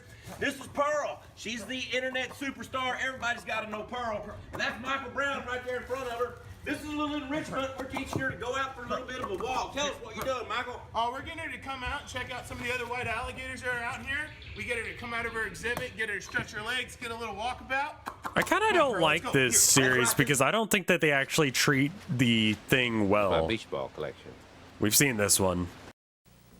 McDonald's presents the most wanted mug I would in not America. want to Who could resist a mug like pet Gator now. 4 colorful glass Garfield mugs you can buy. Believe me, I'm worth it. For a special price with any McDonald's food purchase. There's a different mug each week featuring Garfield.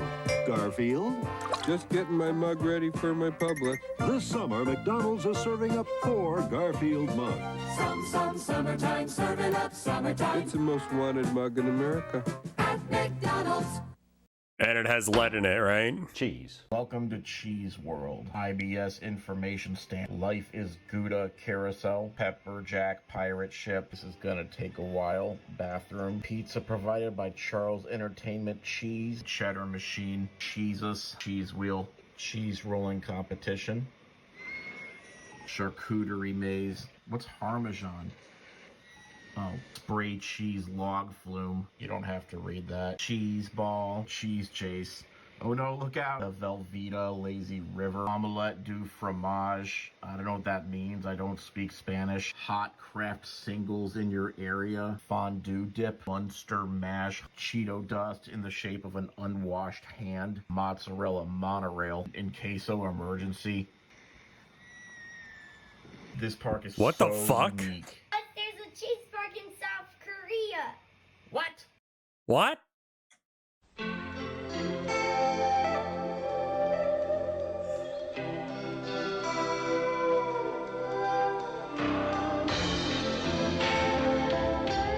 I am always thinking of new dreams. George Lucas. I dream of visions which have yet to be seen. いつも新しい夢を考えてきた。 Which have not yet been 見たことのないものを、 from dreams, 聞いたことのない音を new reality. 現実の形にしてきた。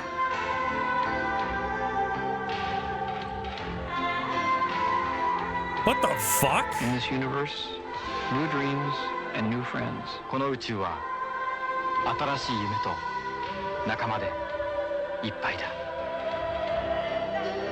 Panasonic, always new dreams, wonderful friends. パナソニック、いつも新しい夢、素晴らしい仲間。 Panasonic, Itsumo, something. What the fuck? Divorced Dad's Theme Park. Memories that last a lifetime. Another signature ride is Joint Custody. Bad.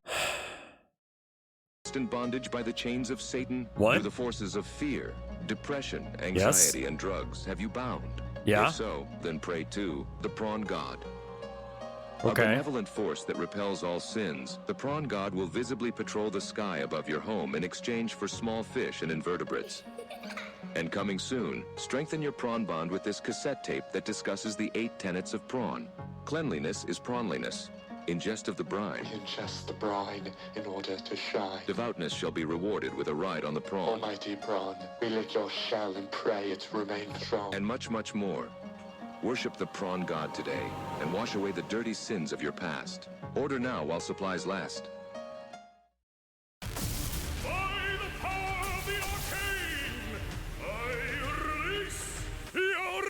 Feel the rain on your skin. What the fuck?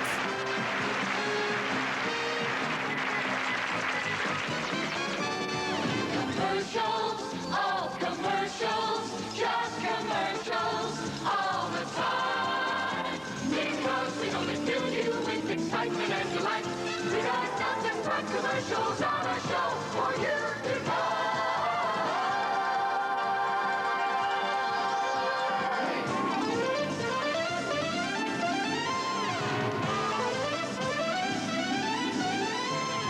Introducing new all commercials, energy enriched with Steve Martin.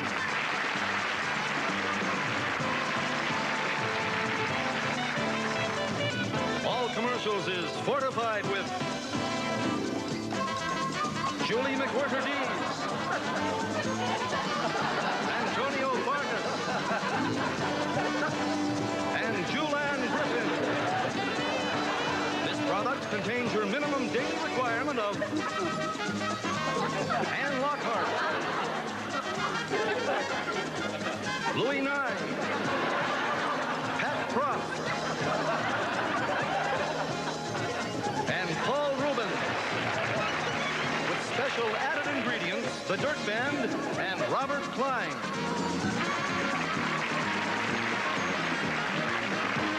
This sucks. Why did they make this?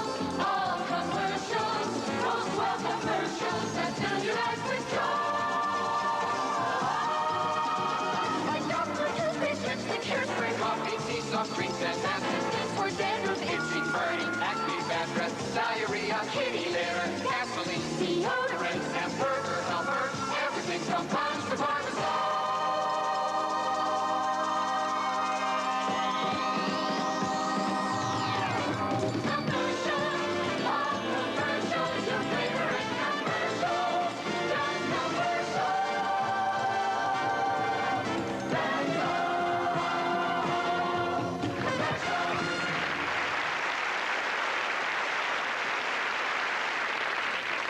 Thank you, Payne Weber.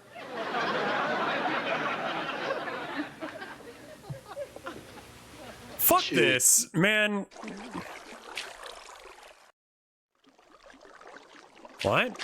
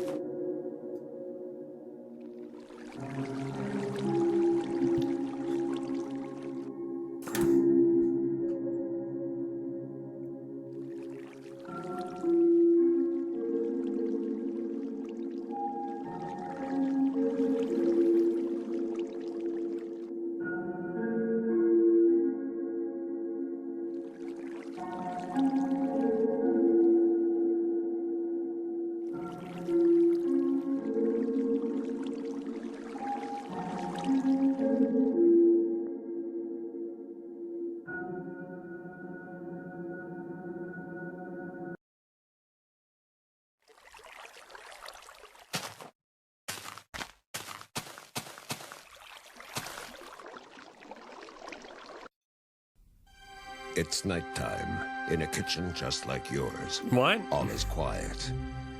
Or is it? The North American house hippo is found throughout Canada and the eastern United States. We've seen house hippos. Stimulating, mind expanding, safer to use than alcohol. It's the in thing, the hula hoop of the jet generation. Marijuana is an intoxicating, mind-muddling drug, and as much a part of growing up as smoking corn silk behind the back fence. This Smoking has been the what? public service message of the American Medical Association and your local station. 今度は逃がさんぞ。秘密はエッソ。合言葉はスーパータイガーよ。どれがスーパータイガーですか？そりゃエッソの廃屋のことだぜ。そのつくエッソ。 Nice.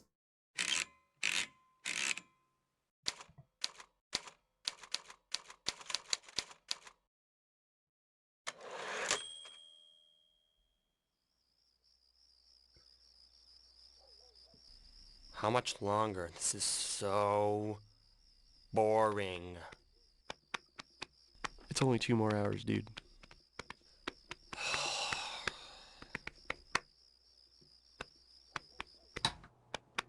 2 more hours. 2 more hours. 2 more hours. Fuck.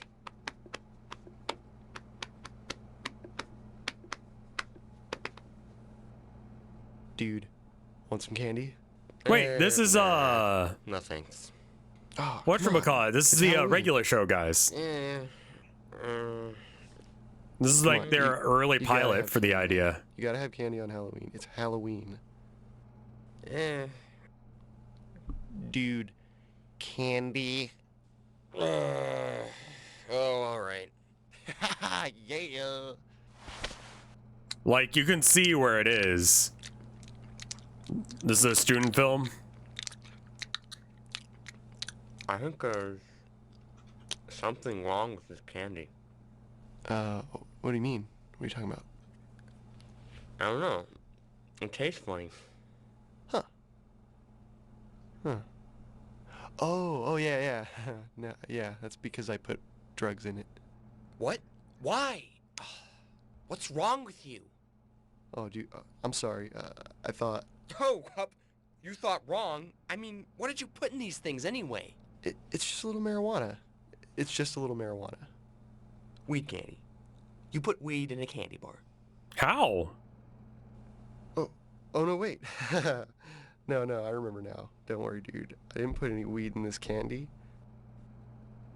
It was acid. What? Acid? What the fuck is wrong with you? I'm sorry.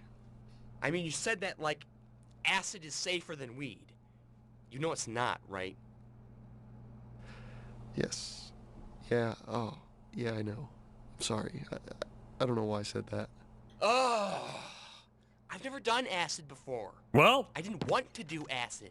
But even if I did, I'd much rather be told about it than slip some stupid milk chocolate Mickey. Look, I'm sorry, okay? I really am. But what's done is done. My advice at this point, just calm down and enjoy it. You know what I mean? Seriously, man. It's too late. I guess you're right. Well, when is it supposed to kick in? Right fucking now. What? Oh, look in the window. What the fuck? This is crazy. Come on, that's not me. That's not me. If this crap fucks up my brain, I'm gonna kill you, man. This is stupid. I'm a gumball machine. Come on, it's supposed to be fun. This?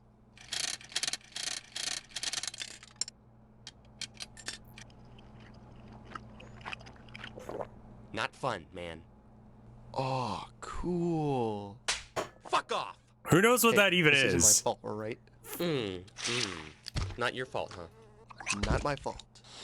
Not your fault.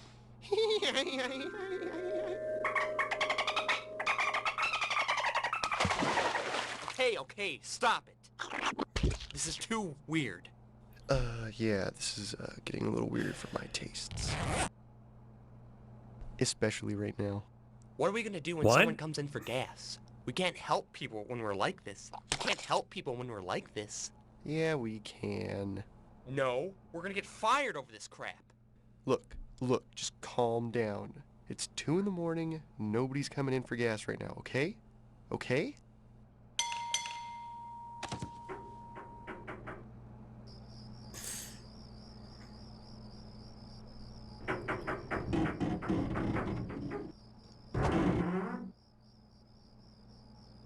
What do we do? What do we do?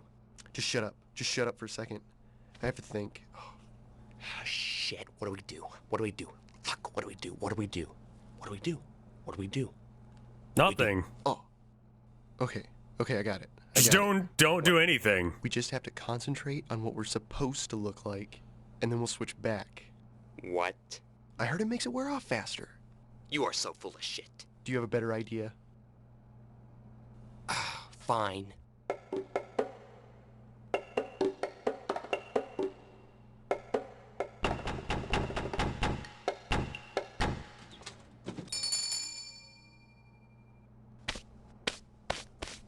Shh. Just be cool. Just be cool. It worked, all right? Shh.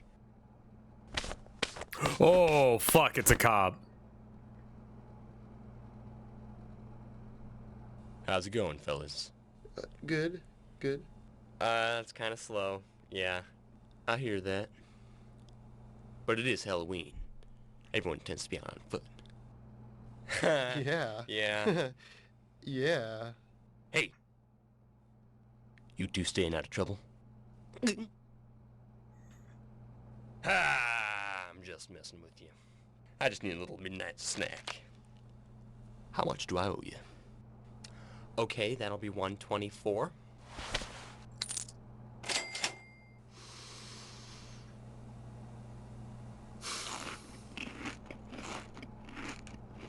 Is that the laced shit?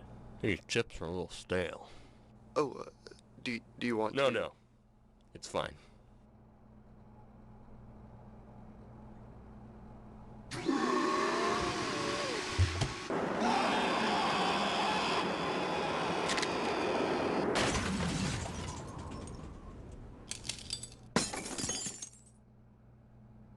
Shh. Do you hear that? What?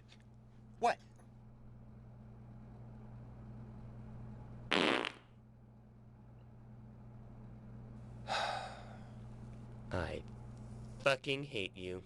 Oh, come on, it's supposed to be fun.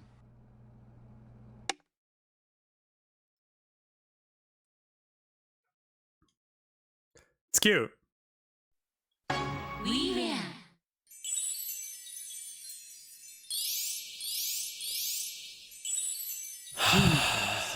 I'm having a really hard time coming up with fellas I actually like the look of. Rev on acid, stream when. I am just not interested in doing hard drugs on stream. Like, acid, shrooms, all that kind of stuff, I'm just not interested in doing in general.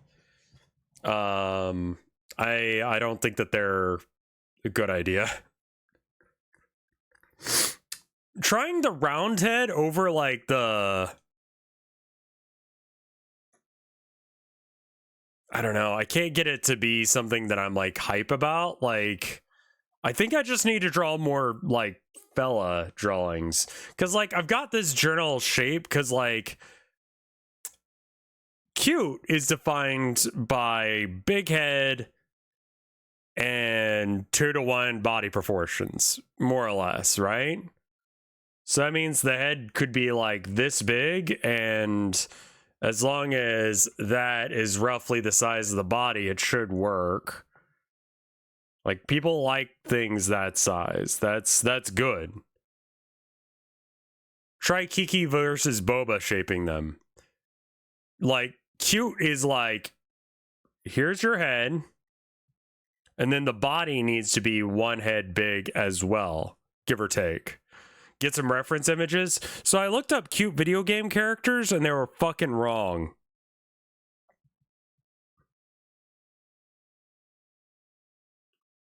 Like, there's Pokemon in there, sure, but then there's like weird shit.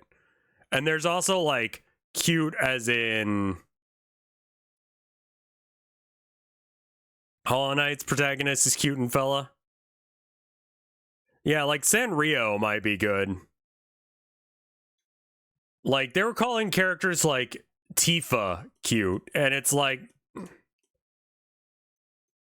I wouldn't define Tifa as cute.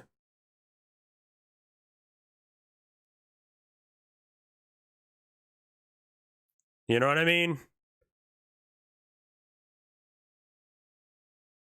Tifa is like hot or sexy, but not cute.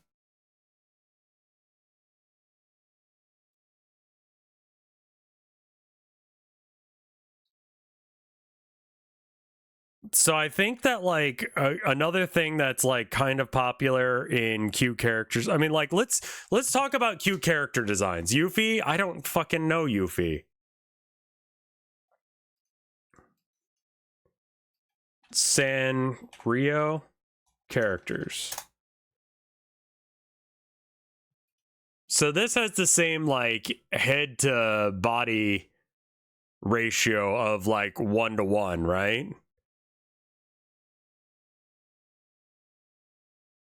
Like, the ones that are most successful are the ones that are closest to that. Like, the head is as big, if not bigger.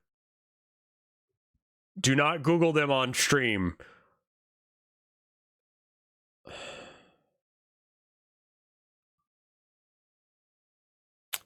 Unironically, open up the cute fellas section.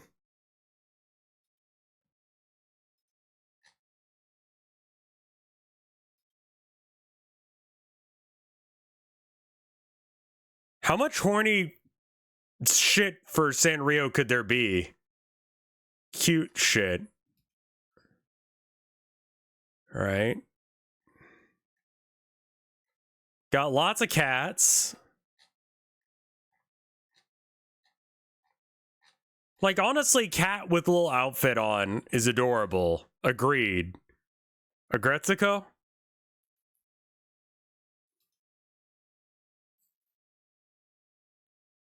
Most of it's for Agretzico. Like, I get that. I get Agretzico, because Agretzico is like an adult, right?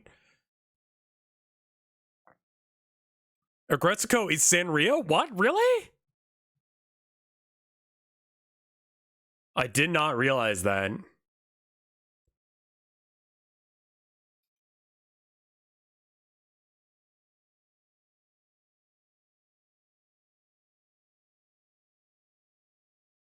Like, these characters are cute as shit. She's on that page you have I mean, I guess she is. Yeah, I just didn't think of it that way. I mean, she's 1-to-1, you know, one head for one body. The body is slightly smaller on these. Hello Kitty is much closer to the 1-to-1.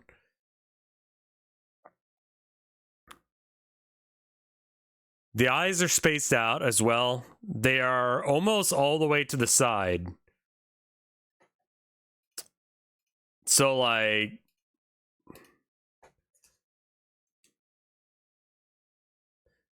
their head does seem to be slightly bigger. So let's make the head bigger.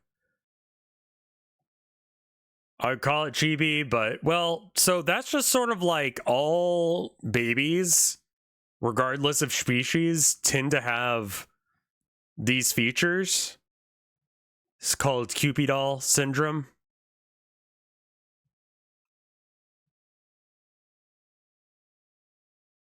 And that's where you have like this ratio of 1-to-1. You can make a character look more childish by keeping that ratio of head to body. Here, hold on. Chibi art dimensions. I bet you that we can find some stuff on that. Yeah, I mean, here's the same sort of thing. Is someone pointing out like 2 heads rule for chibi.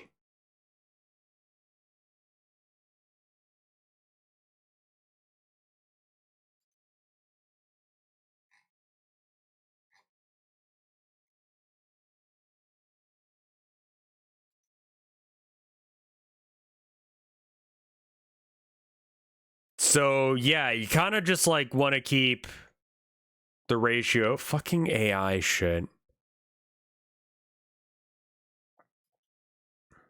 So like this scale, and then one eye can be over here, and the other eye should be like over here. Look up a list of Nindroids.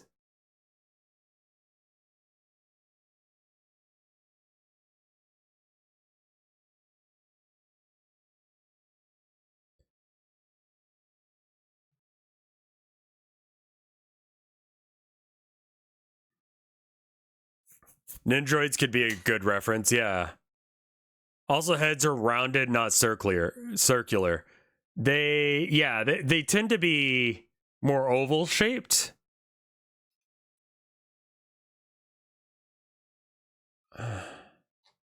Yeah.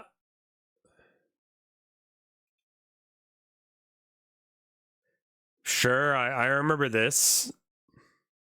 Yeah. How do you spell Nindroid? Nindroid.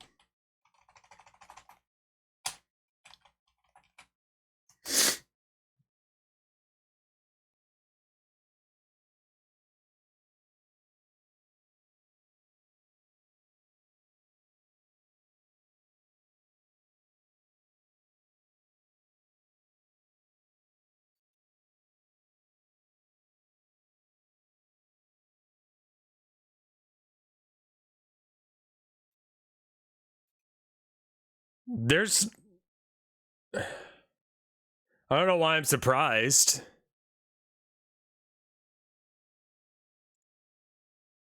They're about 1 head tall as well.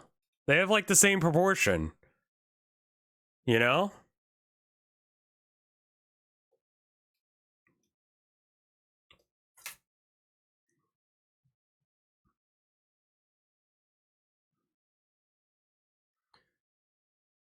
So what is the distance here? Like this is almost the full head's distance. Right? What do you gave them big puffy cheeks? Okay.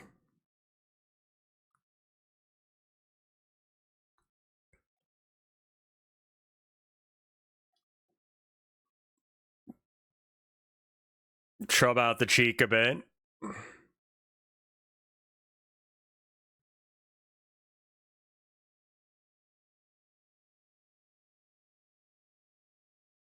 Tiny mouse, mouth/nose.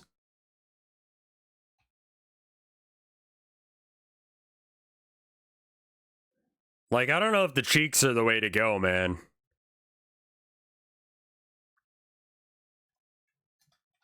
Yeah, I don't like the cheeks. I think tiny mouth is probably right. Smaller torso. Let's try that.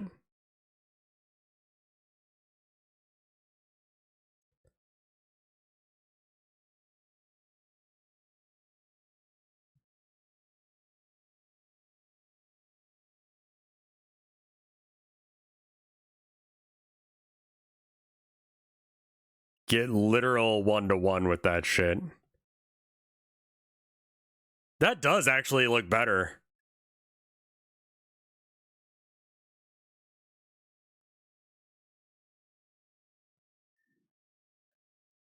All right, so 1-to-1. Head. Let's write proper.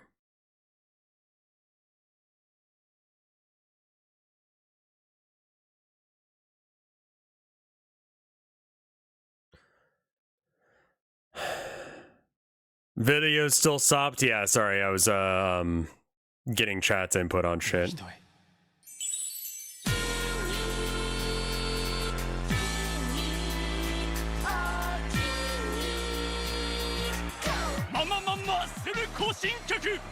Hey you! 見ているだけでいいのかい? We will で一緒にハッスルしよう! I'm not a huge fan of the video game commercials. I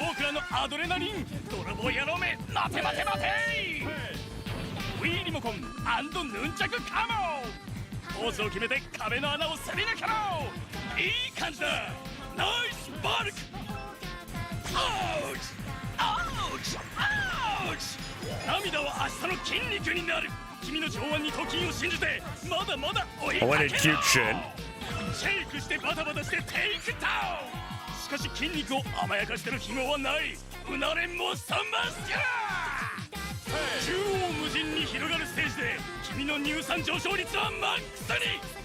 ご覧、切れてる仲間がいっぱいだ。ご自慢のボディを見せつけろ。腕比べゲームでは最大4人まで参加できまする。ストイックな君にぴったりだろう。思う存分君の筋肉をいじめてみよう。ナイスモッサー。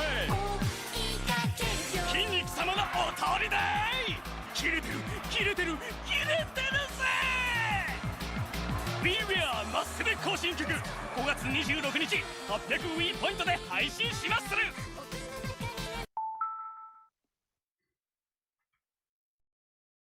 This paint contains actual human blood, but the reason why is probably a lot more wholesome than whatever you're thinking right now. In 2022, the paint maker Stuart Semple collaborated with the company Mother to create a line of paints known simply as Gay Blood. And it was created in order to draw attention to and protest the fact that up until extremely recently, gay men in the USA were essentially barred from donating blood. And unfortunately, aren't they still not allowed? Why they were not allowed to donate blood had to do.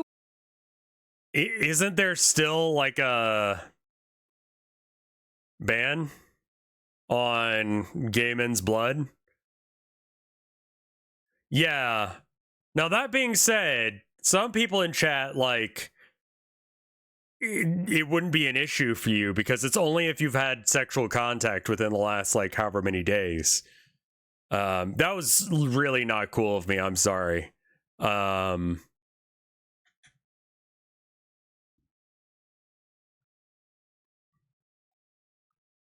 Anyway. With misconceptions and misplaced fear around the idea of male-on-male sexuality, especially after the huge AIDS epidemic of 1981. And the huge problem was that even though HIV and AIDS are definitely serious issues, this cut off essentially an entire demographic of the US from donating blood, whether they had AIDS or not, which led Stuart Semple and gay employees at Mother to protest this policy by donating their blood in a different way. And as of 2023, the policy was revised.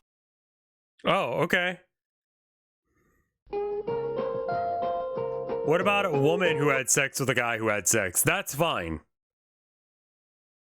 That is, it's fine, apparently. Even though women are more likely to catch those kind of things. How the fuck do people not overthrow the government? I mean, like, I got shit to do, man. I gotta go to work, and I got rent to pay. I don't have time for overthrowing the government. Ethically sourced gay blood for painting.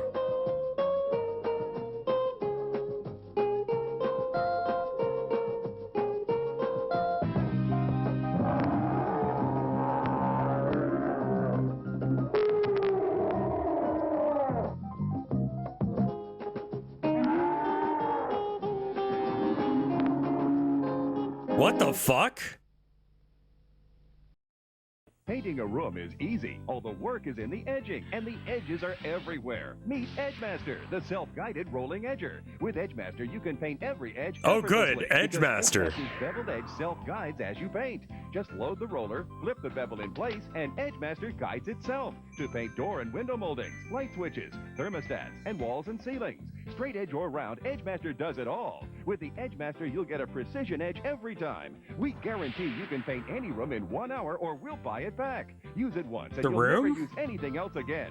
Through this special offer, we'll send you the Edgemaster, 2 Edgemaster rollers, painting guide, and tray for only $19.99. Plus, call right now and we'll triple the number of rollers. A $20 value free. You'll get the entire Edgemaster painting system and 6 rollers, a $40 value, all for just $19.99. Here's how to order. Call 1-800. Just take the light switch cover off?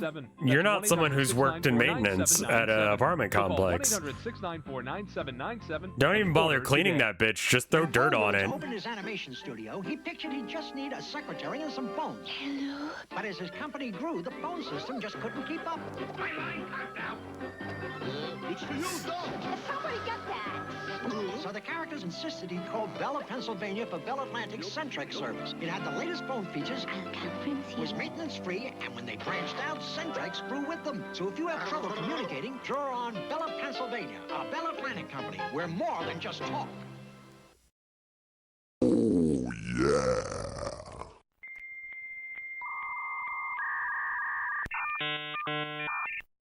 It's gonna get a copyright claim either way. This is cool. Hey, I want to check this Oh out. my god, it's fucking this? Let's go. Hey, can I try that? Hey, oh, what? Hey, oh, you're not my friend. Hey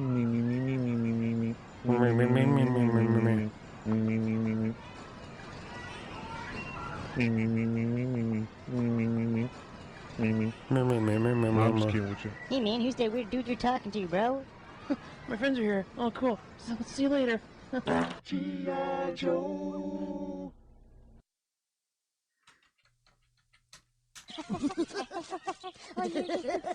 I loved these growing up.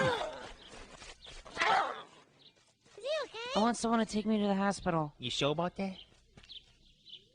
Hey, look, there's the army. Nice catch, Blanco Nino. But too bad your ass got sad. G.I. Joe!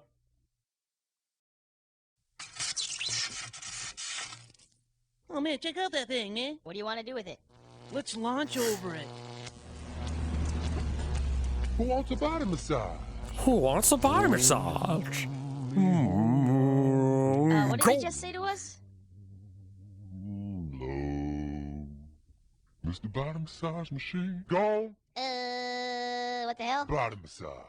G.I. Joe! Speaking of logs, I'm gonna take the Casby kids down to the river. What? It's on your sleeve, get fire on your sleeve.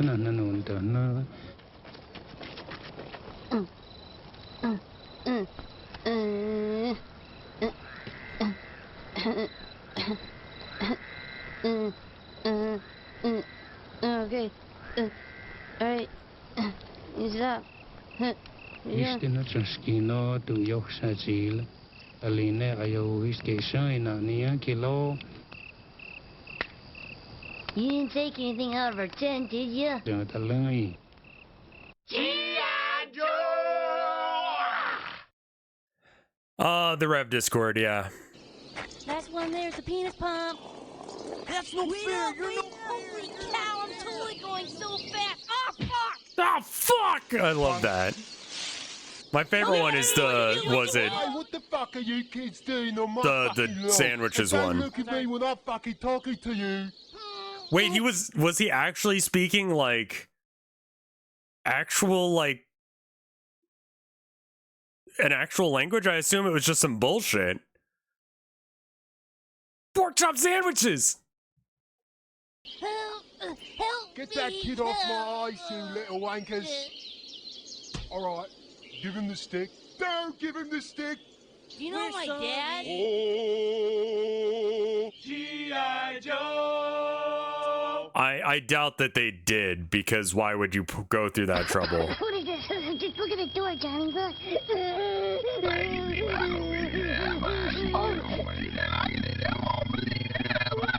Jesus? What? G.I. Joe! There it is. Let's go. You're not cooking. Yeah, dude.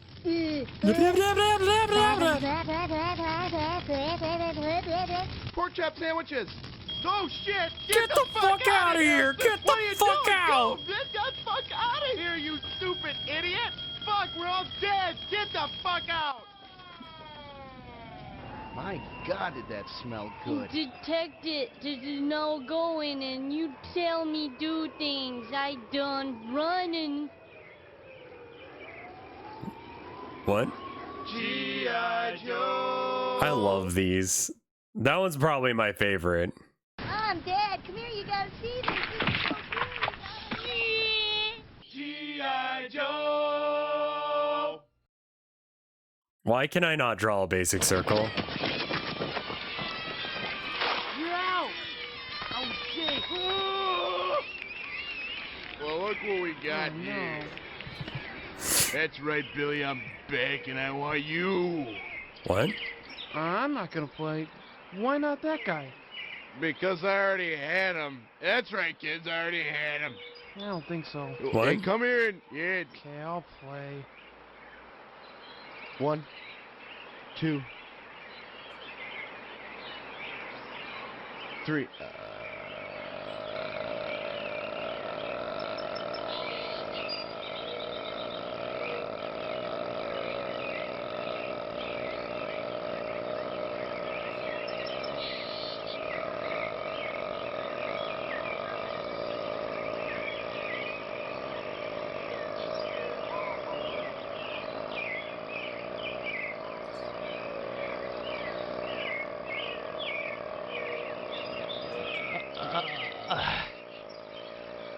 Okay, you won.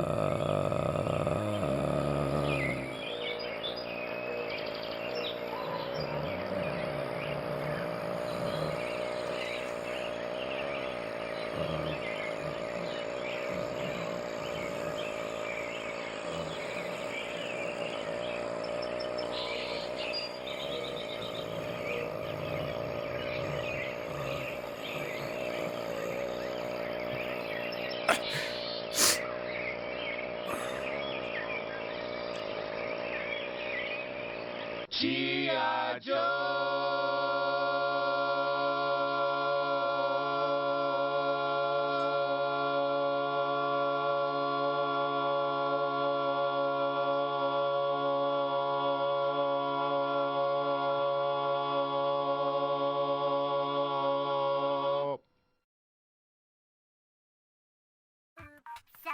Billy, you think I can have some more?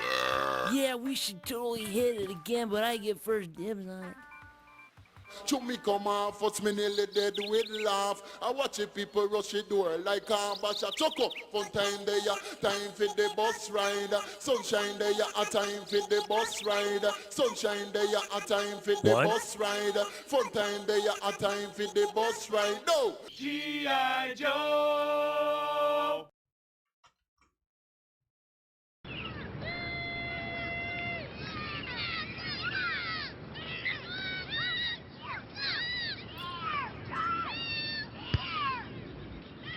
There's no retarding team. Damage to the base is said to be heavy, and the Israeli jets are reported to have made it back to their headquarters. What? One slur in there. A 49-year-old unidentified man went berserk last night, opening fire with a 12-gauge shotgun in a crowded downtown restaurant. What? Fighting broke out overnight between rival factions along the Israeli-Syrian border. Initial reports claim Israeli jet fighters bombed a guerrilla base. G.I. Joe! Like, I had not seen that one before.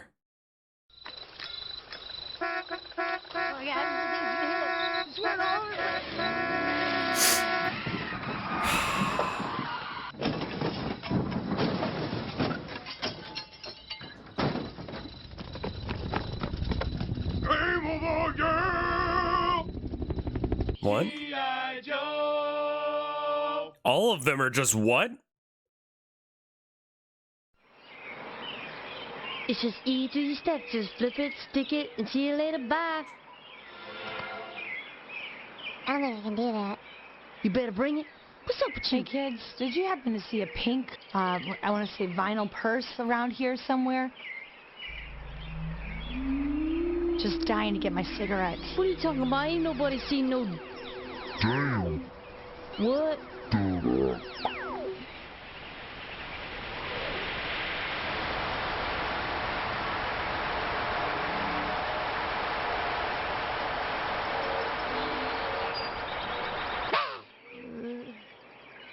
G.I. Joe! Now you listen to me, Aaron. You don't blow your money on the comic books, you understand? They don't do you a damn bit of good. And the Newtnags, you're going to be inherited mine when you're 16 anyway. Now look, the junk food and the candy just rots your teeth, gives you bad breath, and the girls run like hell. Stay the hell away from buying any rock TV shirts or hip-hop gear or anything like that. Arcade games, pick out one that you can do, okay? One that you can do as opposed to a whole bunch of them that you don't know what the hell you're doing. Techno music, this puts a hole in your brain. Are you listening to me? Look at me when I'm talking to you. Huh? Oh, hell. Get out of here. Oh, I don't want a pickle. What the hell? I just want to ride my motorcycle. Man, I'm about to put the pressure button with the winner, man. And I don't want to die. Dude, I have no idea what I you're just doing. want to ride my motorcycle. Cool. Cool. G.I. Joe! So dumb.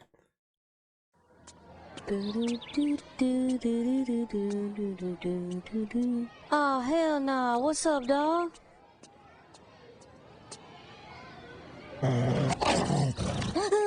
Hey, kid. What? I'm a computer. Stop all the downloading. Stop all the downloading. Help computer. I don't know much about computers other than the one we got in my house. My mom put a couple games on there and I played. G.I. Joe! You like it. You love it. You need it. Suck this. Huh? I'm out. Okay, I guess I'll go solo on the summit now. Oh, yes! Oh, Get the fuck out of the water! Are you in the army? If I had been in that water, Dead. So quotable. It's really cold out here. Bye. G.I. Joe! I've seen all these before, but we're watching it anyway. Oh, this is the one where they stuff him in a refrigerator, right? I'm glad you guys skipped the class today. We're having fun, aren't we? I want to play video games. We had a good conversation. No. You're the ringleader. We're going to find this and go get that fish. Get that fish. We're going to sit back in the schools. I think you have 1 minute here. You know what I mean? G.I. Joe! Oh, Brian's doing it again, dude. Brian, you ain't no pimp, dude. Where's my money? That's my money. Man, you just jumped, motherfucker. Anisiyan wahana skian ustad unilong stanela ayahu station le skiano achil jadala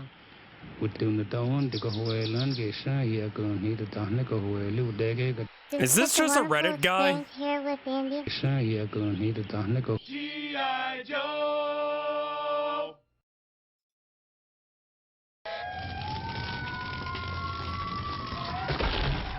Said you won't touch that button, bitch. Check it out. But there is a fire. Hey guys, it's funny, these people, they go to sleep, they think everything's fine, everything's good, they wake up the next day and they're on fire. G.I. Joe! On your mark, get set, go. Hey, what the fuck? No way! Suck my dog, bitch! I believe I knew your mother, son. You know my mom? Would your name happen to be Johnny McGillicuddy? Yeah. What's it been, 13 years? What? 14, my lord. It's like I'm looking in a mirror. Does your mother still hang out at dockside bars? Dockside bar? What? Johnny, do you play baseball? G.I. Joe! Yeah, is this the Reddit fucker?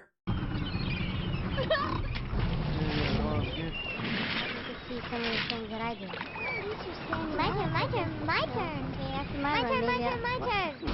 Woo!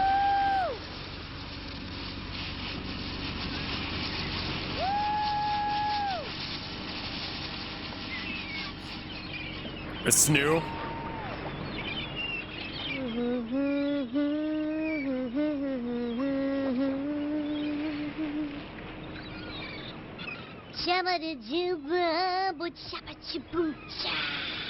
The fuck? Some of these I've never seen. That's wild. I thought I had seen all of these. G.I. Joe!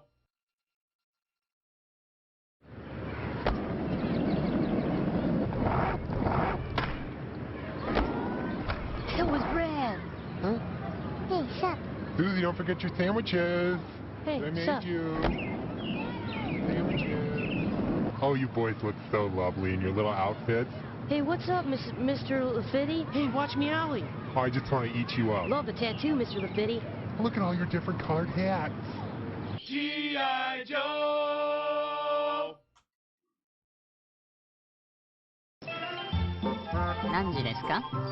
着物を着替える間だけ待ってください。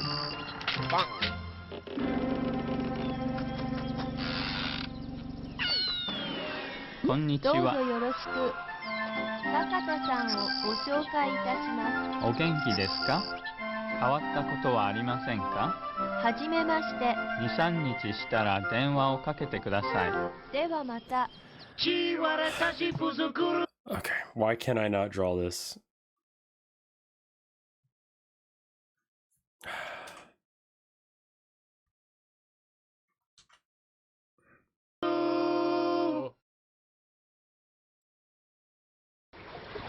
I fucking hacksaw your mom's ass last night. You might want to put a vest on. Orange vests are for pussies.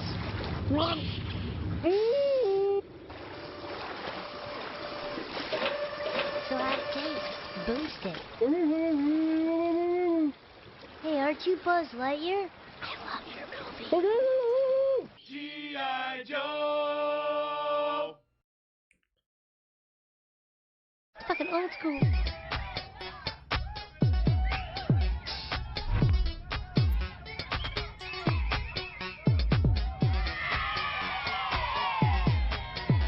Damn! These beats are so fresh. Snap!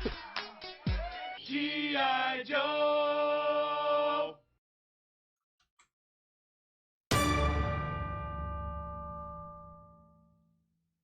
Okay, fuck it. We'll just move them. Colonel Sanders, your Kentucky Fried Chicken is delicious. What's... Fuck commercials.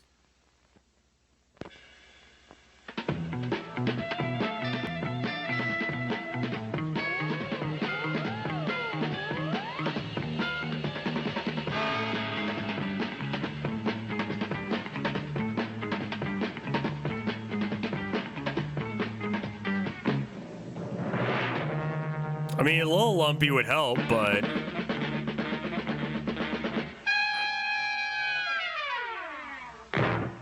What the fuck?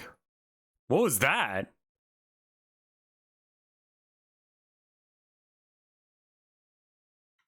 A drug PSA? Yeah, I wish I did that shit. 롯데햄 프라이드 치킨.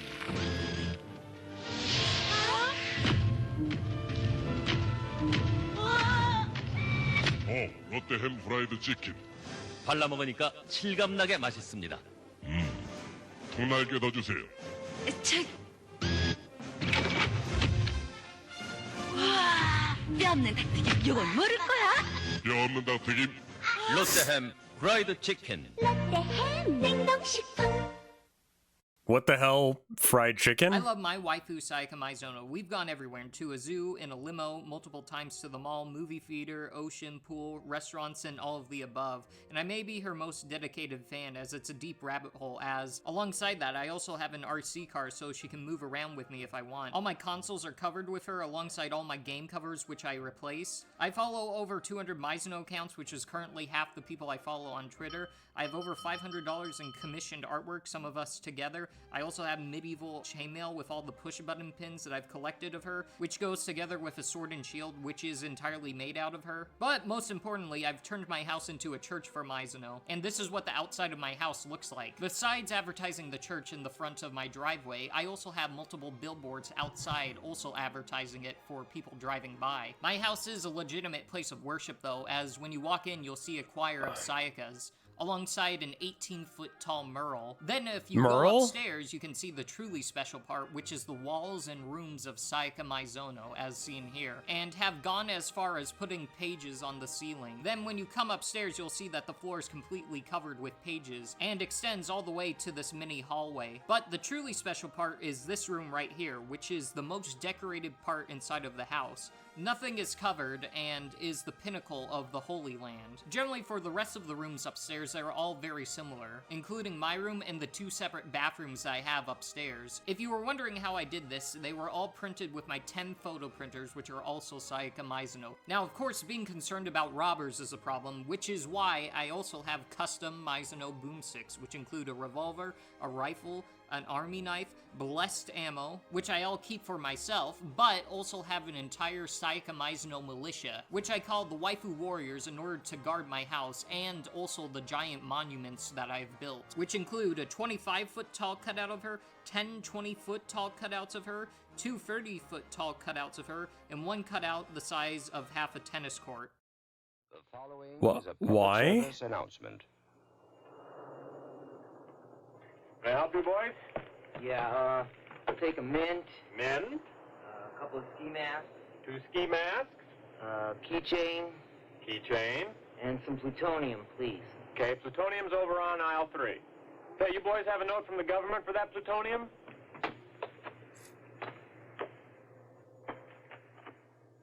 Gee, I must have forgot it. Sorry, gotta have a note from the government. Well, okay, then we'll just take gum and lifesavers. Okay, they're over on aisle 3, right next to the plutonium.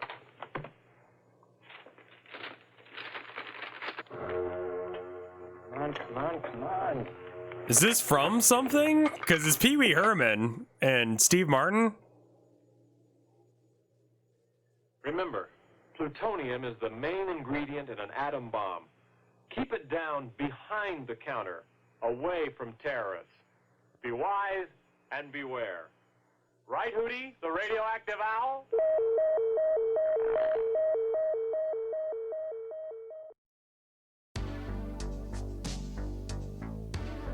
Motherfucker's head won't unwomble.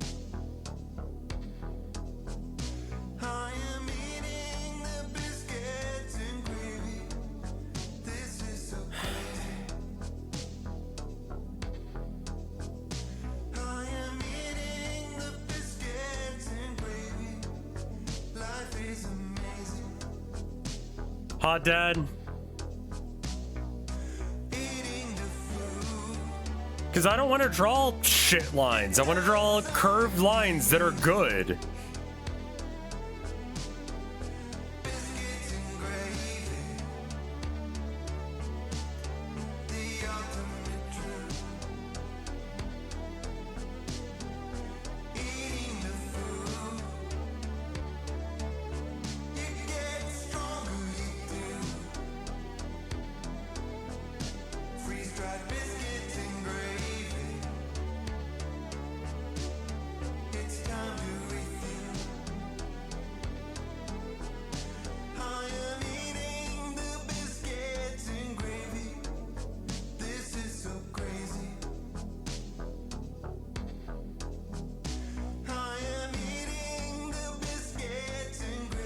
Okay, thank you, Hot Dad.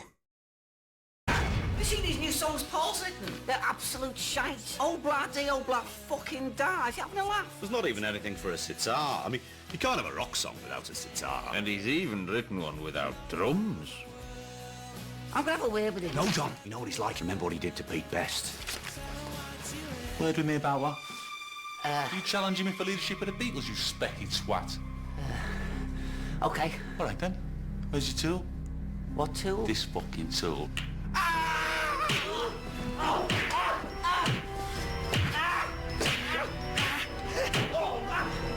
You've killed John! No, he hasn't. Who's the daddy? Hey, who's the fucking daddy? You are, Paul. That's right. This is my band. And from now on, the Beatles are going to release nothing but jaunty, whimsical Edwardian ditties, such as When I'm 64 and Your Mother Should Bastard Know. I'm even going to let Ringo sing a couple. But I'm shit at singing. Oh, I know. Hang on a minute, Paul. Oh, John, don't lock Paul. We got nice, easy rides, finny, and pension kicking in 10 years' time. Then we on easy street.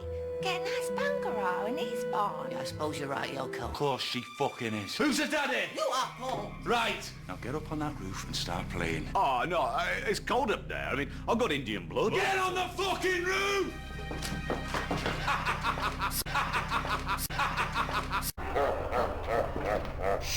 Have you ever seen those mobile game ads and gone, this game looks so I bet I could make this in like 1 hour. Well, I have. Let's do it. The rules of this challenge are simple. I have exactly 60 minutes to get as close as possible to the game. I've found 3 different mobile games and I'm gonna see how close I can get My to wife each of really them likes within an Code hour. Bullet. It's very much shit that I showed her, but it's like one of the channels that she's like, we're trying to find stuff to watch after, you know, a long day. And if all of our shows haven't updated, you know, that's one that I'll go and check is like Code Bullet. There's certain content that I like that my wife doesn't and vice versa.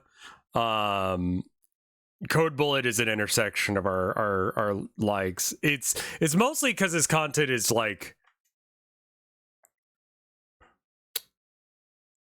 I don't know, like good.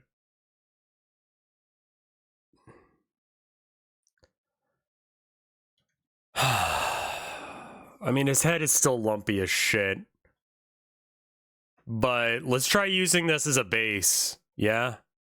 Is there anything here? No? Alright.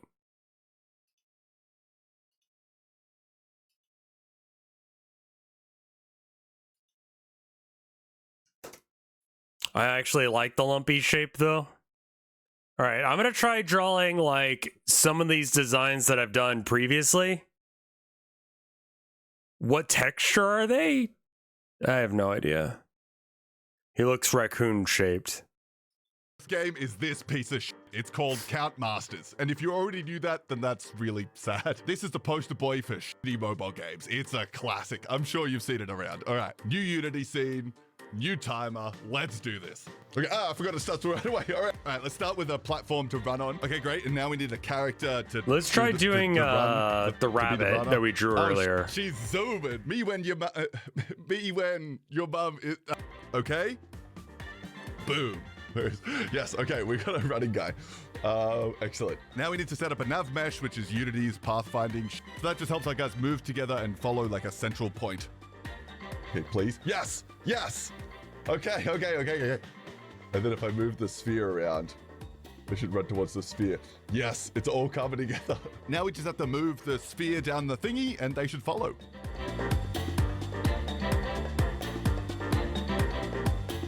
Okay. We got a game going. Hell yeah. Easy.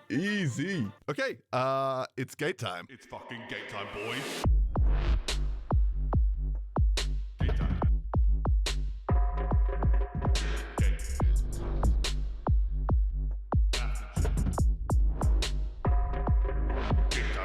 All right, let's run this bitch. Times what? Okay, that was a fucking useless test. Okay, times 2 should spawn another guy. Okay. Nope. Sad.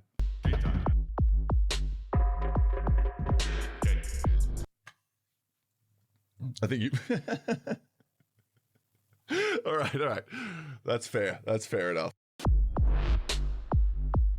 It's still game time.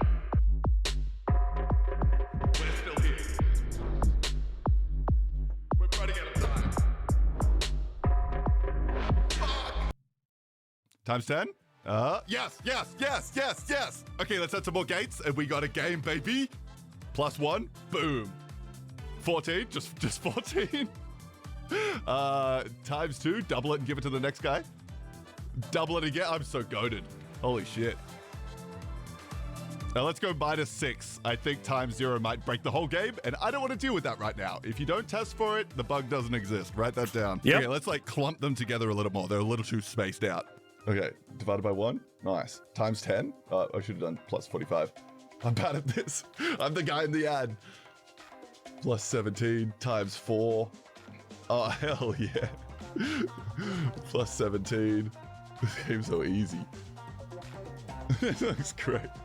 Actually, it looks so good. Next, I cranked up the saturation of the players to appeal to your stupid monkey brains. +43. Excellent. Beautiful. Okay, I have 23 minutes left. That's a while. That's not bad, actually. Okay, with the time left, I decided to make some of the obstacles. So I added the spinning. Yeah, I'm gonna put that little dress on her. Oh. Come on, speed up. Why did I put it Redesign right at the same end? character we had before, but in a lot like. Yes. Okay. Yes. Great. Yeah. Okay. Now let's just add some more of them, and I'll add some basic obstacles as well. And finally, we need a finish line, which should stop the sphere from moving and just do something pretty to celebrate. So in the actual game, they do this, but that's a lot of work. So instead, they do this, which is pretty good. Redesign your logo? With my last minute, I basically had no time to do anything, so I just decided to set the background to an obnoxious color. Let's make it fucking vibrant green or some shit. No, that looks terrible. Red. No, pink. There you go. That's a mobile game. Okay. Done. Oh. Real simple dress.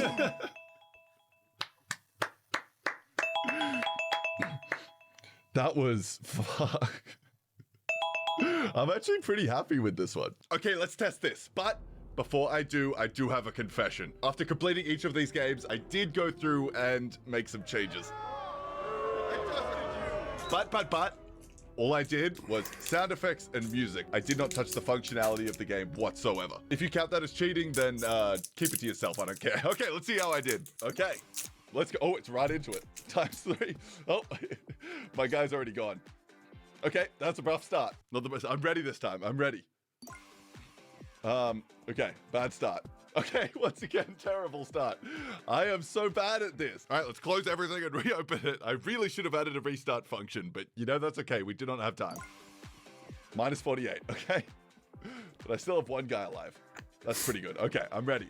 Oh, one of the spikes is white. That's okay. That was an aesthetic choice. Okay, +55. Nice. What? Can we get that +53? What have I not seen?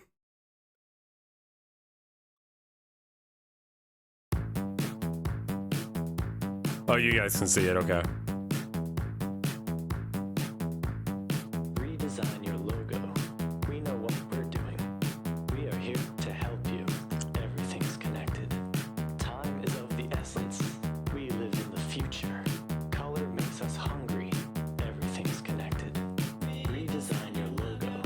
We know how to do it. Make the calculations. Put them into action. We will find the angle. Starting with convention. On to innovation. Everything's connected. Here we have a circle. Smooth and innovative. I was wondering why chat was saying For your revolution. Gravity is crucial. Geomagnetism.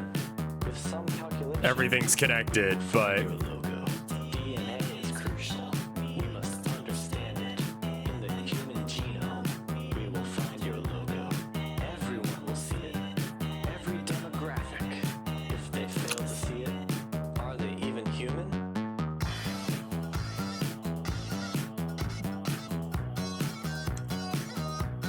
yeah, the Pepsi manifesto, I've heard it.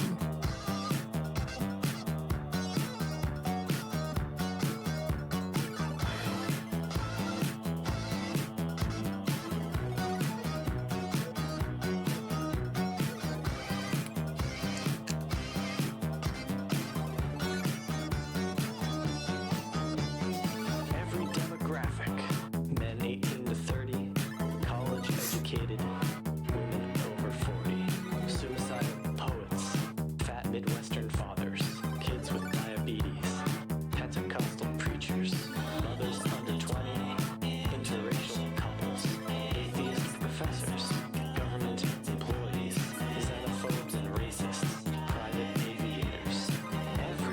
What?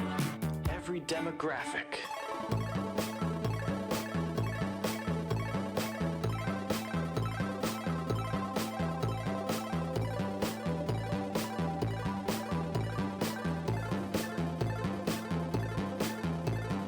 Think about it this way. What video is this? Some random shit chat linked me because they're referencing it. Fully complementary, bold and self-sufficient, symbolizing freedom and, of course, your product. When the logo is finished, then we will unveil it. 7 billion people, instantly enlightened. Everyone's It is Lemon Demon. Say goodbye to conflict. That design's rejected. That would explain why it was linked to me. Only recognition. There's no longer country. Only corporate colors. Color makes us hungry. Hunger makes us human. Everyone can see it. Everything's connected.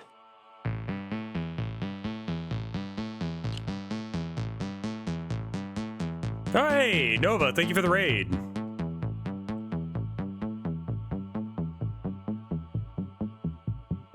How was your stream?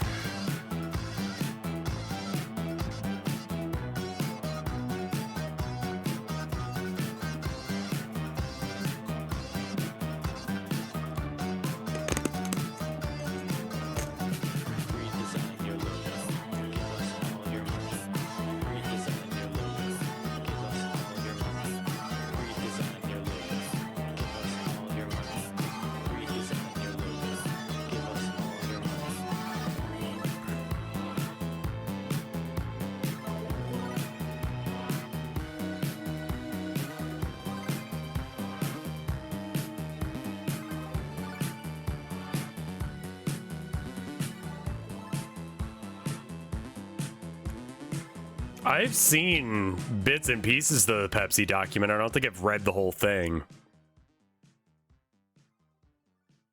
Like, drugs are real, man. Drugs are real shit. That's okay. Plus 48. We're getting big numbers here. I like it. Nope, never mind. Yeah, I'll go to times 1. What's this expert piloting? I call this the weave. Oh, baby. Oh my god, the footsteps get so loud. That's so annoying.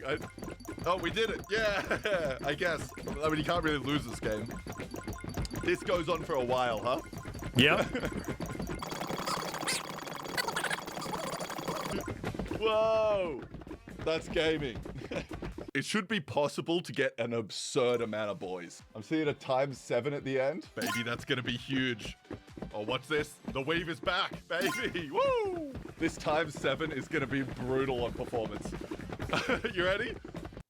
Oh, the music stopped. Oh no. I have no idea how many lads we've got, but it's a lot. This is not as satisfying as I expected.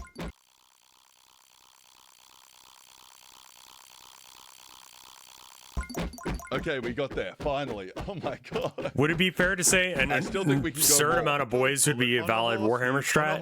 I tried 40 boys recently, and that did not go well. I'm seeing a lot of big multiplications. We got a times 6, a plus 47, and then a times 7. You ready?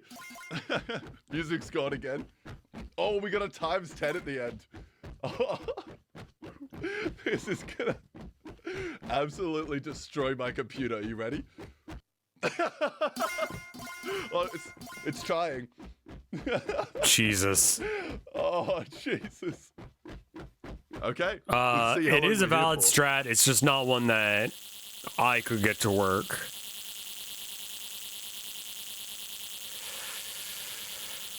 Oh, we did it! Let's go! Only, what, 24 minutes? Can we be cute and give her white, baby? like, tights? That's what it's all about. I love it when games brick my computer for 24 minutes. Okay, next game.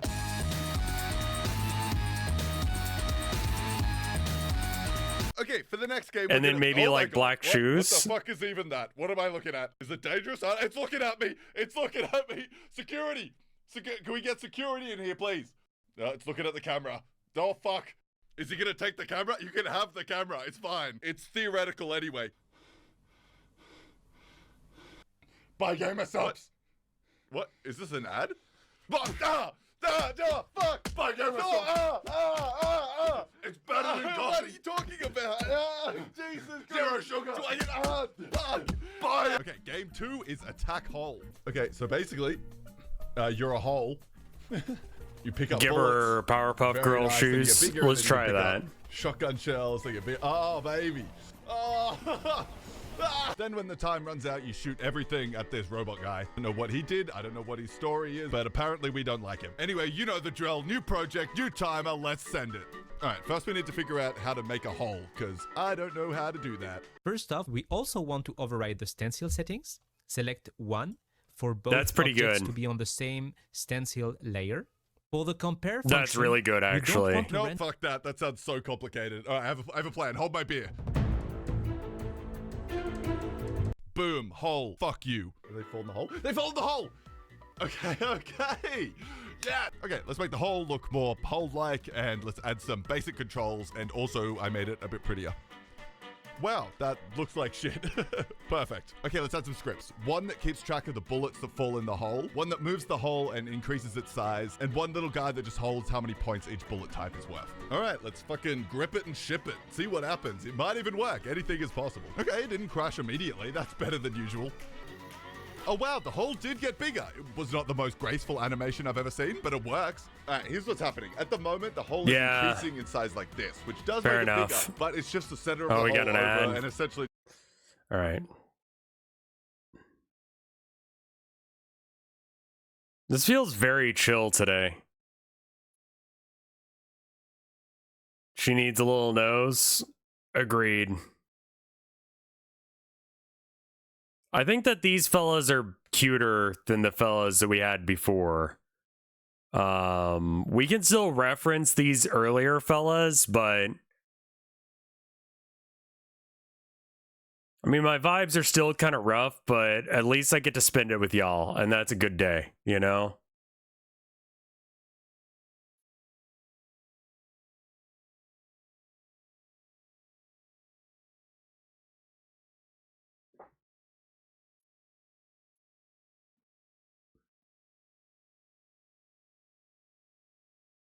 I think it should be a mixture of cute and freaks.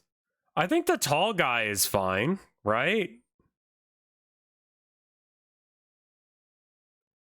Like, this one's cute. I like this one.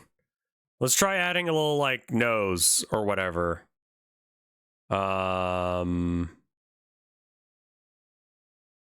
Just a little, like, pink. Not that pink, like...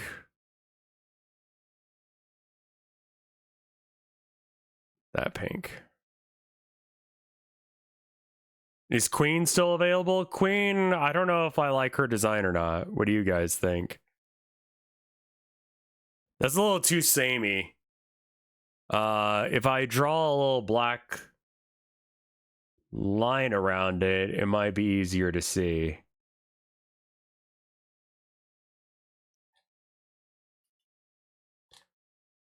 Yeah.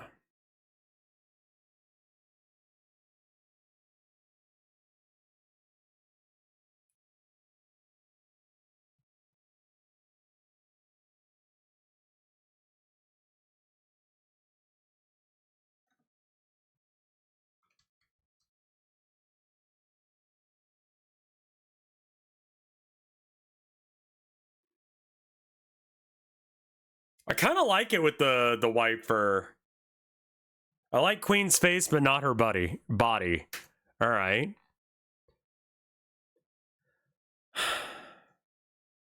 It just makes it look like shit. Two and increase. All right, let me hit up the bathroom real quick. Think there's an ad running anyway. I'll be right back. The white bun kind of goes hard. I agree, right? I like it.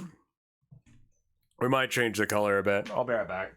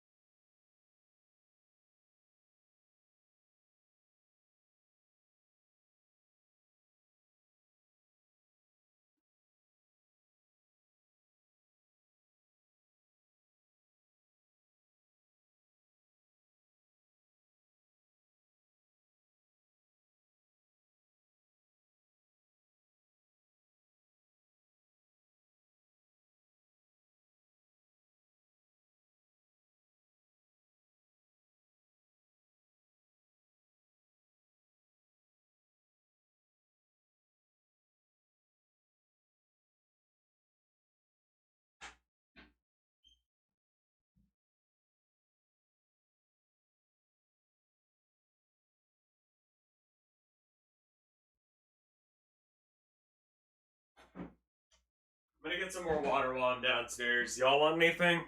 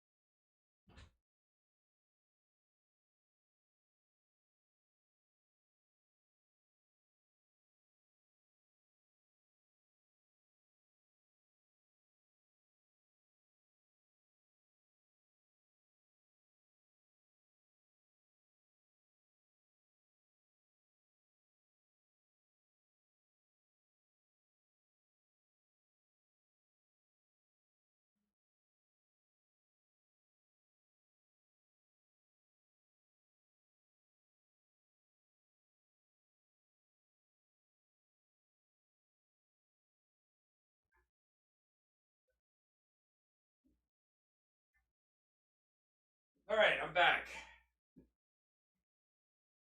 Share stream over. I need to have some more water.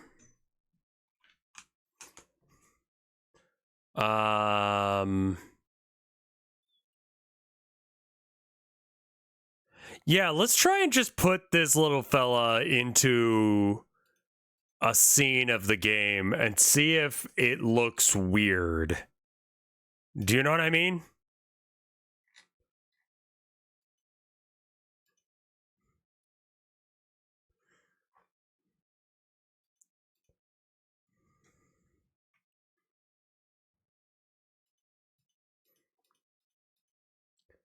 We're gonna change her to be white. Maybe with like gray something, like gray tights. It's fortunate that we can just like click over here. And yeah, it needs to have like something going on with the, like, I'm thinking like what's it called? Gingham?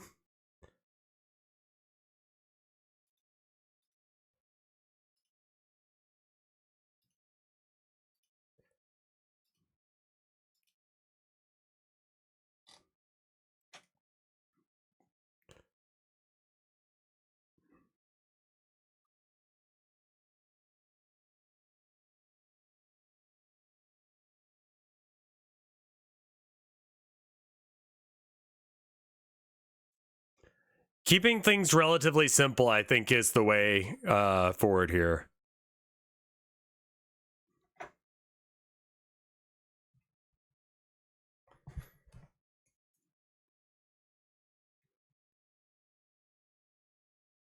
Let's clean up some of these lines real quick.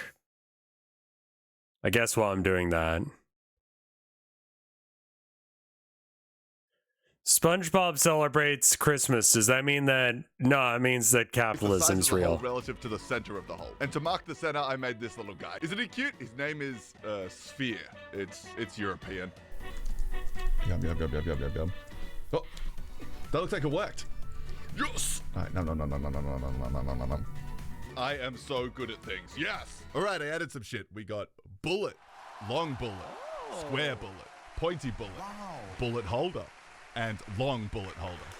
I don't know about guns. I'm Australian. Yeah. All right, hole is done. Now we just need to make a robot, give it a health bar, have it move towards us, store all the bullets we eat, then shoot them at the robot and deal the appropriate damage, and have the robot kill us when it touches us, and have the robot die when its health runs out, and add a bunch more bullets to eat, and add a timer for how long we can eat stuff, and change the camera to see the robot, all in 23 minutes.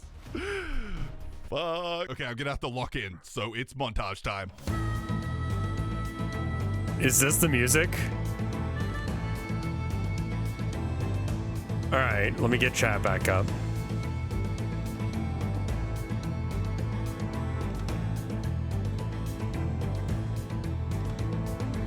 Yeah,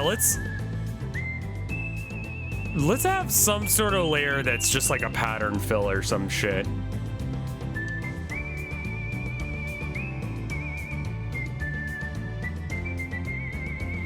Is there not like a pattern thing?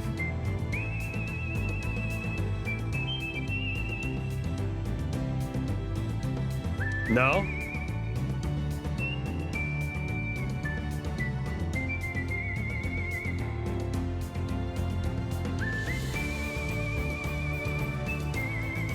Okay, we're done. We're done. Woo! That was fucked. That one was so much harder. Oh my god. All right, whole game. Let's see. Let's see how we did. I've not tested any of this. Oh, right, we got... I forgot we had a timer. All right, go, go, go. All right, let's grab these boys first. Num, num, num, num, num, num, num. Oh, oh, that guy does go. Oh, what? They're all falling over. Don't worry about that. Why is it? Why did they fall over? Whatever, whatever. That's okay, that happens. All right, let's get some bigger bullets. Yeah, build 42 is like almost ready. Pretty good. Oh. That's okay, that's fine. That's everything's fine. This is normal. He's still there, he's still stuck. Let's get some pointy bullets. Fuck yes. This game's actually fun. I'm actually like enjoying this. That's crazy. Alright, can we get the big ones? Oh, oh my god. Oh no. Oh, You can play it if you opt into him. You got him. Guys, you missed him. You missed him. Let's go again, for the sake of the video, not because I'm having fun.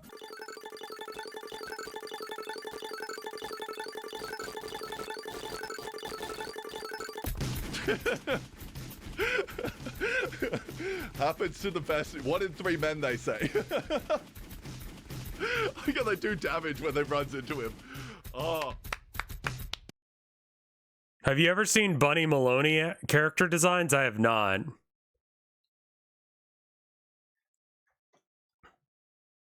I'm just gonna save this fella real quick, and we're gonna just like export this fella into the game. Sort of, not really. We'll put her into here.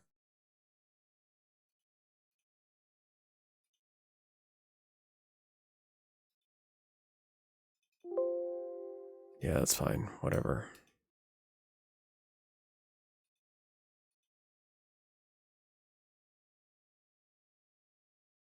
I'm sorry, what? No, don't save it.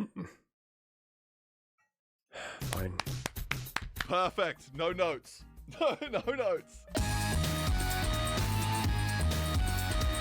Yeah, I accidentally exported instead of imported. We got a knife, it spins, that's pretty much it. That's the whole game, you cut shit. Yeah, what you see is what you get. Yeah, I don't know what else to say, that's all this is. Okay, let's get to work. Okay, we got a brand new Unity scene, and let's start. Yeah, that was the issue. 60 minutes. Ah, okay, we're going. All right, so first up, we need a way of splitting shit in half. I think that's going to be the hardest thing. So we could cut it ourselves, but we do not have time for that shit. So let's steal someone else's work. I'm sure that's what the creators of this did anyway. Come on. All right, dynamic mesh slicer, that'll do. Well, it's free. Let's go. Boom. All right, what does this do? Oh, okay. Excellent. That's exactly what we want. Okay. All right, let's adjust the code so it splits it in half perfectly.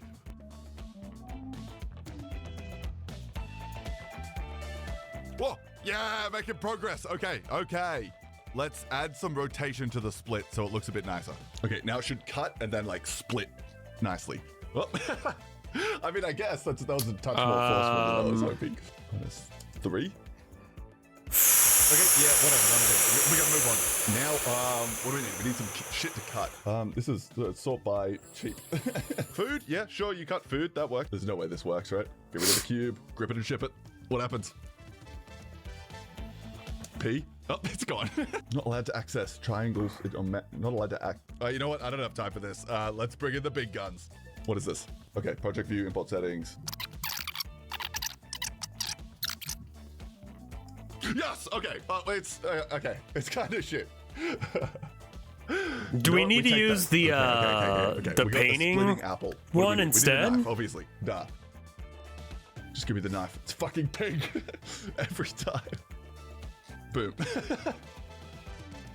Yeah, I think that's what I need to do. Is I need to do it with the brush strokes thing instead. Let's fucking go. Now that might have looked like the knife was cutting the thing, but I actually just pressed P at the right time to make it look like that. So we got to actually make the knife cut the thing. This should cut it without me pressing P. That's the dream. Okay. We can't use an effects brush, but we can use this. Fuck. Oh, here it is. This needs a collider. Yeah, that should fix it. Fucking piece of shit game engine. God damn. Like maybe if I do it like this instead. Who cares? Move on.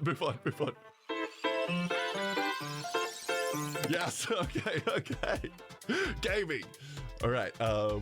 Now we need the actual. The kind of rougher lines make it a little easier to draw as well. It spins.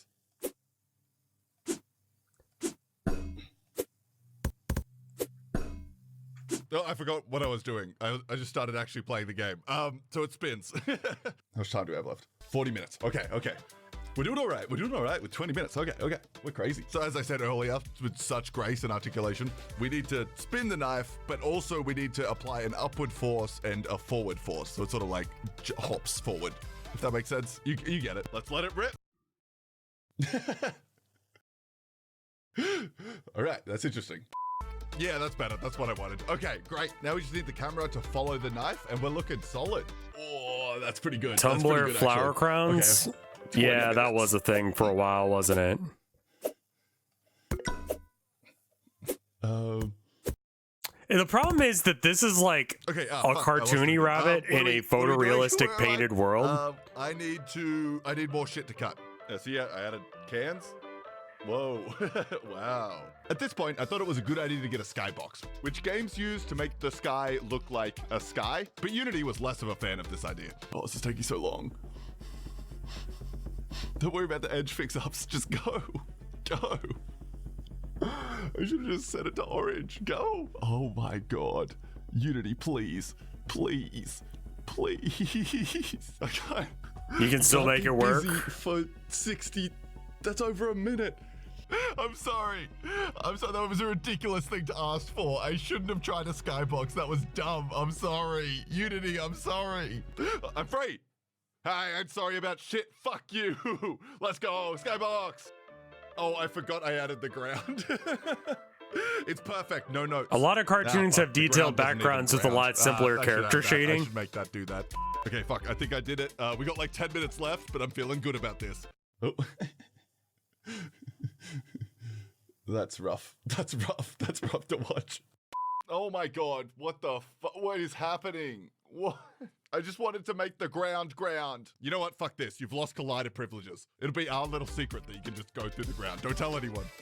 Okay, how much time? We're 8 minutes. I added some more stuff to cut, like donuts. Wow. Oh, don't look at that. I also added the score, which I apparently put in the middle of the screen. It's a bold choice. And I added a finish line and... Oh, okay. Reminds me of the locked door in Scooby-Doo. I don't know what that's referencing. Woo! All right, let's cut some shit. I think visually this one's the worst. I think it looks like shit. Okay, pretty good. So, oh. Never mind. Oh, huge lag spike there. That's okay. Oh, eggplant splits into 4,000 parts. Whoa! But I'm thinking we could like maybe like painterly paint these. Whoa! What the Painted fuck? cells versus backgrounds. That might be better than this. This looks a little too sketchy. Oh, I see what's happening. I left some scripts that when you click on something, it splits it in part. Okay. And so I was clicking on the ground. Oh my God.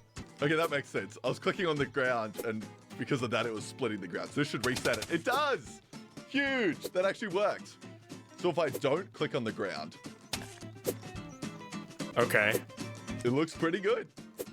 So like I'd link a video if I had permission. Sorry. I think that this is fine. This is not really The how other you're way- supposed to play the game. I think that the other way of doing it is better. Just click on this. Yeah. I can just click on them. Makes it a lot easier. Let me get that guy. Twice upon a What time. happens if I click on the finish line? What happened? Nothing. Oh, wait. I think I split it in half and then I can go through this finish line. Oh my god. I'm free. Okay. They're let's run it little back paper one more time. Let's see cutout what's guys. going on. Oh wait, is that Brilliant.org cutting through the competition? So dumb. Oh my god, I think that was the worst segue I've done in my life. Okay, Brilliant.org. People often ask me how I got this good at making games. Well, the trick to achieving this level of mastery is breaking the journey up into small steps and learning something every day. Brilliant is the epitome of this philosophy. By This helping you character build looks real good. knowledge Let's in make just the rest of the minutes a day. characters It's like the fit. opposite of mindless doom scrolling. Instead of watching this, left side and it won't let him in the right side. Are you serious right now? you could be doing an interactive course learning about how large language models like ChatGPT work, or you could take one of the many courses on programming, which are a great way to build foundations and learn real-world applications. Brilliant's courses are also available right on your phone, so you can do them whenever you have a spare minute, whether that's when you're on the toilet or driving on a particularly straight road. You can level up on the go in just minutes. So Don't to do support that. this channel and try everything Brilliant has to offer for free for a full 30 days, visit brilliant.org/codebullet or scan the QR code on screen, or you can click the link in the description. I believe You'll he's also get used 20% off an ChatGPT annual in his premium videos subscription. before. Thank you, As a Brilliant. programmer, Yeah, it's Patreon like battle channel, time. like Okay, you thanks for gotta watching. go where the This money one was is. fun to make. Kind of crazy I how get close I it. got to the games within an hour. Of course, they're not as good as the originals. The originals had a lot more like polish and stuff, and like honestly, like a lot of the originals had just like a lot more level design, I guess. Like a lot more, they had a lot more levels to play through, which probably would have taken a bit more time. But it was kind of crazy. Like all the functionality was kind of essentially there. He used it in this one. Which is Yeah, nuts. I mean, yeah, I like, was pretty happy with that one. Especially the first I'm not a game, the fan, Catmasters but one. That was actually like, I thought that was really cool. I feel like The it's Knack one was fine kind of considering shit. the content If for some he reason makes. You want to play them? I don't know why you would, but You if know for what I some reason mean? you do, Like, yeah, they if you're are gonna on do my Patreon, programming so you stuff, can go check that out. like, Maybe you that's wanna the see hot if you new can, thing to be talking beat about, my so- score on how long it took the Catmasters thing to end or something. Yeah, I mean, obviously they're buggy, they suck, they are not fun, but they're there. I hope you like this sort of like lower effort content. It's still like a lot of editing and all that, but like the actual project themselves obviously took me 3 hours, which is way less than my usual project, because I kind of get stuck in scope creep hell of like, oh, I should add this, I should add this, I should add this, and then it ends up taking like 6 months. So giving it like an hour or 24 hours or whatever, sort of some sort of time limit or challenge or whatever, makes it a set scope of how much time I can spend on it. Okay, anyway, congrats to Most messaging Report apps are adding Turret. AI It's a free buttons. match. I'll be in Like, contact. I'm not Okay, gonna add that to my bye. game because it's not necessary, but that's okay. He can do that. It's just not my thing.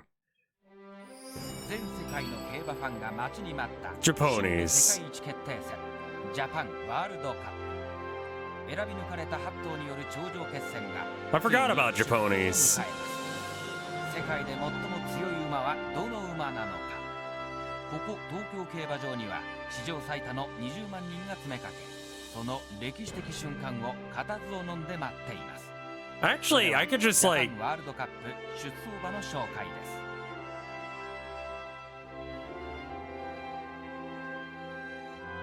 1番銀シャリボーイ日本無敗で皐月賞ダービー菊花賞の3冠を達成した歴史的名馬必殺の寿司ウォークで世界制覇を狙います騎手は若手のホープ松 Oh, 岡 hey, 正美 Twitch? The actual Twitch? Wait, what? Hi, Twitch. 2番ピンクフランスフランスの Th- 牝馬クラシック thanks. 3冠を達成している How are 東 you? 大最強牝馬 How are you doing, 赤いガーターベル Twitch? トを装着し Jonathan Twitch is here.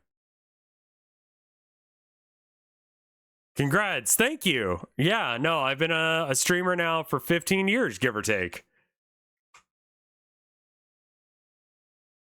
I'm good, but I hope I can make your day better. Well, awesome. Oh. Oh, wow, that is neat of you. Well, here, hold on. I bet it's an AI. Well, let me screenshot that shit and post it on Twitter.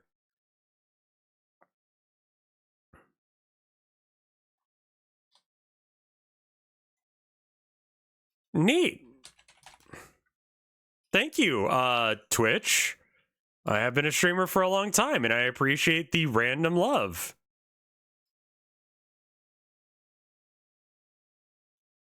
Here, let me save that. Oh. What in the hell?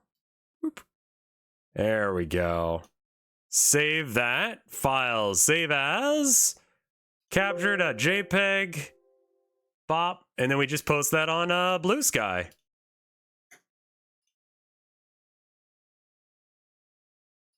Well, thank you.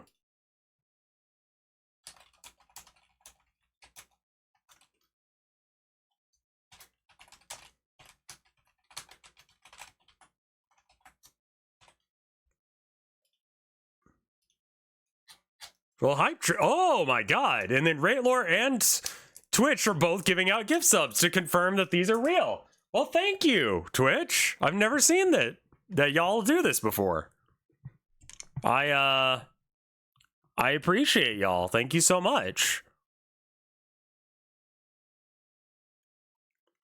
Wow. Okay. Well, how have things been with you, Twitch friend?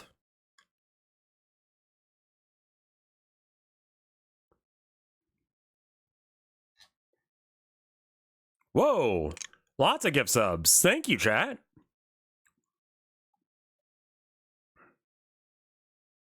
Wow, okay.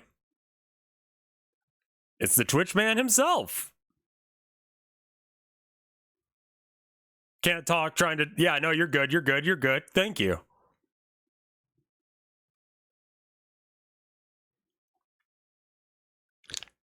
I really appreciate that. I hope that you do this kind of shit for other streamers as well. I really appreciate this. I kind of needed a little bit of a pick-me-up today. If it's a bot, it's at least a bot that's really fucking good at convincing us that it's not.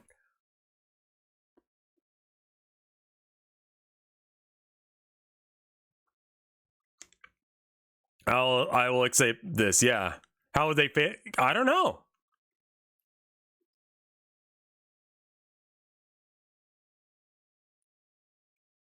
That's 20. Jesus Christ. Thank you, Twitch.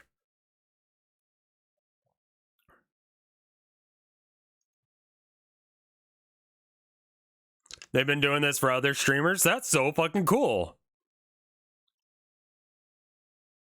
How are there so many subs? I mean, it's because of the gift subbing. Merry fucking Christmas, everyone.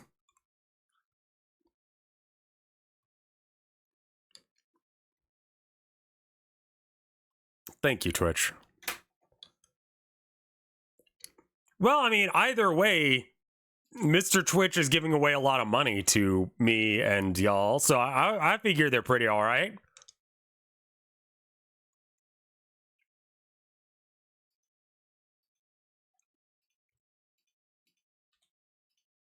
What if it's Jeff Bezos?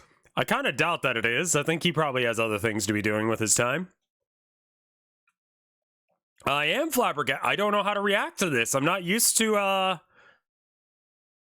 this.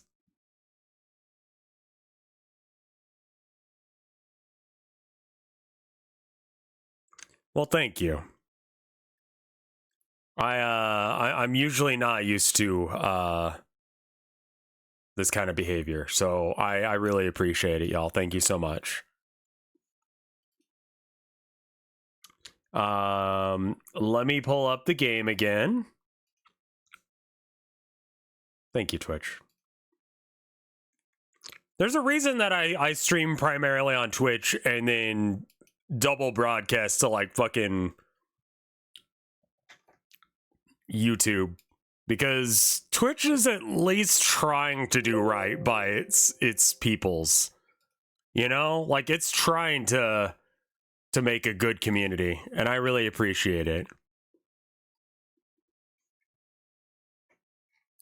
Yeah, I've been a streamer for about 15 years now. I think that is accurate.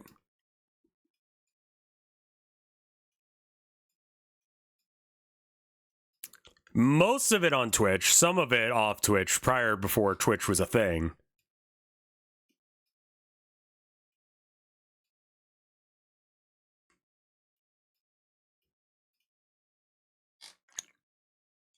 I think I like the non-brushy version more. What do you guys think? Thank you for the 100 bits, Bone. And then someone gave another series of bits earlier. Bone Babette, thank you.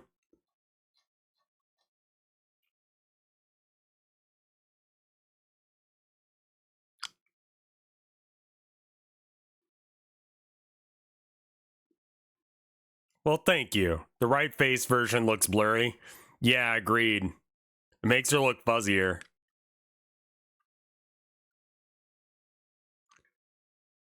I had done one stream prior to Vinny inviting me on. It was on someone else's stream.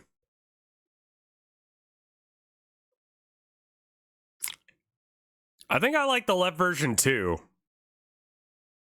The cleaned up lines look cute. They look better. I think so too. I need to draw some more fellas, and I think I might want to do that, like, perhaps off stream. So let's finish up with the rest of this stuff, the guys, or the map, and we'll go from there.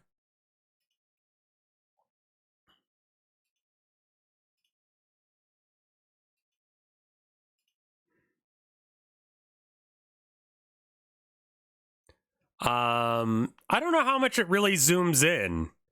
I'm trying to get it so that way this is you know, it's a little bit zoomed in. A skunk and a bat, maybe. I mean, I haven't really decided what the guys are going to look like, and this looks kind of out of place, and I can't figure out why. Let's just do some of the other sketches. Maybe that'll make more sense. Where is that one? Okay, that's the dock. That's fine.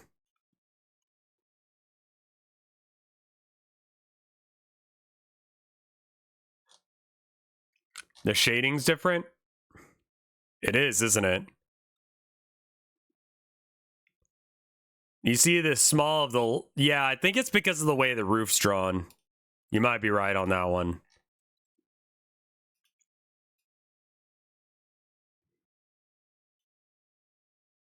Yeah, it's also the angle is a little off.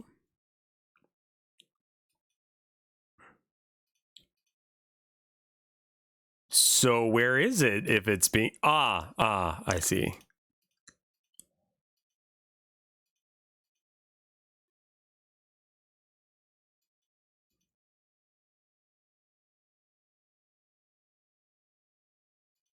Sorry, I can't type today. Don't even worry about it. Thank you.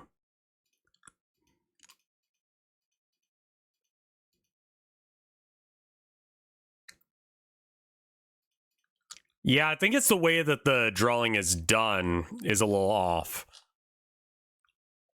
I think if we do it over here, it'll be fine.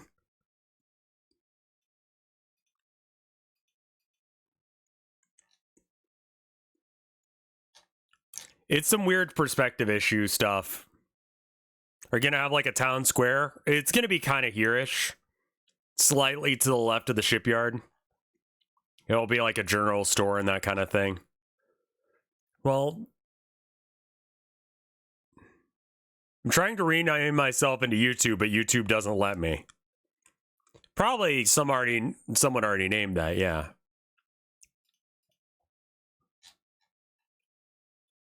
What does this do? Anything? Not as far as I can see. There was no competition with Mixer. Like, are you kidding me? That shit was nothing. Alright. Well. Let's, Oh, the Procaster days. Is Hitbox even... I don't know, man.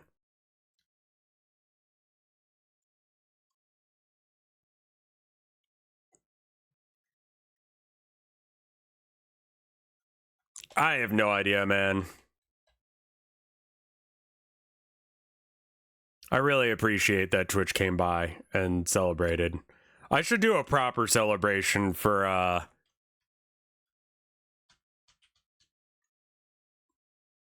my 15 years of streaming. I just don't know what to do with that. You know what I mean?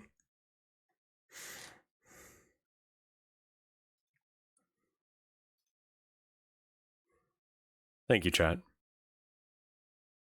Get to open my hype chest thing. Play sucky Flash games? Quite possibly.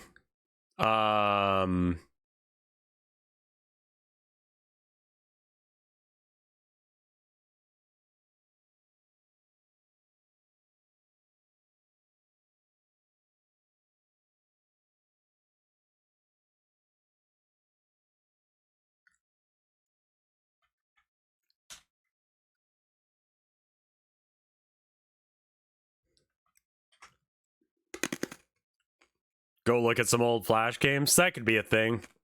I thought about doing a stream where chat just dictates my every action. Like, just channel points to decide what I do. Within reason. I keep my clothes on.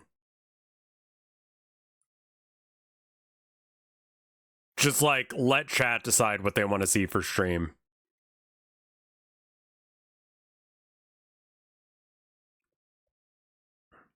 How many channel points to make you shit yourself?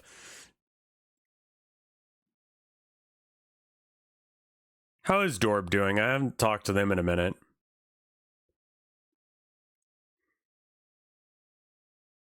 I don't think I want to have,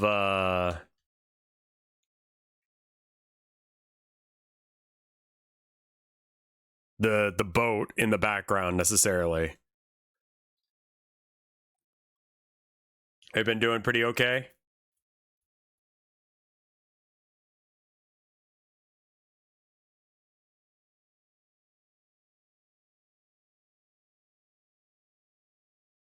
That's good. Just doing his own thing. I'm really glad.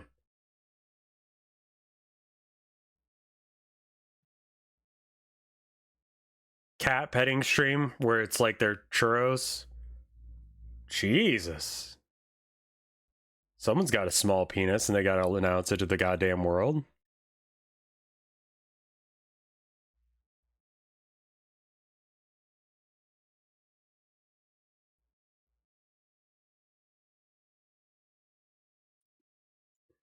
Cat building stream.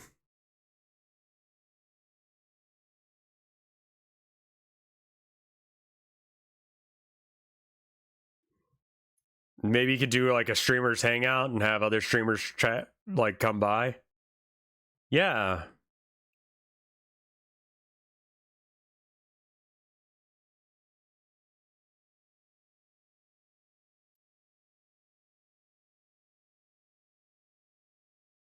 Maybe.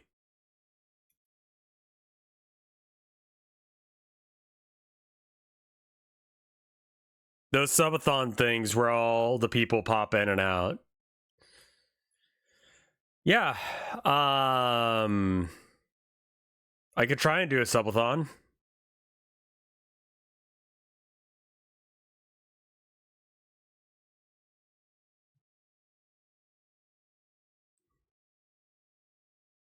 Someone messaged me.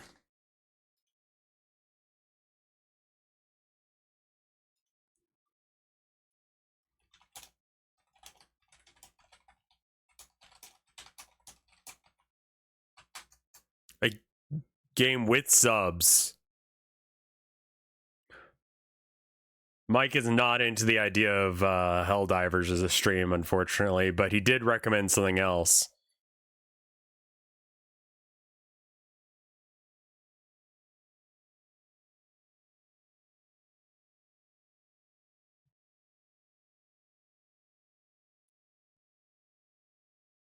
Horrible stream game.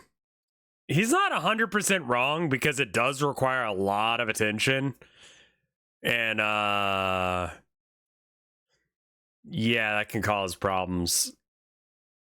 It's also very repetitive as a stream game. He might actually be right.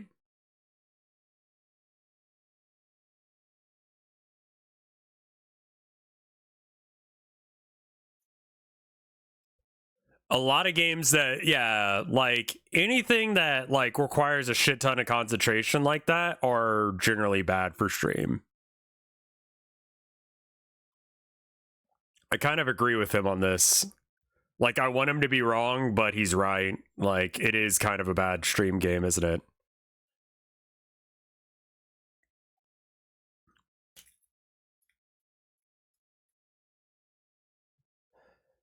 Long Drive has beta multiplayer. We played through the not real multiplayer of it or whatever, and it was real bad.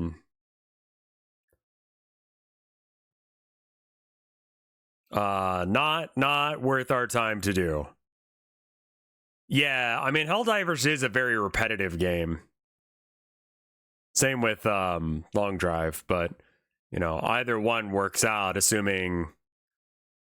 What do people even play together even anymore? I'm gonna like raise this up a bit. Long Drive with chat just becomes Mad Max, yeah.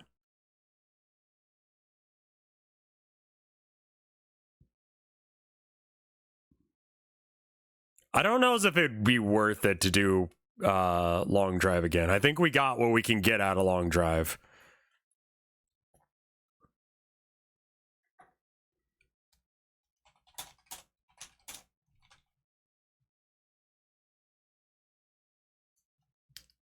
I have no idea. Does that game have an ending? Which game?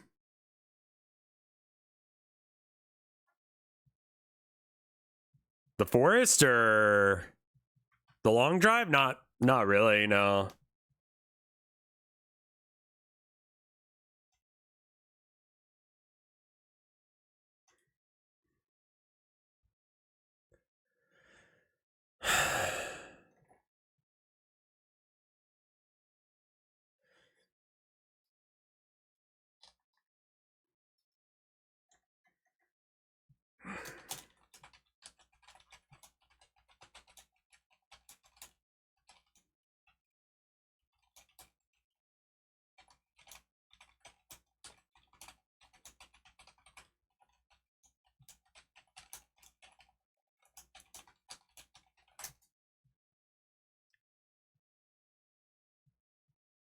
He might be doing some Mario Party later tonight. Sorry, I'm just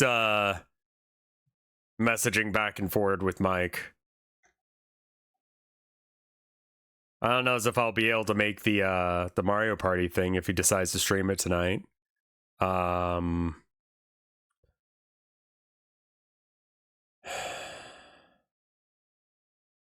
don't know.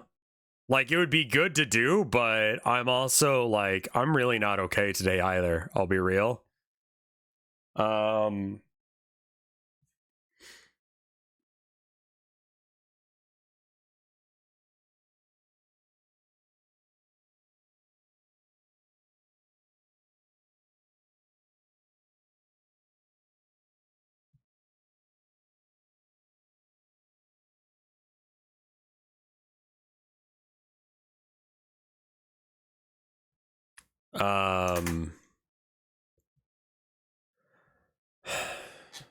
Like, I think I should stop streaming right now. I think that I'm not putting on a good show, and I think that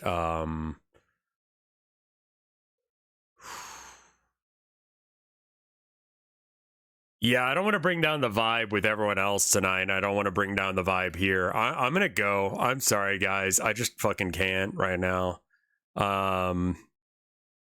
Yeah, it's probably just like seasonal affective disorder because I haven't gone outside recently. I'm